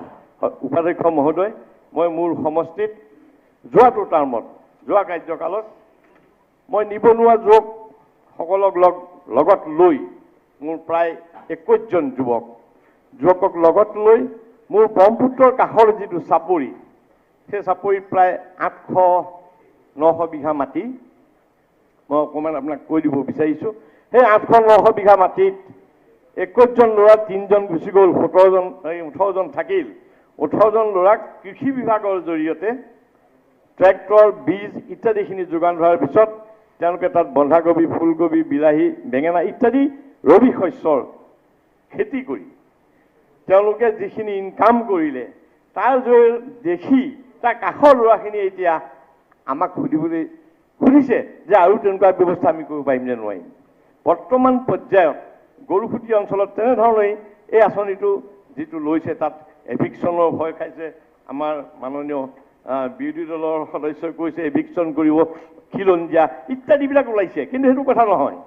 য'ত নেকি আমি নিবনুৱাখিনিক আগবঢ়াই লৈ যাবলৈ, নিবনুৱা যুৱক যুৱতীক আগুৱাই লৈ যাবলৈ আমি তেওঁলোকক বৰ্তমান সময়ত এই পেণ্ডেমিকৰ সময়ত তেওঁলোকক কৃষিভিত্তিক আন্দোলনটো কৰিবলৈ তেওঁলোকক আগুৱাই দিব লাগিব। আৰু মই দেখা পাইছোঁ মোৰ সমষ্টিত যিখিনি ল'ৰাই কোনো দিনেই খেতিৰ কথা চিন্তা নকৰে, এইবাৰ যোৱাবাৰৰ পৰা দেখিছোঁ তেওঁলোকে এগ্ৰিবেছ ট্ৰেক্টৰখন লৈ, পাৱাৰ টিলাৰখন লৈ খেতি কৰিবৰ কাৰণে উৎসাহী হৈছে, যিটো সমাজখনৰ কাৰণে ভাল আৰু এই কামটো সম্ভৱ হ'ব। আজি যিখিনি এই গৰুসুঁতি অঞ্চলৰ আমাৰ মাননীয় সদস্য পদ্ম হাজৰিকাৰ নেতৃত্বত যিটো কৰিছে, এই ব্যৱস্থাটো দেখাৰ লগে লগে নিবনুৱা যুৱক যুৱতীসকল উৎসাহিত হ'ব আৰু এই কামত আগবাঢ়ি যাব। মই আশা কৰিছোঁ ঠিক সেই একেদৰে মহিলা সবলীকৰণৰ ক্ষেত্ৰতো বয়ন শিল্পৰ জৰিয়তে যিটো ব্যৱস্থা কৰিব বিচাৰিছে, সেইটো মই যোৱাটো কাৰ্যকালত মোৰ অঞ্চলত এটা এনেই পৰি থকা ঘৰ আছিল, প্ৰায় 200 ফুট দীঘল এটা ঘৰ পৰি আছিল, অলপ ভাগি ছিগি আছিল। মই মেৰামতি কৰি তাত মাত্ৰ 20খন তাঁতশাল দি আমাৰ দেউৰী আৰু মিচিং সম্প্ৰদায়ৰ আমাৰ যিখিনি মহিলা আছে, ছোৱালী আছে, তেওঁলোকক দি তাত মই তাঁতশাল বৈছোঁ। আমাৰ যোৰহাটৰ যিটো ইয়াৰ্ণ বেংক, তাৰ পৰা সূতা দি তেওঁলোকক মই কাপোৰ ববলৈ দিছোঁ। Please conclude. অকণমান সময় শেষ হ'ল। 1 মিনিটত মই শেষ কৰি দিছোঁ।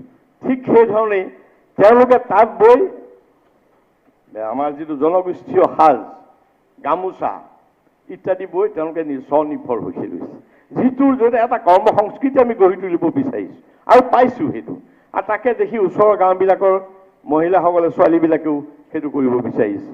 এই বাজেটখনৰ জৰিয়তে আমি তেনেধৰণৰ আমাৰ যিটো বয়ন শিল্প সম্পৰ্কত আমাৰ যিখিনি ইয়াত দিছে, থেংক ইউ, ৰেভিনিউ ভিলেজত পুখুৰী খন্দা সম্পৰ্কত দিছে, এই আটাইবিলাকৰ জৰিয়তে আমি সমাজখনক এই বাজেটৰ জৰিয়তে আগুৱাই লৈ যোৱাৰ কাৰণে আমি নিশ্চয় সক্ষম হ'ম।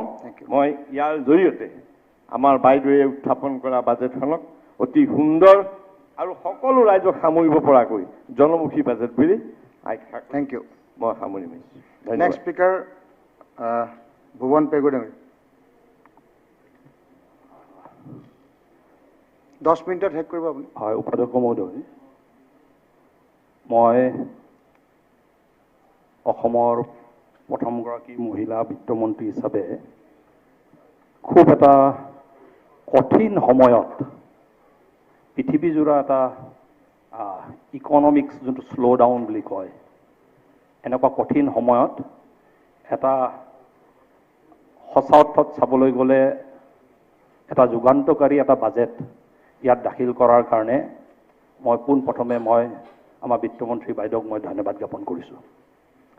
মই এইকাৰণে কৈছোঁ যুগান্তকাৰী বুলি, এই যি যোৱা 1.5 বছৰ ধৰি যোনটো এটা গোটেই পৃথিৱীজোৰা এটা লকডাউন এটা পৰিস্থিতি হৈ আছে, তাৰ প্ৰভাৱ গোটেই পৃথিৱীত পৰিছে, তাৰ ওপৰতে ভাৰতবৰ্ষতো পৰিছে, ৰাজ্যসমূহতো পৰিছে। উপাধ্যক্ষ মহোদয়, মই এইকেইদিন ৰাজ্যসমূহৰ ৰিপৰ্ট কেইটামান মই চাই আছিলোঁ। কেইটামান ৰাজ্য তাৰমানে ভাৰ্চুৱেলি আমাৰ গাঁৱলীয়া ভাষাত ক'বলৈ গ'লে ইকনমিক কণ্ডিশ্যন ইমান বেয়া, গাঁৱলীয়া ভাষাত যদি কওঁ কেকাই আছে বহুত ৰাজ্য চৰকাৰে। ইয়াত এটা ৰিপৰ্ট মই পঢ়িলোঁ, state governments incurred huge losses to the extent of having to cut capital expenses as well as government plans in the near future and finding alternative ways to pay salaries.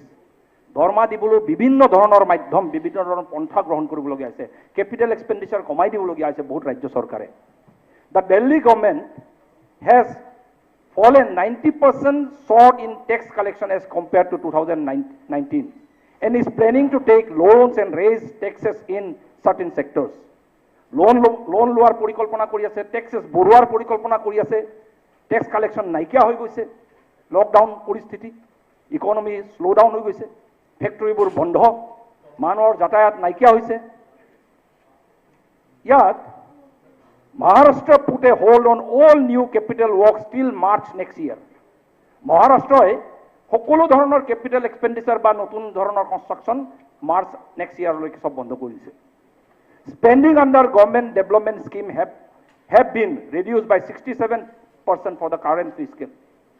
67% spending তাৰমানে government স্কিমবোৰ লোৱাত এইটো আপোনাৰ virtually স্তব্ধ হৈ পৰিছে। The income of Madhya Pradesh government has fallen by 85% in April and borrowing has increased. The Delhi government as well as Andhra Pradesh government imposed 70 to 75% corona extra tax on liquor. তাৰমানে মই বাকী ৰাজ্যসমূহৰ যি condition, এই কণ্ডিশ্যনবোৰ দেখাৰ পাছত যোৱা এবছৰ ধৰি ইকনমিটো অবজাৰ্ভ কৰি থকাৰ পাছত এইবাৰ যেতিয়া বাজেট দাখিল কৰিব হ'ব বুলি বাজেট দাখিল কৰিব বুলি যেতিয়া কথাটো ওলাইছে আৰু স্বাভাৱিক কথা বাজেট অধিৱেশন হ'ব বাজেট দাখিল কৰিব বিধায়ক হিচাপে নিৰ্বাচিত হোৱাৰ পাছত ময়ো ভাবি আছোঁ তলে তলে এইবাৰ হুলস্থুল নকৰাটোৱে ভাল হ'ব কিবা কিবি সমষ্টিত নাপালেও লাহেকৈ অলপ থাকি দিয়াটো দৰকাৰ হ'ব কিয়নো এইবাৰ চিটুৱেশ্যন এনেকুৱা আছে আমি বুজি দিব লাগিব নিজৰ গভৰ্ণমেণ্ট বুলি ভাবি আছিলোঁ তাৰ পাছত চবতকৈ ডাঙৰ কনচাৰ্ণটো আছিলে উপাধ্যক্ষ মহোদয় যে এনে পৰিস্থিতিৰ মাজত ক'ৰ পৰা টেক্স আহিব পইচা আছে নাই চৰকাৰত মইতো আচৰিত এইখন চৰকাৰে এতিয়াও যে আমাৰ গভৰ্ণমেণ্ট কৰ্মচাৰীসকলক আমাৰ চৰকাৰী কৰ্মচাৰীসকলক যে এটকাও কৰ্তন নকৰাকৈ যে দৰমহা দি আছে মই সঁচাকৈ চাবলৈ গ'লে ধন্যবাদ দিব এটকাও কৰ্তন কৰা নাই আজিলৈকে 1.5 বছৰ বেলেগ গভৰ্ণমেণ্ট নামী গভৰ্ণমেণ্ট ভাৰতবৰ্ষৰ ভিতৰত বোলে চবতকৈ ভাল প্ৰশাসন চলোৱা কেজৰিৱাল গভৰ্ণমেণ্ট কেকাই আছে তাৰ উপৰঞ্চি মই আমাৰ চবতকৈ ডাঙৰ কনচাৰ্ণটো থাকে যে বাজেটত কিবা কৰ্তন হ'ব নেকি কি ক'ত পইচাবোৰ আমি যিহেতু পোৱা নাই বুলি ভাবি আছোঁ নোপোৱাকৈ পইচা যদি নাপাওঁ খৰচ ক'ত কৰিম খৰচ তাৰমানে দৰমহাটো যেনে তেন দি আছোঁ মই তেতিয়া ভাবিছোঁ দৰমহাটো যেনে তেন দি আছোঁ চবতকৈ তেনেহ'লে বাজেট যেতিয়া দাখিল হ'ব চবতকৈ দুৰ্বল অংশটো মাৰ খাব এইবাৰ চবতকৈ দুৰ্বল অংশবোৰ যিহেতু কাৰো কোনো বেছি গুৰুত্ব নিদিয়ে সেইবোৰ জেগাত পইচা কৰ্তন যাব নেকি বুলি ভাবি আছিলোঁ কিন্তু যোনটো directive principles of state polity তাৰমানে কি সংবিধানে যোনটো এটা ডাঙৰ এটা দায়িত্ব দি থৈছে যে আমি আমি ৱেলফেয়াৰ ষ্টেট আমি এটা কল্যাণকামী ৰাষ্ট্ৰ বাকী হওক নহওক কিন্তু বৃদ্ধজনক আমি চাবই লাগিব গৰীবজনক আমি চাবই লাগিব দিব্যাংগজনক আমি চাবই লাগিব এইটো দায়িত্ব চৰকাৰ অকল বিজনেছ নহয় অকল আপোনাৰ এক্সপেণ্ডিচাৰ আপোনাৰ এনেকুৱা অকল মেথমেটিকেল অকল ইকুৱেশ্যনত নচলে অলপ আগতে কংগ্ৰেছৰ এজন বক্তাই কৈছে হিতাধিকাৰী সৃষ্টি নহয় হিতাধিকাৰী সৃষ্টি মানে কি এইটো আপোনাৰ directive principle of state policy আপোনাৰ সংবিধানে দায়িত্ব দি থৈছে চৰকাৰসমূহক আপোনালোকে চবতকৈ দৰিদ্ৰজনক চাবই লাগিব ক'ৰ পৰা পইচা যোগাৰ কৰে কৰক কিন্তু চাব লাগিব বুলি সংবিধানে দায়িত্ব দি থৈছে সেই সাংবিধানিক দায়িত্বটো এই অসম চৰকাৰে এই কোভিড চিটুৱেশ্যনৰ সময়তো যে পালন কৰি আছে তাৰ কাৰণে মই এইখন চৰকাৰক মই ধন্যবাদ জ্ঞাপন কৰিছোঁ মই সিদিনা আমাৰ ছ'চিয়েল ছিকিউৰিটি নেটত কিমান মানুহ কভাৰ হৈ আছে মই সিদিনা লক্ষ্য কৰিছোঁ মানুহে কৈ আছিলে কলাপছ কৰিব ডিপ্ৰেশ্যন আহিব দুখীয়া মানুহৰ চবতকৈ মাধমাৰ মৰিব কিন্তু মই লক্ষ্য কৰিছোঁ আমাৰ ৰাজ্যত যে দুখীয়া মানুহ এতিয়াও যে মাধমাৰ নমৰাকে যে যেনে তেনে যে ভালকৈ হ'লেও অলপ হ'লেও আছে মই তেতিয়া লক্ষ্য কৰিছোঁ আমাৰ চৰকাৰৰ ছ'চিয়েল ছিকিউৰিটি নেট এই ছ'চিয়েল ছিকিউৰিটি নেটত মই লক্ষ্য কৰিছোঁ ছ'চিয়েল ৱেলফেয়াৰ ডিপাৰ্টমেণ্টৰ আণ্ডাৰত যে আপোনাৰ বৃদ্ধ পেঞ্চন ইন্দিৰা মেৰী আপোনাৰ এইটো আপোনাৰ বিধৱা পেঞ্চন দীনদয়াল উপাধ্যায় আপোনাৰ দিব্যাংগ পেঞ্চন সকলো পেঞ্চন যদি আমি মিলাওঁ আপোনাৰ সকলো পেঞ্চন যদি মিলাওঁ অসমত কিমানজন ব্যক্তিক কভাৰ কৰিছে বুলি ক'লে 24 লাখ তাৰমানে 24,69,000 মানুহক এই ছ'চিয়েল ছিকিউৰিটি নেটে কভাৰ কৰি থৈছে সকাহ দি থৈছে উপাধ্যক্ষ মহোদয় তাৰ পাছত চাব চবতকৈ ডাঙৰ আঁচনিটো কি এই বিপদৰ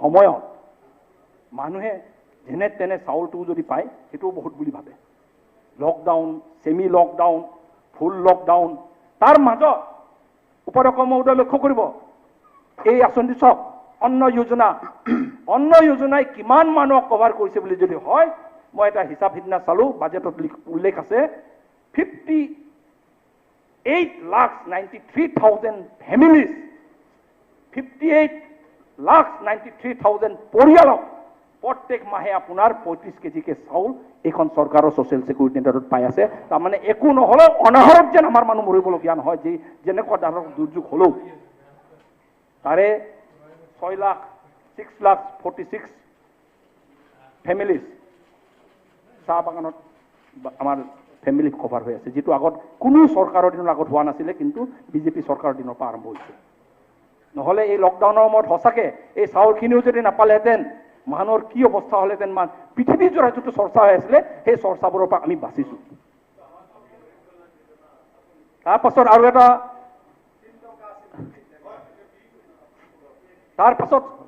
উপাধ্যক্ষ মহোদয় আৰু চবতকৈ ডাঙৰ কথা কি হ'ল, এতিয়া তাৰমানে কি অৰুণোদয় আঁচনিৰ দ্বাৰা এতিয়া তাৰমানে 26,65,000 মহিলাৰ একাউণ্টছত এতিয়াৰ পৰা 1,000 টকা সোমাব।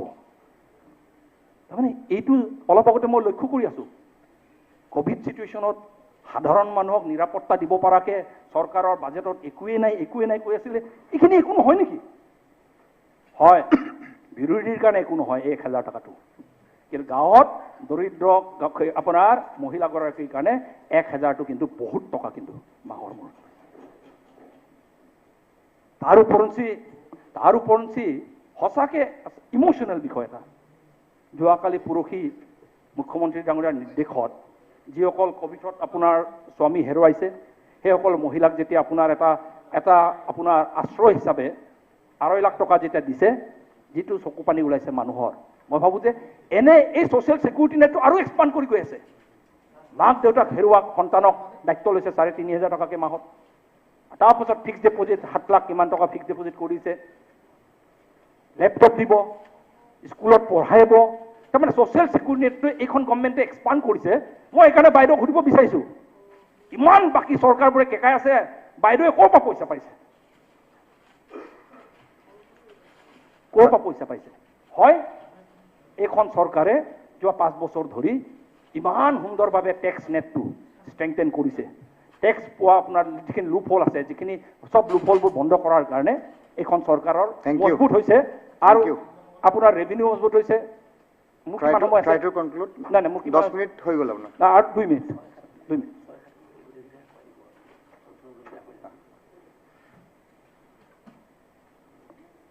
উপাধ্যক্ষ মহোদয়, নাই এইখিনিতো টেক্স আপোনাৰ ছ'চিয়েল ছিকিউৰিটি নেটত আছেই, কিন্তু মই অলপ আগত দুৰ্গা দাস বড়ো ডাঙৰীয়াই কোৱাৰ নিচিনা বাইদেৱে আমাৰ ফাইনেন্স মিনিষ্টাৰে অকল সাহস কৰা নাই, দুঃসাহস কৰিছে। তাৰ ওপৰঞ্চি এতিয়া অসমৰ আপোনাৰ 26 লাখ মহিলা এতিয়া সকাহ দিব। 26 লাখ মহিলাই যিসকলে ধাৰত পোত খাই আছিলে মাইক্ৰ' ফাইনেন্সৰ লোন লৈ 26 লাখ মহিলাক এতিয়া নতুন আমাৰ যোনটো ইনিচিয়েটিভ মাইক্ৰ' ফাইনেন্স ইনিচিয়েটিভত 7,500 কোটি টকাৰ দায়িত্ব লৈ সকাহ দিব 26 লাখ মহিলা। এইবোৰ কি এই পেণ্ডেমিকৰ সময়ত, এই লকডাউনৰ সময়ত, এই দুৰ্যোগৰ সময়ত সাধাৰণ দুখীয়া মানুহৰ সাধাৰণ খাটি খোৱা মানুহক চোৱা এইটো আঁচনি নহয়, কি হয়? মই ভাবোঁ যে এইখিনি আঁচনিক বিৰোধীয়ে অভাৰলুক কৰাটো ভাল নহয়। তাৰ ওপৰঞ্চি মোৰ এটা বস্তু ভাল লাগে, আপোনাৰ যিখিনি সৰু সৰু আপোনাৰ দোকানী আছে, বেপাৰী আছে, প্ৰত্যেককে আকৌ 10,000 টকাকৈ আকৌ চৰকাৰে দায়িত্ব ল'ম বুলি কৈছে। উপাধ্যক্ষ মহোদয়, এই ছ'চিয়েল ছিকিউৰিটি নেটত এই যে মানুহক সকাহ দিছে, তাৰ ওপৰঞ্চি এই প্ৰমিছ ইজ এ প্ৰমিছ। এইখন চৰকাৰে কৈছে আমি প্ৰতিশ্ৰুতি দিছিলোঁ ইলেকশ্যনত, প্ৰতিশ্ৰুতি পালন কৰিম। এই সমূহ দায়িত্ব লোৱাৰ পাছতো আমি 1 লাখ চাকৰি আমি দিম বুলি মুকলিভাৱে ঘোষণা কৰিছে আৰু প্লেচ কৰিছে কোনটো ডিপাৰ্টমেণ্টত কিমান চাকৰি দিব বুলি প্লেচ কৰিছে এই সদনৰ বাজেটত। Thank you. শেষত মই বাকী বহুত কথা আছে উপাধ্যক্ষ মহোদয়, এই 1,000 কিলোমিটাৰ নতুন পকা ৰাস্তা বনাব, মথাউৰিৰ ওপৰত ৰাস্তা বনাব, 1,000টা আপোনাৰ মডেল অংগনবাড়ী চেণ্টাৰ ডেভেলপ কৰিব, 1,000টা হস্পিটেল নতুনকৈ বনাব চাব চেণ্টাৰবোৰক। এইখিনি কথা আছে। আৰু উপাধ্যক্ষ মহোদয়, শেষত 1 মিনিট চবতকৈ ইম্পৰ্টেণ্ট বিষয়টো হ'ল উপাধ্যক্ষ মহোদয়, নীতি আয়োগৰ 2016 চনৰ এটা ৰিপৰ্ট আছিলে নেশ্যনেল চেম্পল ছাৰ্ভে, তাত অসমৰ ক্ষেত্ৰত এটা বস্তু উল্লেখ আছে। অসমৰ ক্ষেত্ৰত কি আছিলে? ফাৰ্ম ইনকমটো আপোনাৰ ফাৰ্ম ৰিলেটেড ইনকমটো হ'ল 63%, লাইফ ষ্টক ৰিলেটেড ইনকমটো হ'ল আপোনাৰ 12%, নন ফাৰ্ম ইনকম হ'ল 4%, ৱেজেছ এণ্ড চেলেৰী 21%। এতিয়া হায়েষ্ট অসমৰ মানুহে ফাৰ্ম ইনকম আৰু লাইফ ষ্টক ইনকমৰ ওপৰত নিৰ্ভৰ কৰে। আৰু সেই ফাৰ্ম ইনকম আৰু লাইফ ষ্টক ইনকমৰ ওপৰত নিৰ্ভৰ কৰা মানুহ অসমত এই চেম্পল ছাৰ্ভে মতে 71%। আৰু সেই 71%ৰ কাৰণে এইবাৰৰ বাজেটত যদি আমি লক্ষ্য কৰোঁ, পইচা কিমান ধাৰ্য হৈছে বুলি ক'লে উপাধ্যক্ষ মহোদয় আপুনি লক্ষ্য কৰিব, এগ্ৰিকালচাৰটো ৰিভাইটেলাইজ কৰাৰ কাৰণে ভেটেৰিনেৰী ডিপাৰ্টমেণ্ট, ইৰিগেশ্যন ডিপাৰ্টমেণ্ট সকলো লগ খুৱাই মেলি আপোনাৰ 15,000 কোটিতকৈ অধিক টকা এই ছেক্টৰত এইবাৰ এইখন চৰকাৰে দিছে। আৰু এই ছেক্টৰটো অলপ আগত বহুত বক্তাই কোৱাৰ নিচিনা এই ছেক্টৰটোৱে নিবনুৱাসকলক আপোনাৰ 1 লাখ যি চাকৰি পালে আৰু নিবনুৱা শিক্ষিত নিবনুৱাই বাকী কোনোবাই যদি কৰি খাব বিচাৰে এই 15,000 কোটি টকাৰ যিটো ইনভেষ্টমেণ্ট আহিছে সেই ইনভেষ্টমেণ্টত মই ভাবোঁ যে প্ৰত্যেকটো উঠি অহা আপোনাৰ খাটি খোৱা মানুহে ইয়াত সকাহ পাব। Thank you. শেষ কৰিছোঁ ফিনিচিং। ইয়াত মই বাকী আমাৰ এনে আগতে পিছৰ বক্তাখিনিৰ কাৰণে টাইম কমি যাব। হয়, উপাধ্যক্ষ মহোদয়, আগত কি হয় আমি কণী উৎপাদন, মাংস উৎপাদন, গাখীৰ উৎপাদন এইবোৰ বঢ়াব লাগে বুলি আজি 15-20 বছৰ আমি শ্লোগান শুনিছিলোঁ। কিবা পদক্ষেপ লৈ বাজেটো ধৰে আচল বেমাৰটো ট্ৰিটমেণ্ট নহয়। কিন্তু এইখন চৰকাৰ মাননীয় মুখ্যমন্ত্ৰীৰ নেতৃত্বত আৰু মাননীয় আমাৰ বিত্তমন্ত্ৰী বাইদেউৰ নেতৃত্বত এইবাৰ আচল বেমাৰবোৰৰ ট্ৰিটমেণ্ট আৰম্ভ কৰিছে। যে আমাৰ প্ৰডাক্টিভিটি বঢ়োৱাৰ কাৰণে আমাৰ যিটো লাইফ ষ্টক আছে সেই লাইফ ষ্টকটোক আপোনাৰ ভেলু এডিশ্যন কৰাৰ কাৰণে উন্নত জাতৰ মুৰা বাফেল্লো, উন্নত জাতৰ গিৰ আপোনাৰ গৰু, উন্নত জাতৰ আপোনাৰ গাহৰি পোৱালি, এই উন্নত জাতৰ আপোনাৰ কণী দিয়া কুকুৰা, এই বিষয়বোৰত স্পেচিয়েল টাৰ্গেট কৰি পইচা যে ইনভেষ্ট কৰিছে তাৰ ওপৰত শেষত এইটো মই কৈছোঁ আমাৰ যিটো মিনিমাম ছাপৰ্ট প্ৰাইচ কৃষকসকলে কাম কৰিলে বাৰু উৎপাদন কৰিলে তাৰ যিটো ভেলু নোপোৱা যিটো পুৰণা অভিযোগ আছিলে যুগ ধৰি অভিযোগ আছিলে এইবাৰ আপোনাৰ এলোকেশ্যনটো 200 কোটি টকা MSPত আমাৰ ৰাইচ প্ৰকিউৰমেণ্টৰ কাৰণে 10 লাখ ৰাইচ প্ৰকিউৰমেণ্টৰ কাৰণে দিছে। তাৰ ওপৰত কৃষি বীমা যোজনাৰ অধীনত 400 কোটি টকা দিছে আমাৰ ফাৰ্মাৰ্ছে ডাইৰেক্টলি বেনিফিট হ'ব এইবাৰ। Thank you. এইখিনিকে কৈ শেষত মই চৰকাৰক ধন্যবাদ জ্ঞাপন কৰিছোঁ। আমাৰ ইণ্ডিজিনাছ ফেইথ এণ্ড কালচাৰ এই নতুন ডিপাৰ্টমেণ্টটো সৃষ্টি কৰি এটা যুগান্তকাৰী সিদ্ধান্ত লৈ 100 কোটি টকা ইয়াত ধাৰ্য কৰাৰ কাৰণে মই পুনৰবাৰ ধন্যবাদ জ্ঞাপন কৰি পুনৰবাৰ এইখন চৰকাৰে এনেকুৱা এটা সঁচা অৰ্থত কোভিডৰ চিটুৱেশ্যনত দূৰ দিনত য'ত বাকী ভাৰতবৰ্ষৰ চৰকাৰসমূহে শিকাই আছে এনেকুৱা সুন্দৰ বাজেট এটা দাখিল কৰাৰ কাৰণে আৰু গ্ৰাম্য অঞ্চলৰ জনসাধাৰণক স্পৰ্শ কৰিব পৰাকৈ সিহঁতৰ জীৱন জীৱিকাত একদম স্পৰ্শ কৰি কিবা এটা পৰিৱৰ্তন আনিব পৰা যি বাজেট দাখিল কৰিছে তাৰ কাৰণে ধন্যবাদ জ্ঞাপন কৰি মোৰ বক্তব্য সামৰিছোঁ। Next speaker Lawrence Islary, UPPL। সন্মানীয় উপাধ্যক্ষ মহোদয়, আমাৰ কাৰণে এই বাজেট অঞ্চলত যি অসম বিধানসভাৰ বাজেট এই বাজেটটো ইতিহাস হ'ল 4 মিনিট আপোনাৰ কাৰণ অসমৰ প্ৰথমগৰাকী মহিলা বিত্তমন্ত্ৰীয়ে বাজেট দাখিল কৰিছে।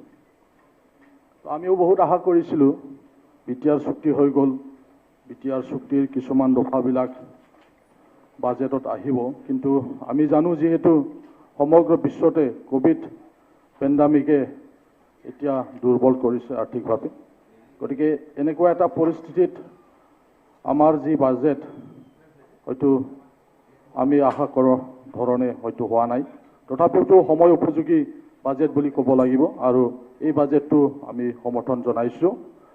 তো অলপ সময় যিহেতু কম, অলপ স্বাৰ্থপৰ হৈ পেলাই মই নিজৰখিনিয়ে ক'ব বিচাৰিছোঁ যাতে মন্ত্ৰীৰ কাইলৈৰ উত্তৰত যাতে কথাখিনি আমি গম পাওঁ। তো বড়োলেণ্ড কল্যাণ বিভাগৰ কাৰণে কিমান মঞ্জুৰি দিয়া হ'ল বাজেটত আমি দেখা নাপালোঁ। আমি শুনিবলৈ পাইছোঁ যে বড়োলেণ্ডত এতিয়া WPTBC ডিপাৰ্টমেণ্ট নাথাকিব।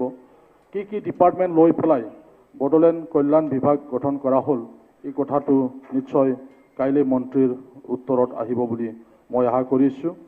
ইয়াৰ পিছত কোকৰাঝাৰত ৰাইমনা ৰাষ্ট্ৰীয় উদ্যান গঠন কৰা হ'ল, ইয়াৰ বাজেট আমি দেখিবলৈ পোৱা নাই। যিহেতু নতুনকৈ এখন ৰাষ্ট্ৰীয় উদ্যান ঘোষণা কৰা হ'ল, ইয়াৰ আন্তঃগাঁথনি, ইয়াৰ নিৰাপত্তাকে আদি কৰি ইয়াত বহুতখিনি কৰিব লগা আছে, গতিকে স্পেচিফিক ৰাইমনা ৰাষ্ট্ৰীয় উদ্যানখনৰ কাৰণে এই বাজেটত কিমানখিনি ধাৰ্য কৰা হ'ল এই কথাটো যাতে আহে তাৰ কাৰণে মই ক'ব বিচাৰিছোঁ। লগতে 2006 চনত ভাৰত চৰকাৰে যি ST and Forest Dwellers Others Forest Dwellers Act যি ইমপ্লিমেণ্ট কৰিছিল, ভাৰতৰ বিভিন্ন ৰাজ্যত কেতিয়াবাই এই আইনটো বলবৎ কৰা হ'ল, কিন্তু অসমত এতিয়ালৈকে ভালভাৱে এই আইনটো বলবৎ হোৱা নাই। তো যোৱা সময়ছোৱাত আমি দেখিবলৈ পাইছোঁ, কাৰণ আমাৰ কোকৰাঝাৰত বা বিভিন্ন বড়ো অঞ্চলত ST বা আদাৰ্ছ ফৰেষ্ট ডুৱেলাৰ্ছসকলে এতিয়াও ভূমিৰ পাত্তা পোৱা নাই। এই সময়বিলাকত কোৱা হৈছিল যে চৰকাৰে কোনো বাজেট নাই ছাৰ্ভে কৰিবৰ কাৰণে, যাৱতীয় কাম কৰিবৰ কাৰণে, গতিকে ইয়াত যাতে মন্ত্ৰীৰ উত্তৰত এই কথাটো স্পষ্ট যেন আহে যে ভূমিৰ বন্দোবস্তি দিয়াৰ কাৰণে যি ব্যৱস্থা কৰা হৈছে ইয়াত কিমানখিনি বাজেট ধাৰ্য কৰা হৈছে যাতে কামবিলাক হয় কাৰণ ভাৰতৰ বিভিন্ন ৰাজ্যত ইতিমধ্যে হৈ গ'ল অসমতো 2-এখন জিলাত হৈছে কিন্তু বাকী জিলাবিলাকত হোৱা নাই গতিকে ভূমি বন্দোবস্তি নোহোৱাৰ কাৰণে বহুত অঞ্চলত স্কুল কলেজ প্ৰাধিকৰণ হোৱা নাই বহুত অঞ্চলত এনেকুৱা আছে যে চৰকাৰী কোনো সা সুবিধা পোৱা নাই শোণিতপুৰ জিলাৰ আমাৰ বড়ো অঞ্চলবিলাকতো এনেকুৱা বহুত আছে য'ত মানে তেওঁলোকে MLAত ভোট দিব পাৰে MPত ভোট দিব পাৰে কিন্তু পঞ্চায়ত তেওঁলোকৰ নাই গতিকে অতি সোনকালে আমি বিচাৰোঁ যে ভূমি বন্দোবস্তি দিয়াৰ যিটো কাম সেই কামটো হয় তাৰ কাৰণে স্পষ্টভাৱে বাইদেউৰ পৰা কাইলৈ উত্তৰত আমি পাম বুলি মই আশা কৰিছোঁ thank U next Diganta Kalita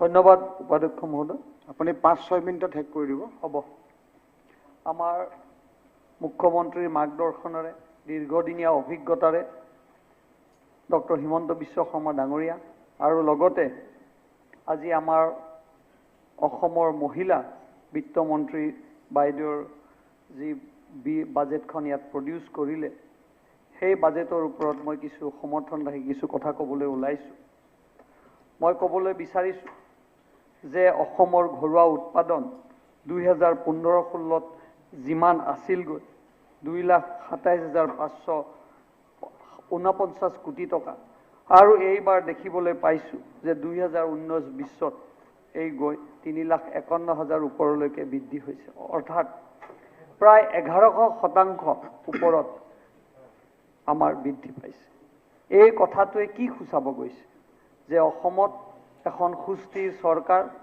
আৰু স্থায়ী এটা সমাধানৰ চিন্তা চৰ্চা কৰিছে আপোনালোকে সকলোৱে জানে পণ্ডিত দীনদয়াল উপাধ্যায়ৰ একাত্ম মানৱতাৰে যি মনোভাৱ আছিল আৰু মুখ্যমন্ত্ৰী মহোদয়ৰ যি সপোন বাস্তৱত ৰূপায়ণ কৰিবলৈ এই বাজেটখনত উত্থাপন কৰিছে বিশেষকৈ আমি সাবষ্টেন্সিয়েল ডেভেলপমেণ্ট গ'লৰ ওপৰত আমি ক'বলৈ বিচাৰিছোঁ যে আমি ভাবোঁ অনাগত দিনত এই বাজেটখনে এখন সুস্থিৰ চৰকাৰ হ'বলৈ সিদ্ধান্ত ল'বলৈ গৈছে মই প্ৰথম বিধায়ক হৈছোঁ মই বিধায়ক হৈ মোৰ কিছু অভিজ্ঞতাৰ পৰা মই আপোনালোকক ক'ব বিচাৰিছোঁ নিৰ্বাচনৰ সময়ত যেতিয়া আমি নিৰ্বাচন খেলিবলৈ গৈছিলোঁ আমি দেখিছিলোঁ যে এটা আঁচনি আমাৰ অন্তৰত বা অসমীয়া ৰাইজৰ আই মাতৃসকলৰ অন্তৰত খুব বেছিকৈ সোমাই গৈছিল আজি মাননীয় বিত্তমন্ত্ৰী মহোদয়ে কৈছে সংবাদ মাধ্যমত যে মই মাতৃ হিচাপে অসমৰ ৰাইজক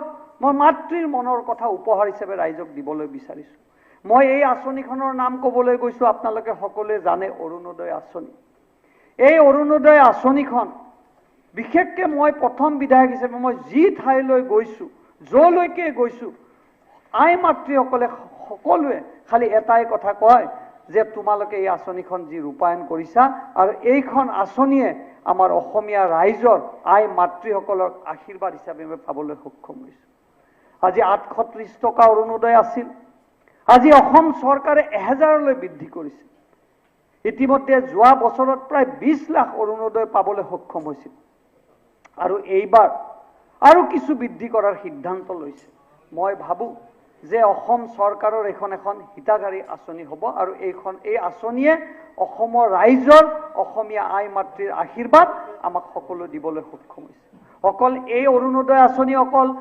দিগন্ত কলিতা বা অকল আমাৰ শাসকীয় দলৰ বিধায়কে পোৱা নাই আজি বহুতে সমালোচনা কৰিছে অৰুণোদয় লৈ কিন্তু বিৰোধীও সিমানে এই আঁচনিখন পাইছে আজি তেখেতসকলে ক'ব ভাল নেপাব কিন্তু তেখেতসকলে অফ দ্য ৰেকৰ্ড এইটো কথাও কয় যে অৰুণোদয় আঁচনি পাইছেনে তাৰমানে এই আঁচনিখনে ৰাইজৰ মাজত এটা ডাঙৰ মেছেজ গৈছে মই ক'বলৈ বিচাৰিছোঁ যিহেতু সময় কম মই কিছু অংশ আপোনালোকক দাঙি ধৰিব বিচাৰিছোঁ আজি কোভিডৰ সময়ত কোনোবাই ভাবিছিল যি যোৱা 1.5 বছৰ আগতে যেতিয়া কোভিড প্ৰথম ভাৰতবৰ্ষত বা অসমত হৈছিল আমাৰ ভৰিত আমাৰ কঁপনি উঠিছিল সেই সময়ৰ আমাৰ বিত্তমন্ত্ৰী আজিৰ মুখ্যমন্ত্ৰী সাহসিকতাৰে নিজক সকলো কথা বাদ দি পেলাই তেওঁ দিনে নিশাই কোভিড লৈ পেলাই চিন্তা চৰ্চা কৰি কোভিড নিয়ন্ত্ৰণ কৰাৰ কাৰণে চেষ্টা কৰিছিল আজি কোনোবাই ভাবিছিল নে যে 45 দিনত এখন ICU হ'ব, এটা ICU গঠন কৰিব পাৰিব,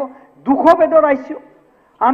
আমি চাইনাৰ কথা কওঁ 13 দিনত হস্পিটেল হয়, কিন্তু অসমতো প্ৰমাণ কৰি দেখুৱাইছে যে 45 দিনত 200খন ICU আজি গুৱাহাটী মেডিকেল কলেজত স্থাপন হৈছে। মই এটা উদাহৰণ আপোনালোকক দিছোঁ। কোনোবাই ভাবিছিলনে যে কোভিডৰ সময়ত মোৰ আই বা মোৰ মাতৃ, মোৰ স্বামীক হেৰুৱাইছোঁ, আৰু স্বামীক হেৰুৱাৰ পিছত মোৰ মা বা মোৰ ভণ্টিজনীয়ে 2.5 লাখ টকা আঁচনিৰ কাৰণে এইবাৰ অসম চৰকাৰে ইতিমধ্যে দিছে।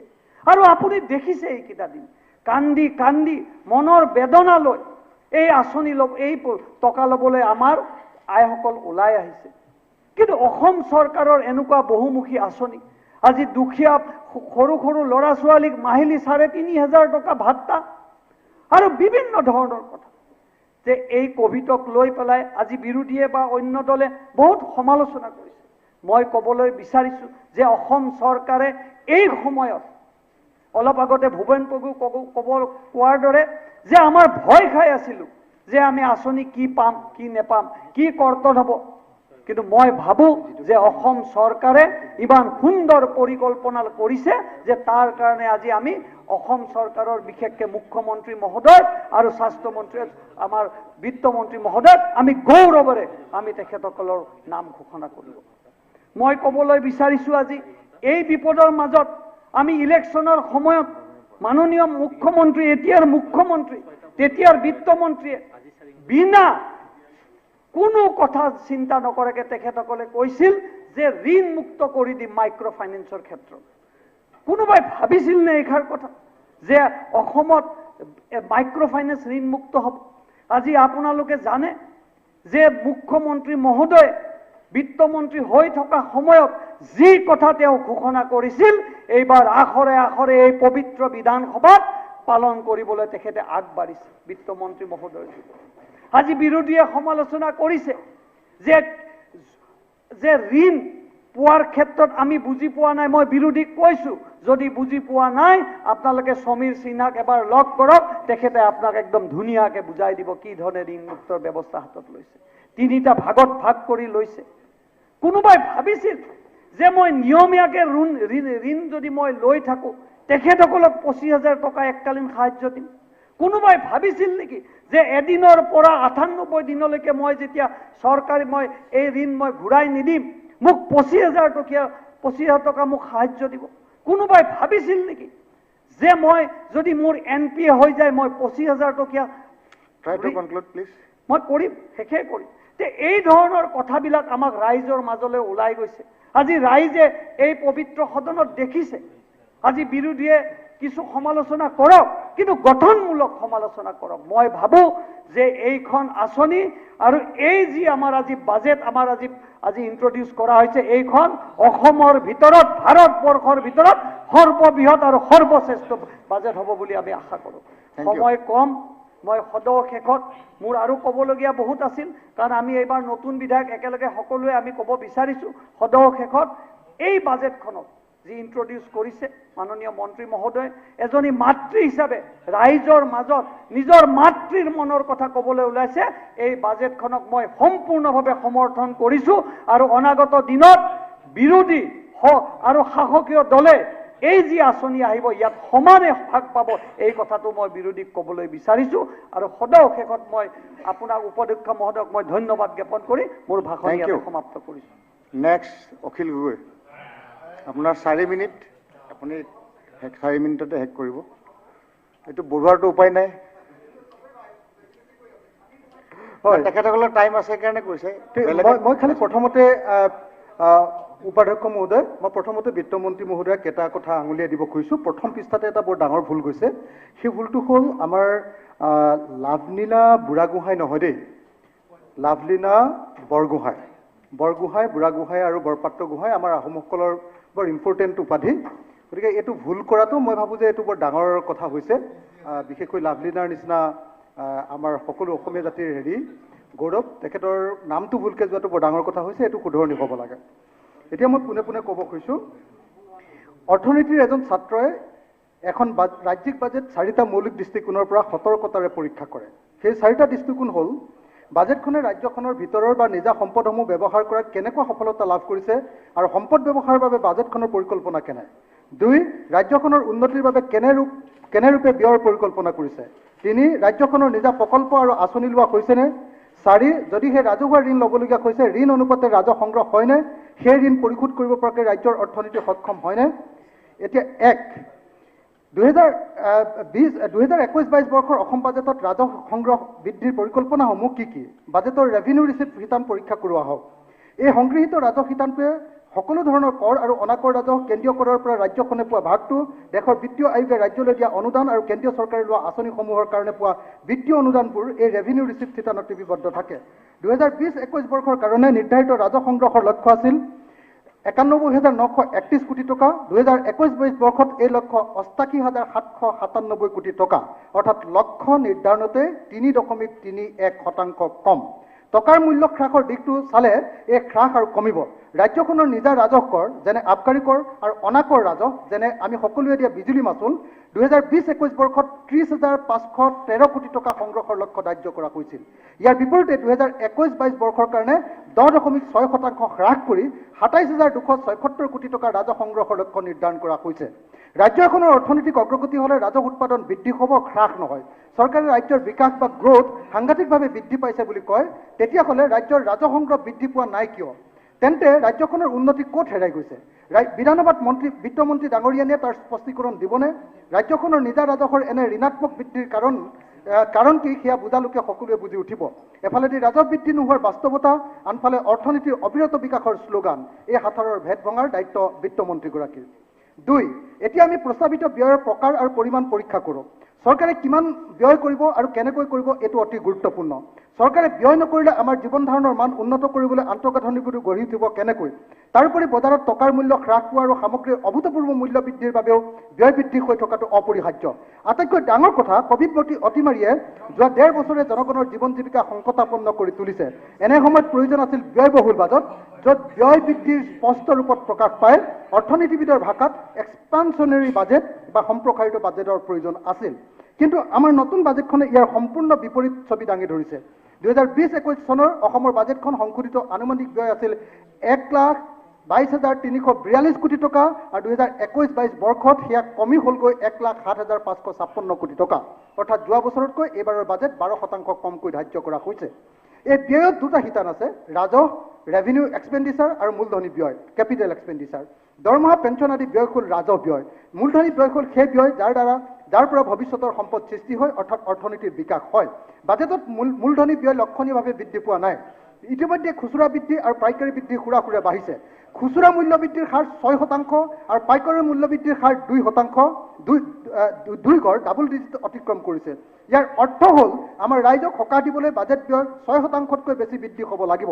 দেশৰ সকলোবোৰ গুৰুত্বপূৰ্ণ অৰ্থনীতিবিদে কয় যে এনে এক গভীৰ অৰ্থনৈতিক সংকটৰ পৰা উদ্ধাৰ পাবলৈ হ'লে আমাৰ ব্যয় শিতানত ডাঙৰ ঠেলা বা ডাঙৰ ঝাটকা বিগ পুছ দিয়াৰ প্ৰয়োজন। অৰ্থাৎ ব্যয়ত বৃহৎ বিনিয়োগৰ প্ৰয়োজন।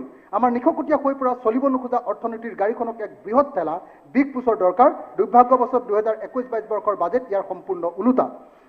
এইবাৰৰ বাজেটত ব্যয় কিয় লক্ষণীয়ভাৱে বৃদ্ধি হোৱা নাই? কথাটো সহজ। আমাৰ ৰাজহ সংগ্ৰহ যিহেতু বৃদ্ধি হোৱা নাই বা কমি গৈছে, গতিকে খৰচ ক'ৰ পৰা কৰিব? অৱশ্যে সুপৰামৰ্শ বিভিন্ন অৰ্থনীতিবিদে দিছে, কিন্তু চৰকাৰে তেনে কোনো জনা বুজা অৰ্থনীতিবিদৰ পৰা পৰামৰ্শ লয়নে? কমি অহা ৰাজহ, নিম্ন ৰাজহ আৰু প্ৰস্তাৱিত নিম্ন ব্যয় মিলি আমাৰ অৰ্থনীতিৰ ওপৰত যে বৃহৎ মাধমৰ পৰিব সেয়া খাটাং। বাজেটখন পঢ়ি মোৰ এনে লাগিল যেন আমাৰ মাননীয় বিত্তমন্ত্ৰীগৰাকীয়ে ৰাজ্যখনৰ অৰ্থনীতিৰ জটিল সমস্যাবোৰৰ চৰিত্ৰ আৰু কেৰুণবোৰ ভালদৰে নুবুজাকৈ বাজেটখন প্ৰস্তুত কৰিলে। এনে কঠোৰ বাক্য প্ৰয়োগ কৰাৰ বাবে মই ক্ষমাপ্ৰাৰ্থী। 3 এতিয়া মই ৰাজ্যখনৰ নিজা প্ৰকল্প আৰু আঁচনিৰ কথা লৈ আহোঁ। বাজেটখনৰ আঁচনি স্কিমছ আছে, কিন্তু প্ৰকল্প নাই। বাজেটখনত আগদিনা প্ৰকাশ হোৱা ইকনমিক ছাৰ্ভে অফ আছাম 2020-21 মতে অসম আৰু ভাৰতৰ গড় জনমূৰি আয়ৰ পাৰ্থক্য এতিয়া চলিত মূল্যত কাৰেণ্ট প্ৰাইচত 43,468 টকা। স্থিৰ মূল্যত এই পাৰ্থক্য 32,158 টকা। যোৱা 2011-12 বৰ্ষৰ পৰা এই পাৰ্থক্য তীব্ৰ গতিত বৃদ্ধি পাই আহিছে। 2011-12 বৰ্ষ আৰু 2019-20 বৰ্ষৰ মাজত 75% বৃদ্ধি পালে।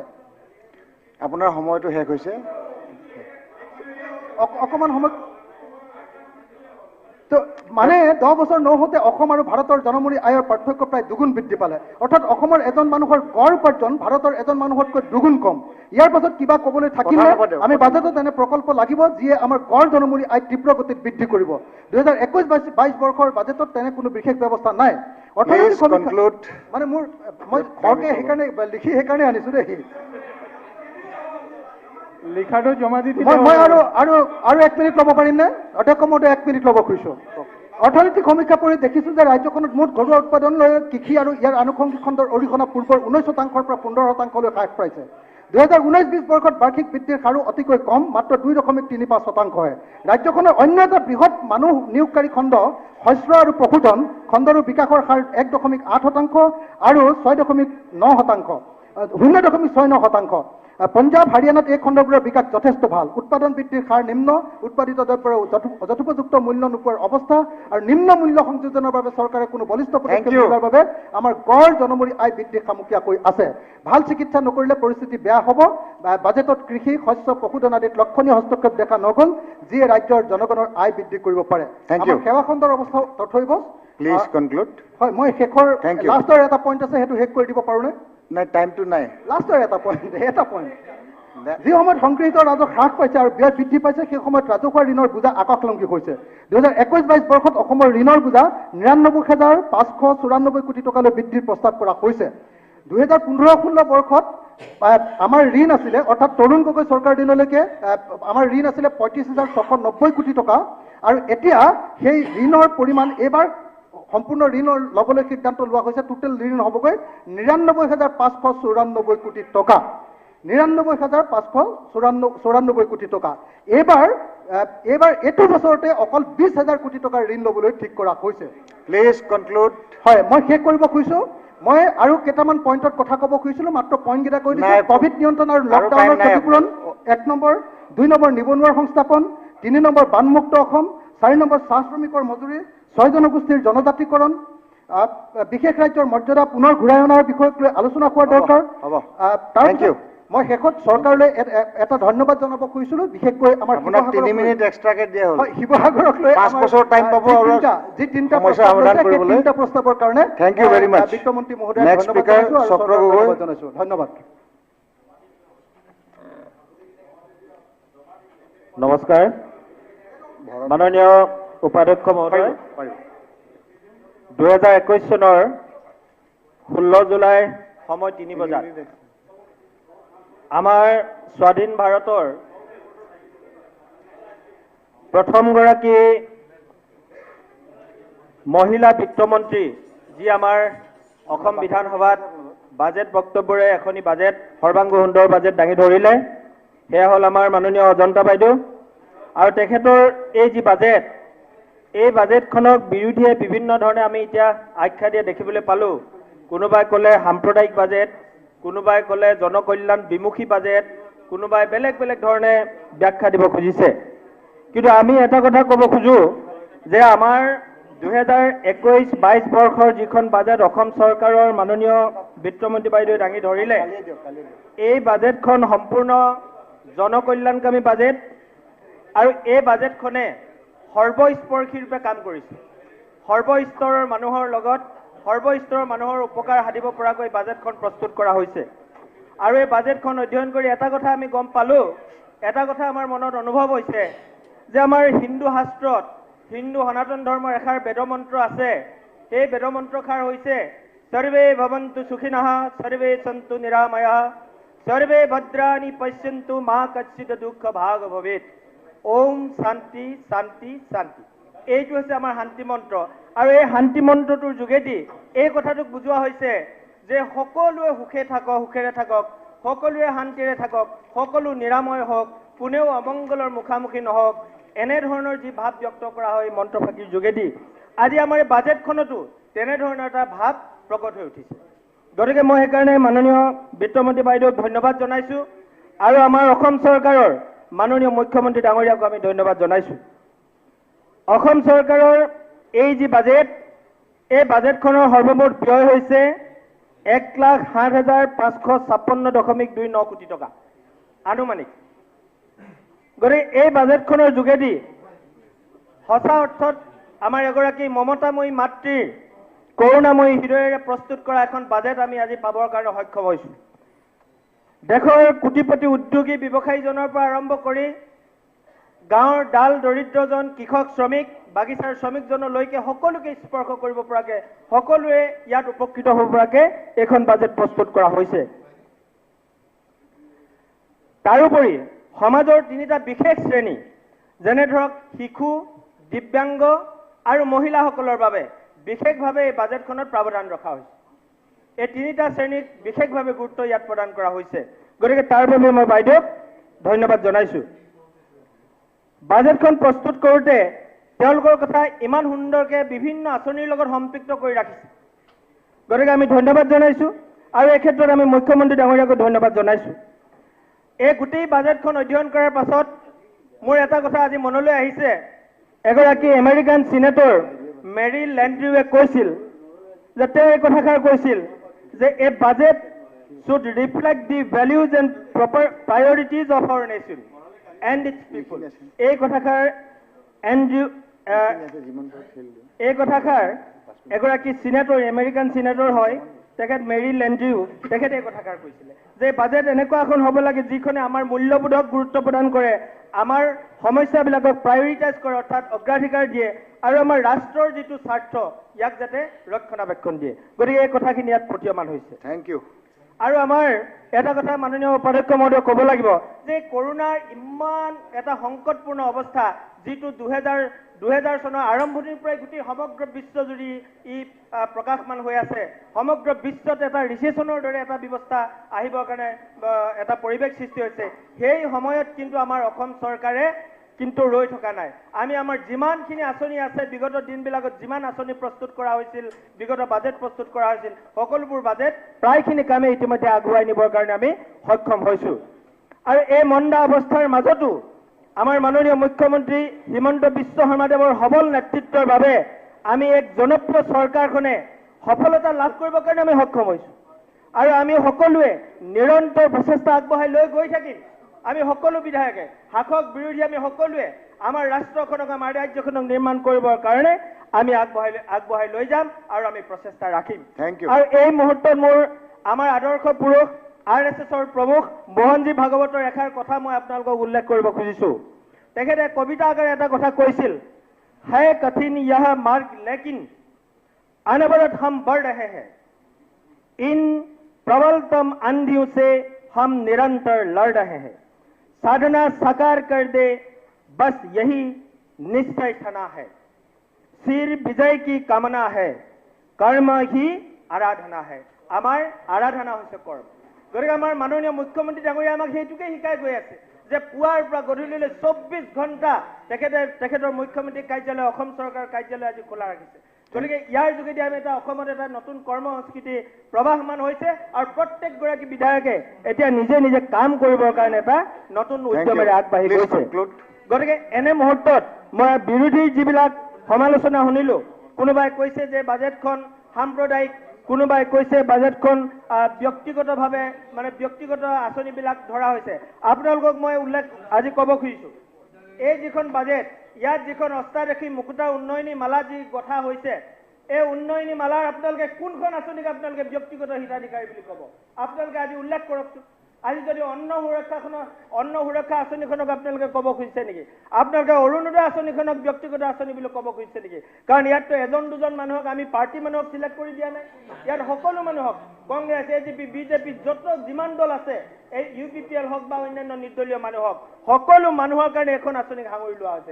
তাৰপিছত আপোনালোকে কেনেকে ক'ব যে এই আঁচনিখন, এই বাজেটখন ব্যক্তিগত আঁচনিমুখী বাজেট?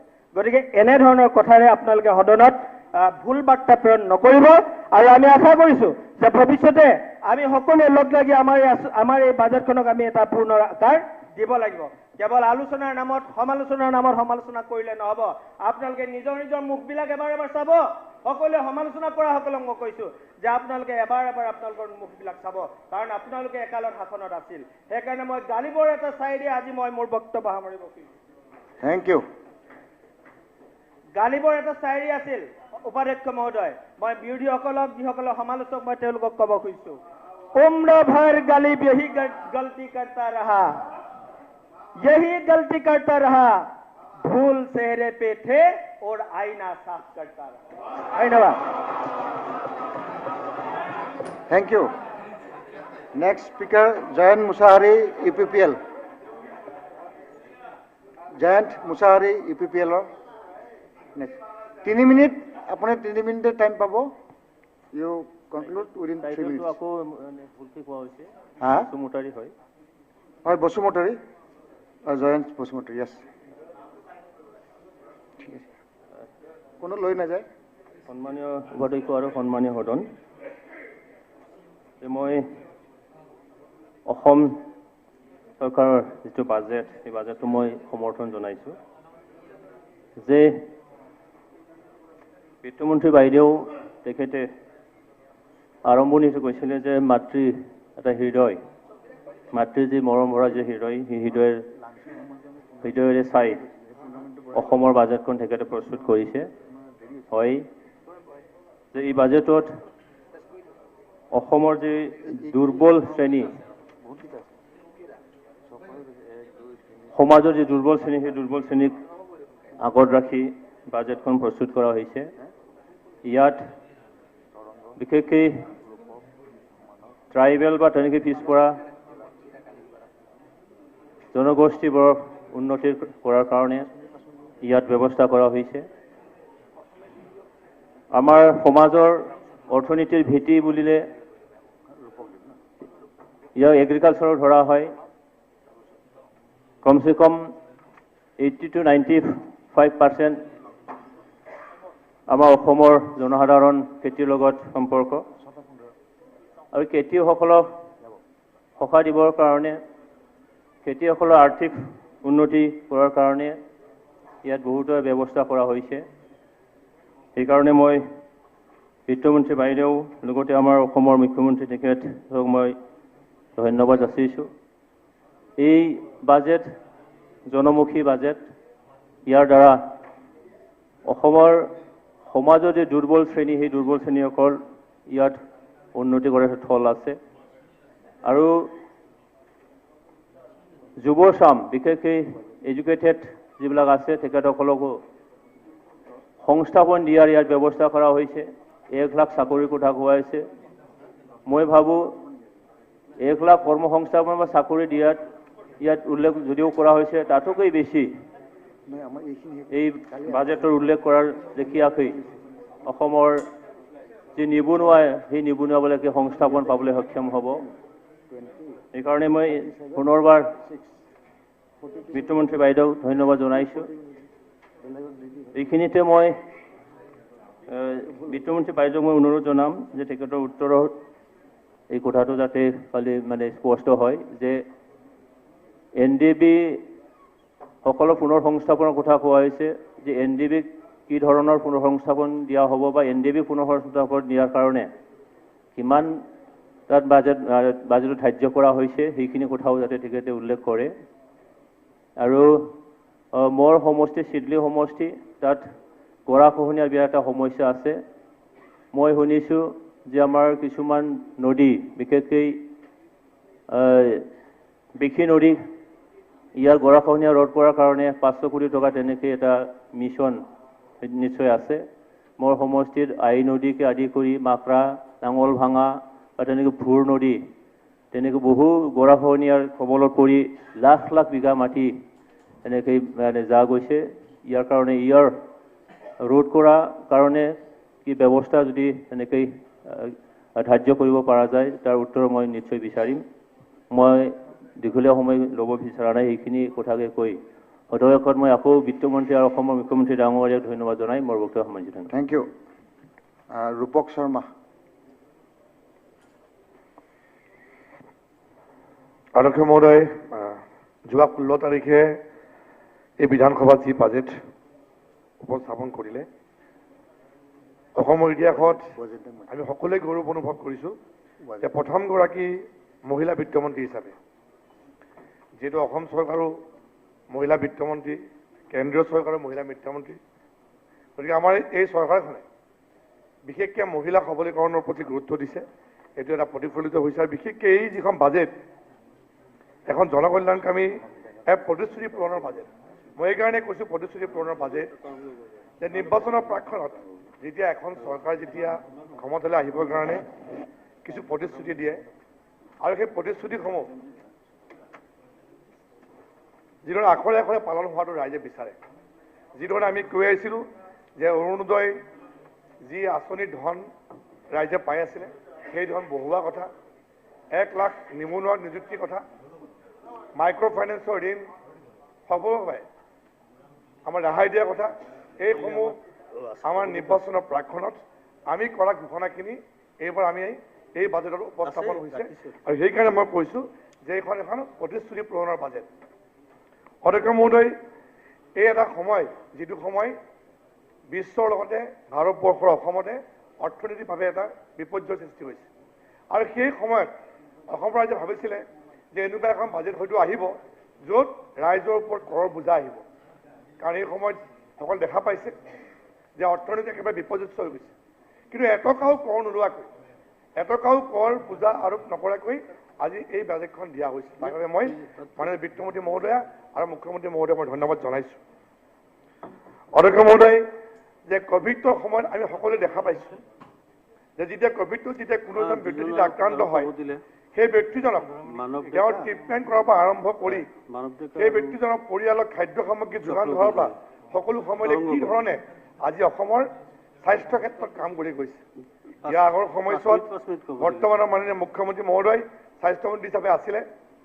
সেই সময়তো ভাৰতবৰ্ষৰ বাকী ৰাজ্যসমূহত যিখিনি সাহায্য হোৱা নাছিলে সেইখিনি অসমত আমি দিবৰ কাৰণে সমৰ্থ হৈছিলোঁ।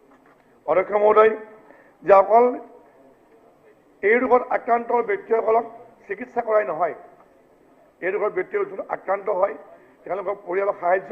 আজি আপুনি নিশ্চয় গম পাইছে যে যিসকলৰ পিতৃ মাতৃ এই ৰোগত মৃত্যু হৈছে তেওঁলোকক যিধৰণে প্ৰায় 7,081 টকা 7,81,200 টকা একেলগে বেংকত ডিপজিট কৰি তেওঁলোকক যিধৰণে সাহায্য দিয়া হৈছে, এই একেই ধৰণে যিসকলৰ স্বামী যিসকলৰ এই ৰোগত আক্ৰান্ত হৈ পেলাই মৃত্যুবৰণ কৰিছে তেওঁলোকক 2,50,000 টকাকৈ। যোৱাকালি মাননীয় স্বাস্থ্যমন্ত্ৰীৰ লগত আমি একেলগে নগাঁৱত আমি এই ৰোগত মৃত্যু হোৱাৰ যিসকল আমি চেকসমূহ বিতৰণ কৰিছিলোঁ, আমি দেখা পাইছিলোঁ যে এই ৰোগত মৃত্যু হোৱাৰ পিছত এই যি বিধৱাসকল আছিল তেওঁলোকে চেক লোৱাৰ সময়ত যিধৰণে আৱেগিক হৈছিলে। এনেকুৱা এটা সময়ত এই বাজেটখন আমি দেখা পাইছোঁ যে স্বাস্থ্য আৰু শিক্ষাৰ ওপৰত গুৰুত্ব আৰোপ কৰা হৈছে।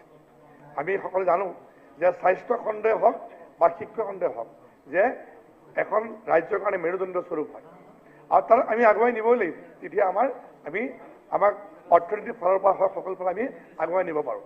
অধ্যক্ষ মহোদয়, শিক্ষাৰ ক্ষেত্ৰত আমি দেখা পাইছোঁ যে বৰ্তমান কভিডৰ কাৰণে স্কুলসমূহ বন্ধ হৈ আছে।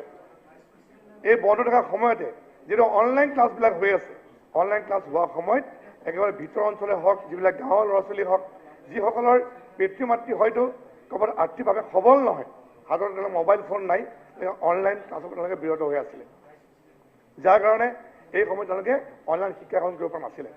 আজি এই ক্লাছ 9 আৰু 10ক এণ্ড্ৰইড মোবাইল দিয়াৰ যোগেদি আজি তেওঁলোকক যাতে এই শিক্ষা তেওঁলোকে ল'ব পৰা হয় তাৰ কাৰণে এইখন চৰকাৰে ব্যৱস্থা কৰি দিছে।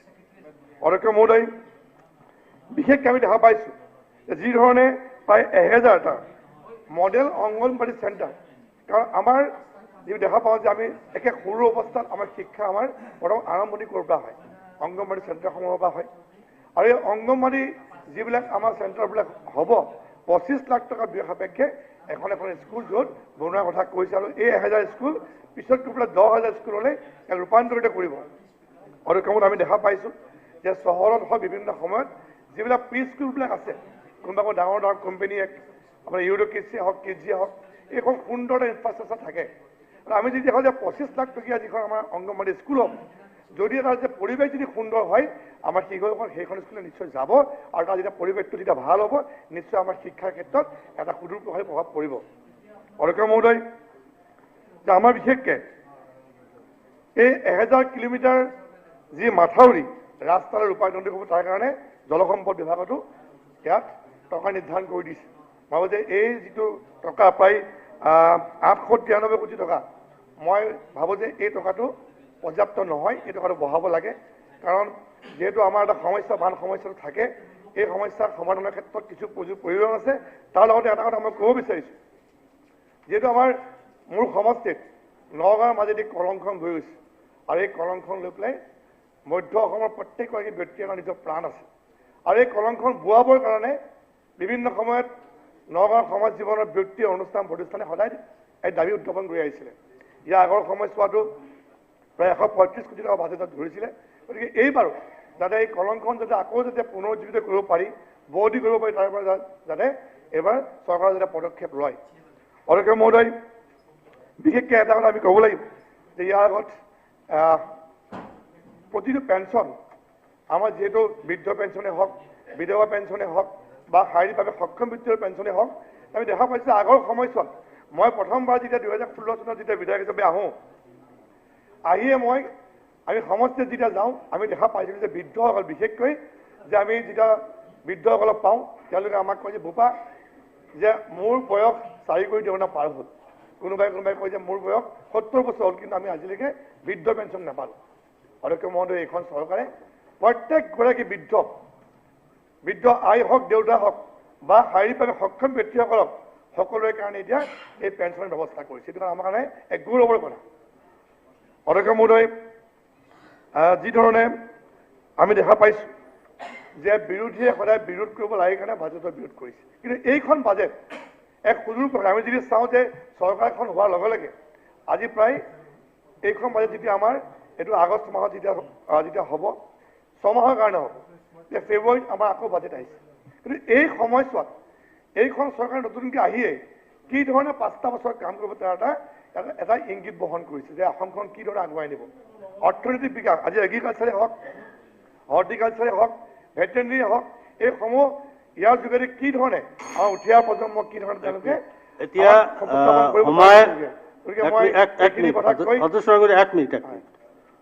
এতিয়া 6টা বাজিছে, গতিকে সদনৰ যদি সন্মতি আছে আৰু 15 মিনিটমান সময় আমি বঢ়াই ল'ব খুজিছোঁ। কওক আপুনি সোনকালে। অধ্যক্ষ মহোদয়, মই এইকাৰণে কৈছোঁ যে এই যে যি ধৰণে আমাৰ স্বনিৰ্ভৰ নাৰী, বিশেষকৈ আমাৰ যিখিনি হস্ততাঁত বস্ত্ৰশিল্প, যিখিনি আমাৰ শিপিনীসকল আছে, এইসকলৰ ক্ষেত্ৰতো যি ধৰণে এক সুদূৰ প্ৰসাৰী এটা এখোজ আগুৱাই নিছে। বিশেষকৈ আমি দেখা পাইছোঁ যে আমাৰ আত্মনিৰ্ভৰশীল যিবিলাক গোটসমূহ আছিলে, তেওঁলোকে হাতে বোৱা কাপোৰ, তেওঁলোকে হাতে বোৱা যি ধৰণৰ সামগ্ৰী, গামোচাৰ পৰা আৰম্ভ কৰি পেলাই পানী মেটেকাৰ বেগলৈকে আমাৰ বহুখিনি অসমৰ শিপিনী তেওঁলোকে আজি ভাল তেওঁলোকে হাতে বোৱা কামৰ বস্তুৰ প্ৰডাকশ্যন কৰি পেলাই তেওঁলোকে বাহিৰত বিক্ৰী কৰিব পাৰিছে। আমাৰ এইখন বাজেটত তেওঁলোকক এখন প্লেটফৰ্ম দিয়াৰ কথা চিন্তা কৰিছে। আশা কৰিছোঁ মহিলাসকলৰ কাৰণে নিশ্চয় এই ক্ষেত্ৰত আমি আগুৱাই নিব পাৰিম। অধ্যক্ষ মহোদয়, মই বেছি দীঘলীয়া নকৰোঁ, আমাৰ কেইজনো আছে। মই শেষত আমি এটা ক'ব বিচাৰিছোঁ যে ক্ষুদ্ৰ ব্যৱসায়ী, শিল্পী আৰু কাৰুশিল্পীসকললৈ যি ধৰণে এই চৰকাৰে 1000 টকাকৈ তেওঁলোকক এই ক'ভিড সময়ৰ কাৰণে এককালীন সাহায্য আগবঢ়াইছে, তেওঁ ধন্যবাদ জনাইছোঁ। শিল্পীসকলৰ এই অৱস্থাত সঁচাকৈ খুবেই বেয়া অৱস্থা, তেওঁলোকে কোনো অনুষ্ঠান কৰিব পৰা নাইকিয়া। ইয়াৰ লগতে আমি আশা কৰিছোঁ যে আমাৰ যিবোৰ টুৰ অপাৰেটৰ আছে, যিহেতু বিশেষকৈ এতিয়া বৰ্তমান টুৰিজিমো বন্ধ আছে, তেওঁলোকৰ কাৰণেও কিবা এটা এইখন ইয়াত চাব পাৰি নেকি, তেতিয়া এবাৰ চিন্তা কৰিলে আমি ভাল পাম। গতিকে এইখিনি কথা কৈ মোক এই বাজেট বক্তব্যত অংশগ্ৰহণ সুযোগ দিয়াৰ কাৰণে ধন্যবাদ জনাই বক্তব্য সামৰণি মাৰিছোঁ। ধন্যবাদ। নেক্সট স্পিকাৰ মানৱ ডেকা।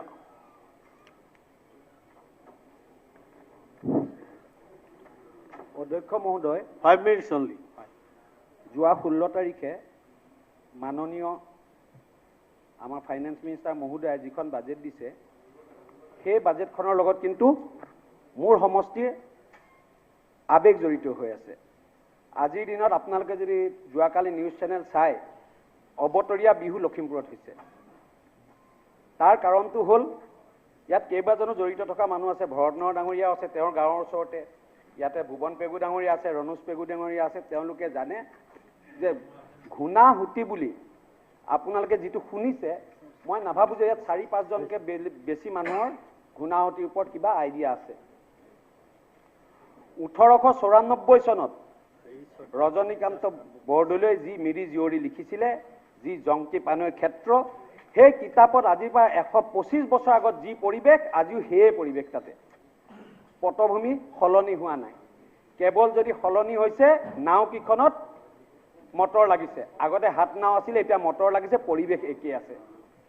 আজি সেই ভুৱন পেগু ডাঙৰীয়াই কোৱাৰ নিচিনা যে এই অৰ্থনৈতিক মন্দাৱস্থাত কৰোণাৰ যি ধৰণে দেশৰ অৰ্থনীতিত প্ৰভাৱ পেলাইছে, তাৰ মাজত যে মুখ্যমন্ত্ৰী মহোদয় আৰু বিত্তমন্ত্ৰী মহোদয়ে তেনেকুৱা এখন যে দলং ঘূণাৱতীত দিছে, এই কথা সেই মানুহখিনি, যিখিনি মানুহক আজি সেইদিনাখন ইণ্ডিজিনিয়াছ ডিপাৰ্টমেণ্টৰ কথা কওঁতে মুখ্যমন্ত্ৰী মহোদয়ে কৈছিলে যে যিটো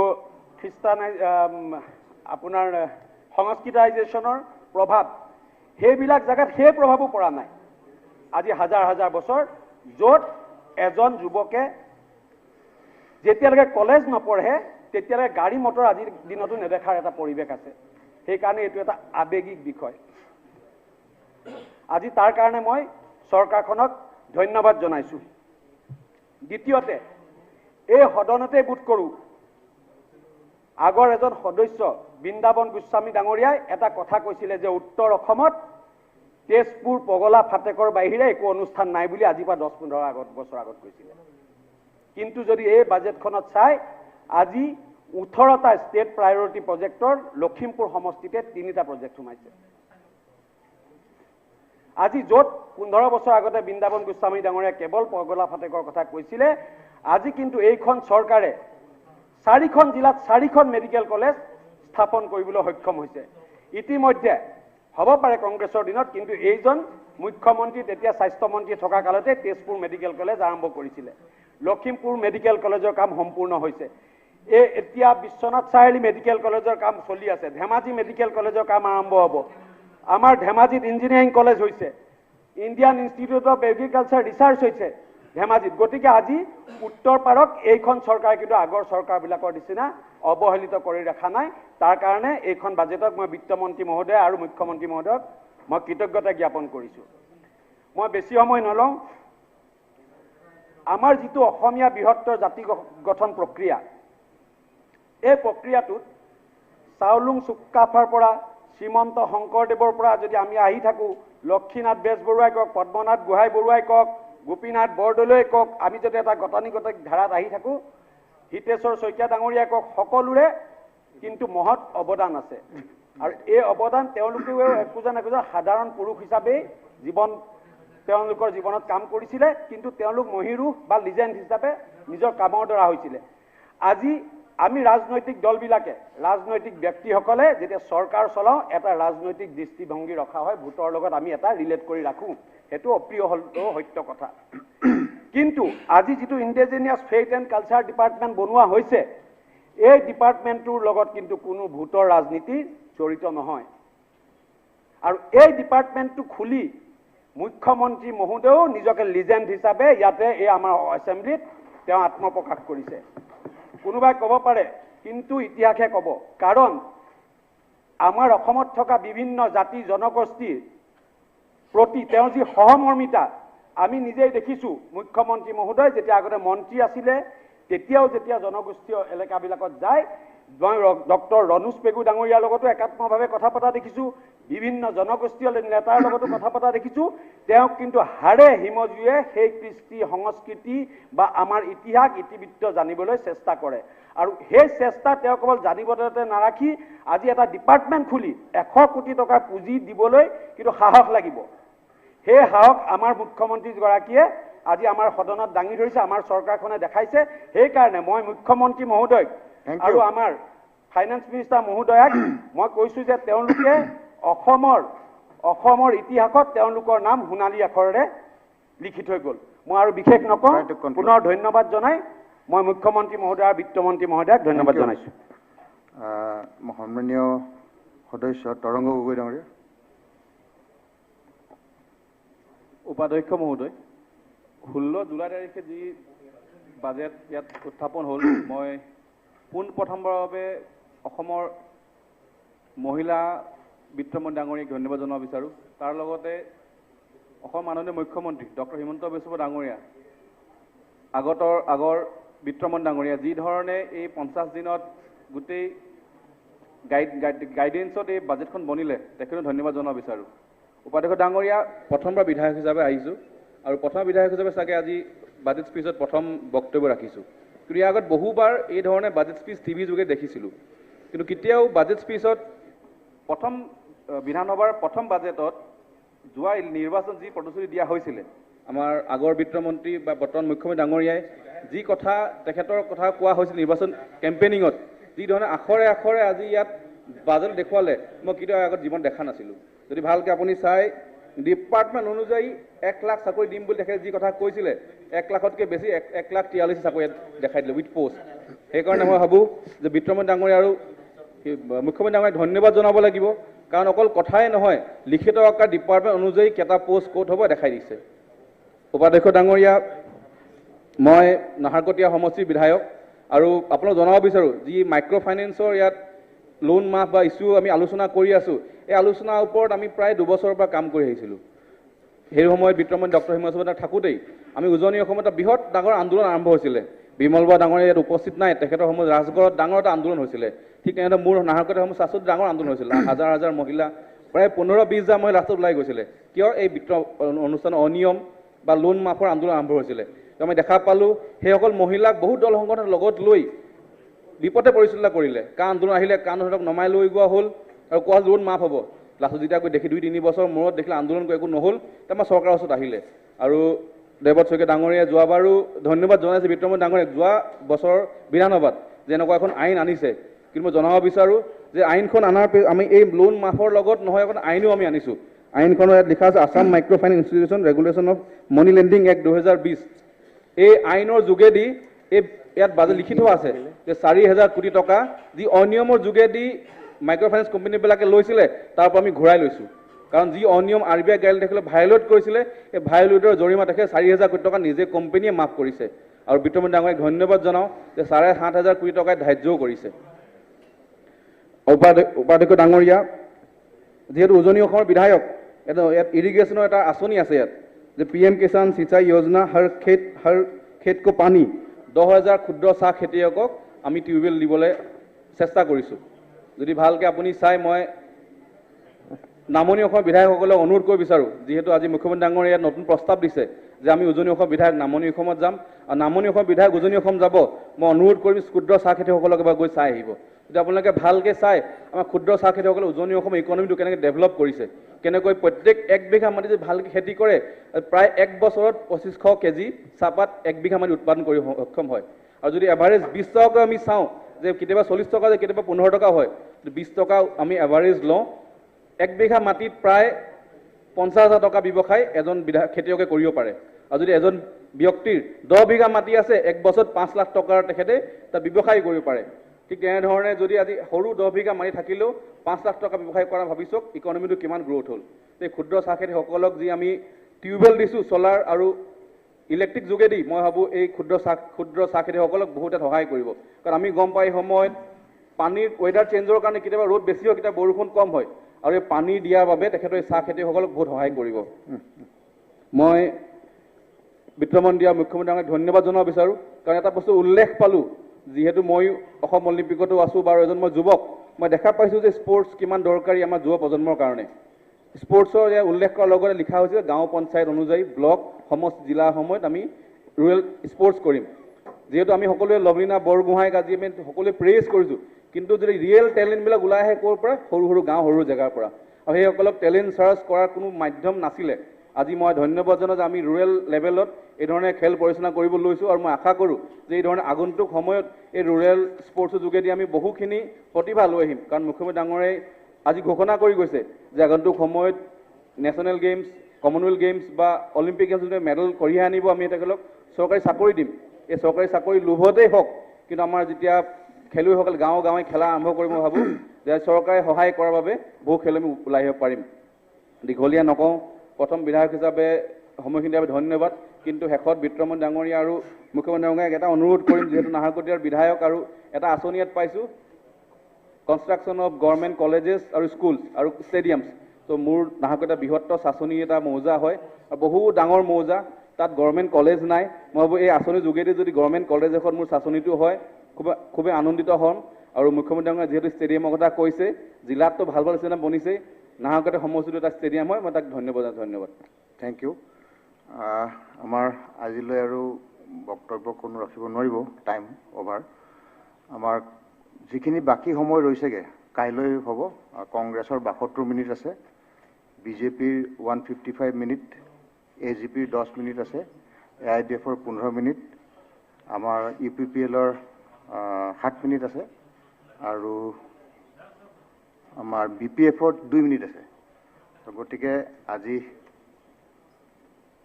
সদন অহা 20/7/2021 ইংৰাজী তাৰিখৰ পুৱা 9:30 বজালৈ স্থগিত ৰখা হ'ল।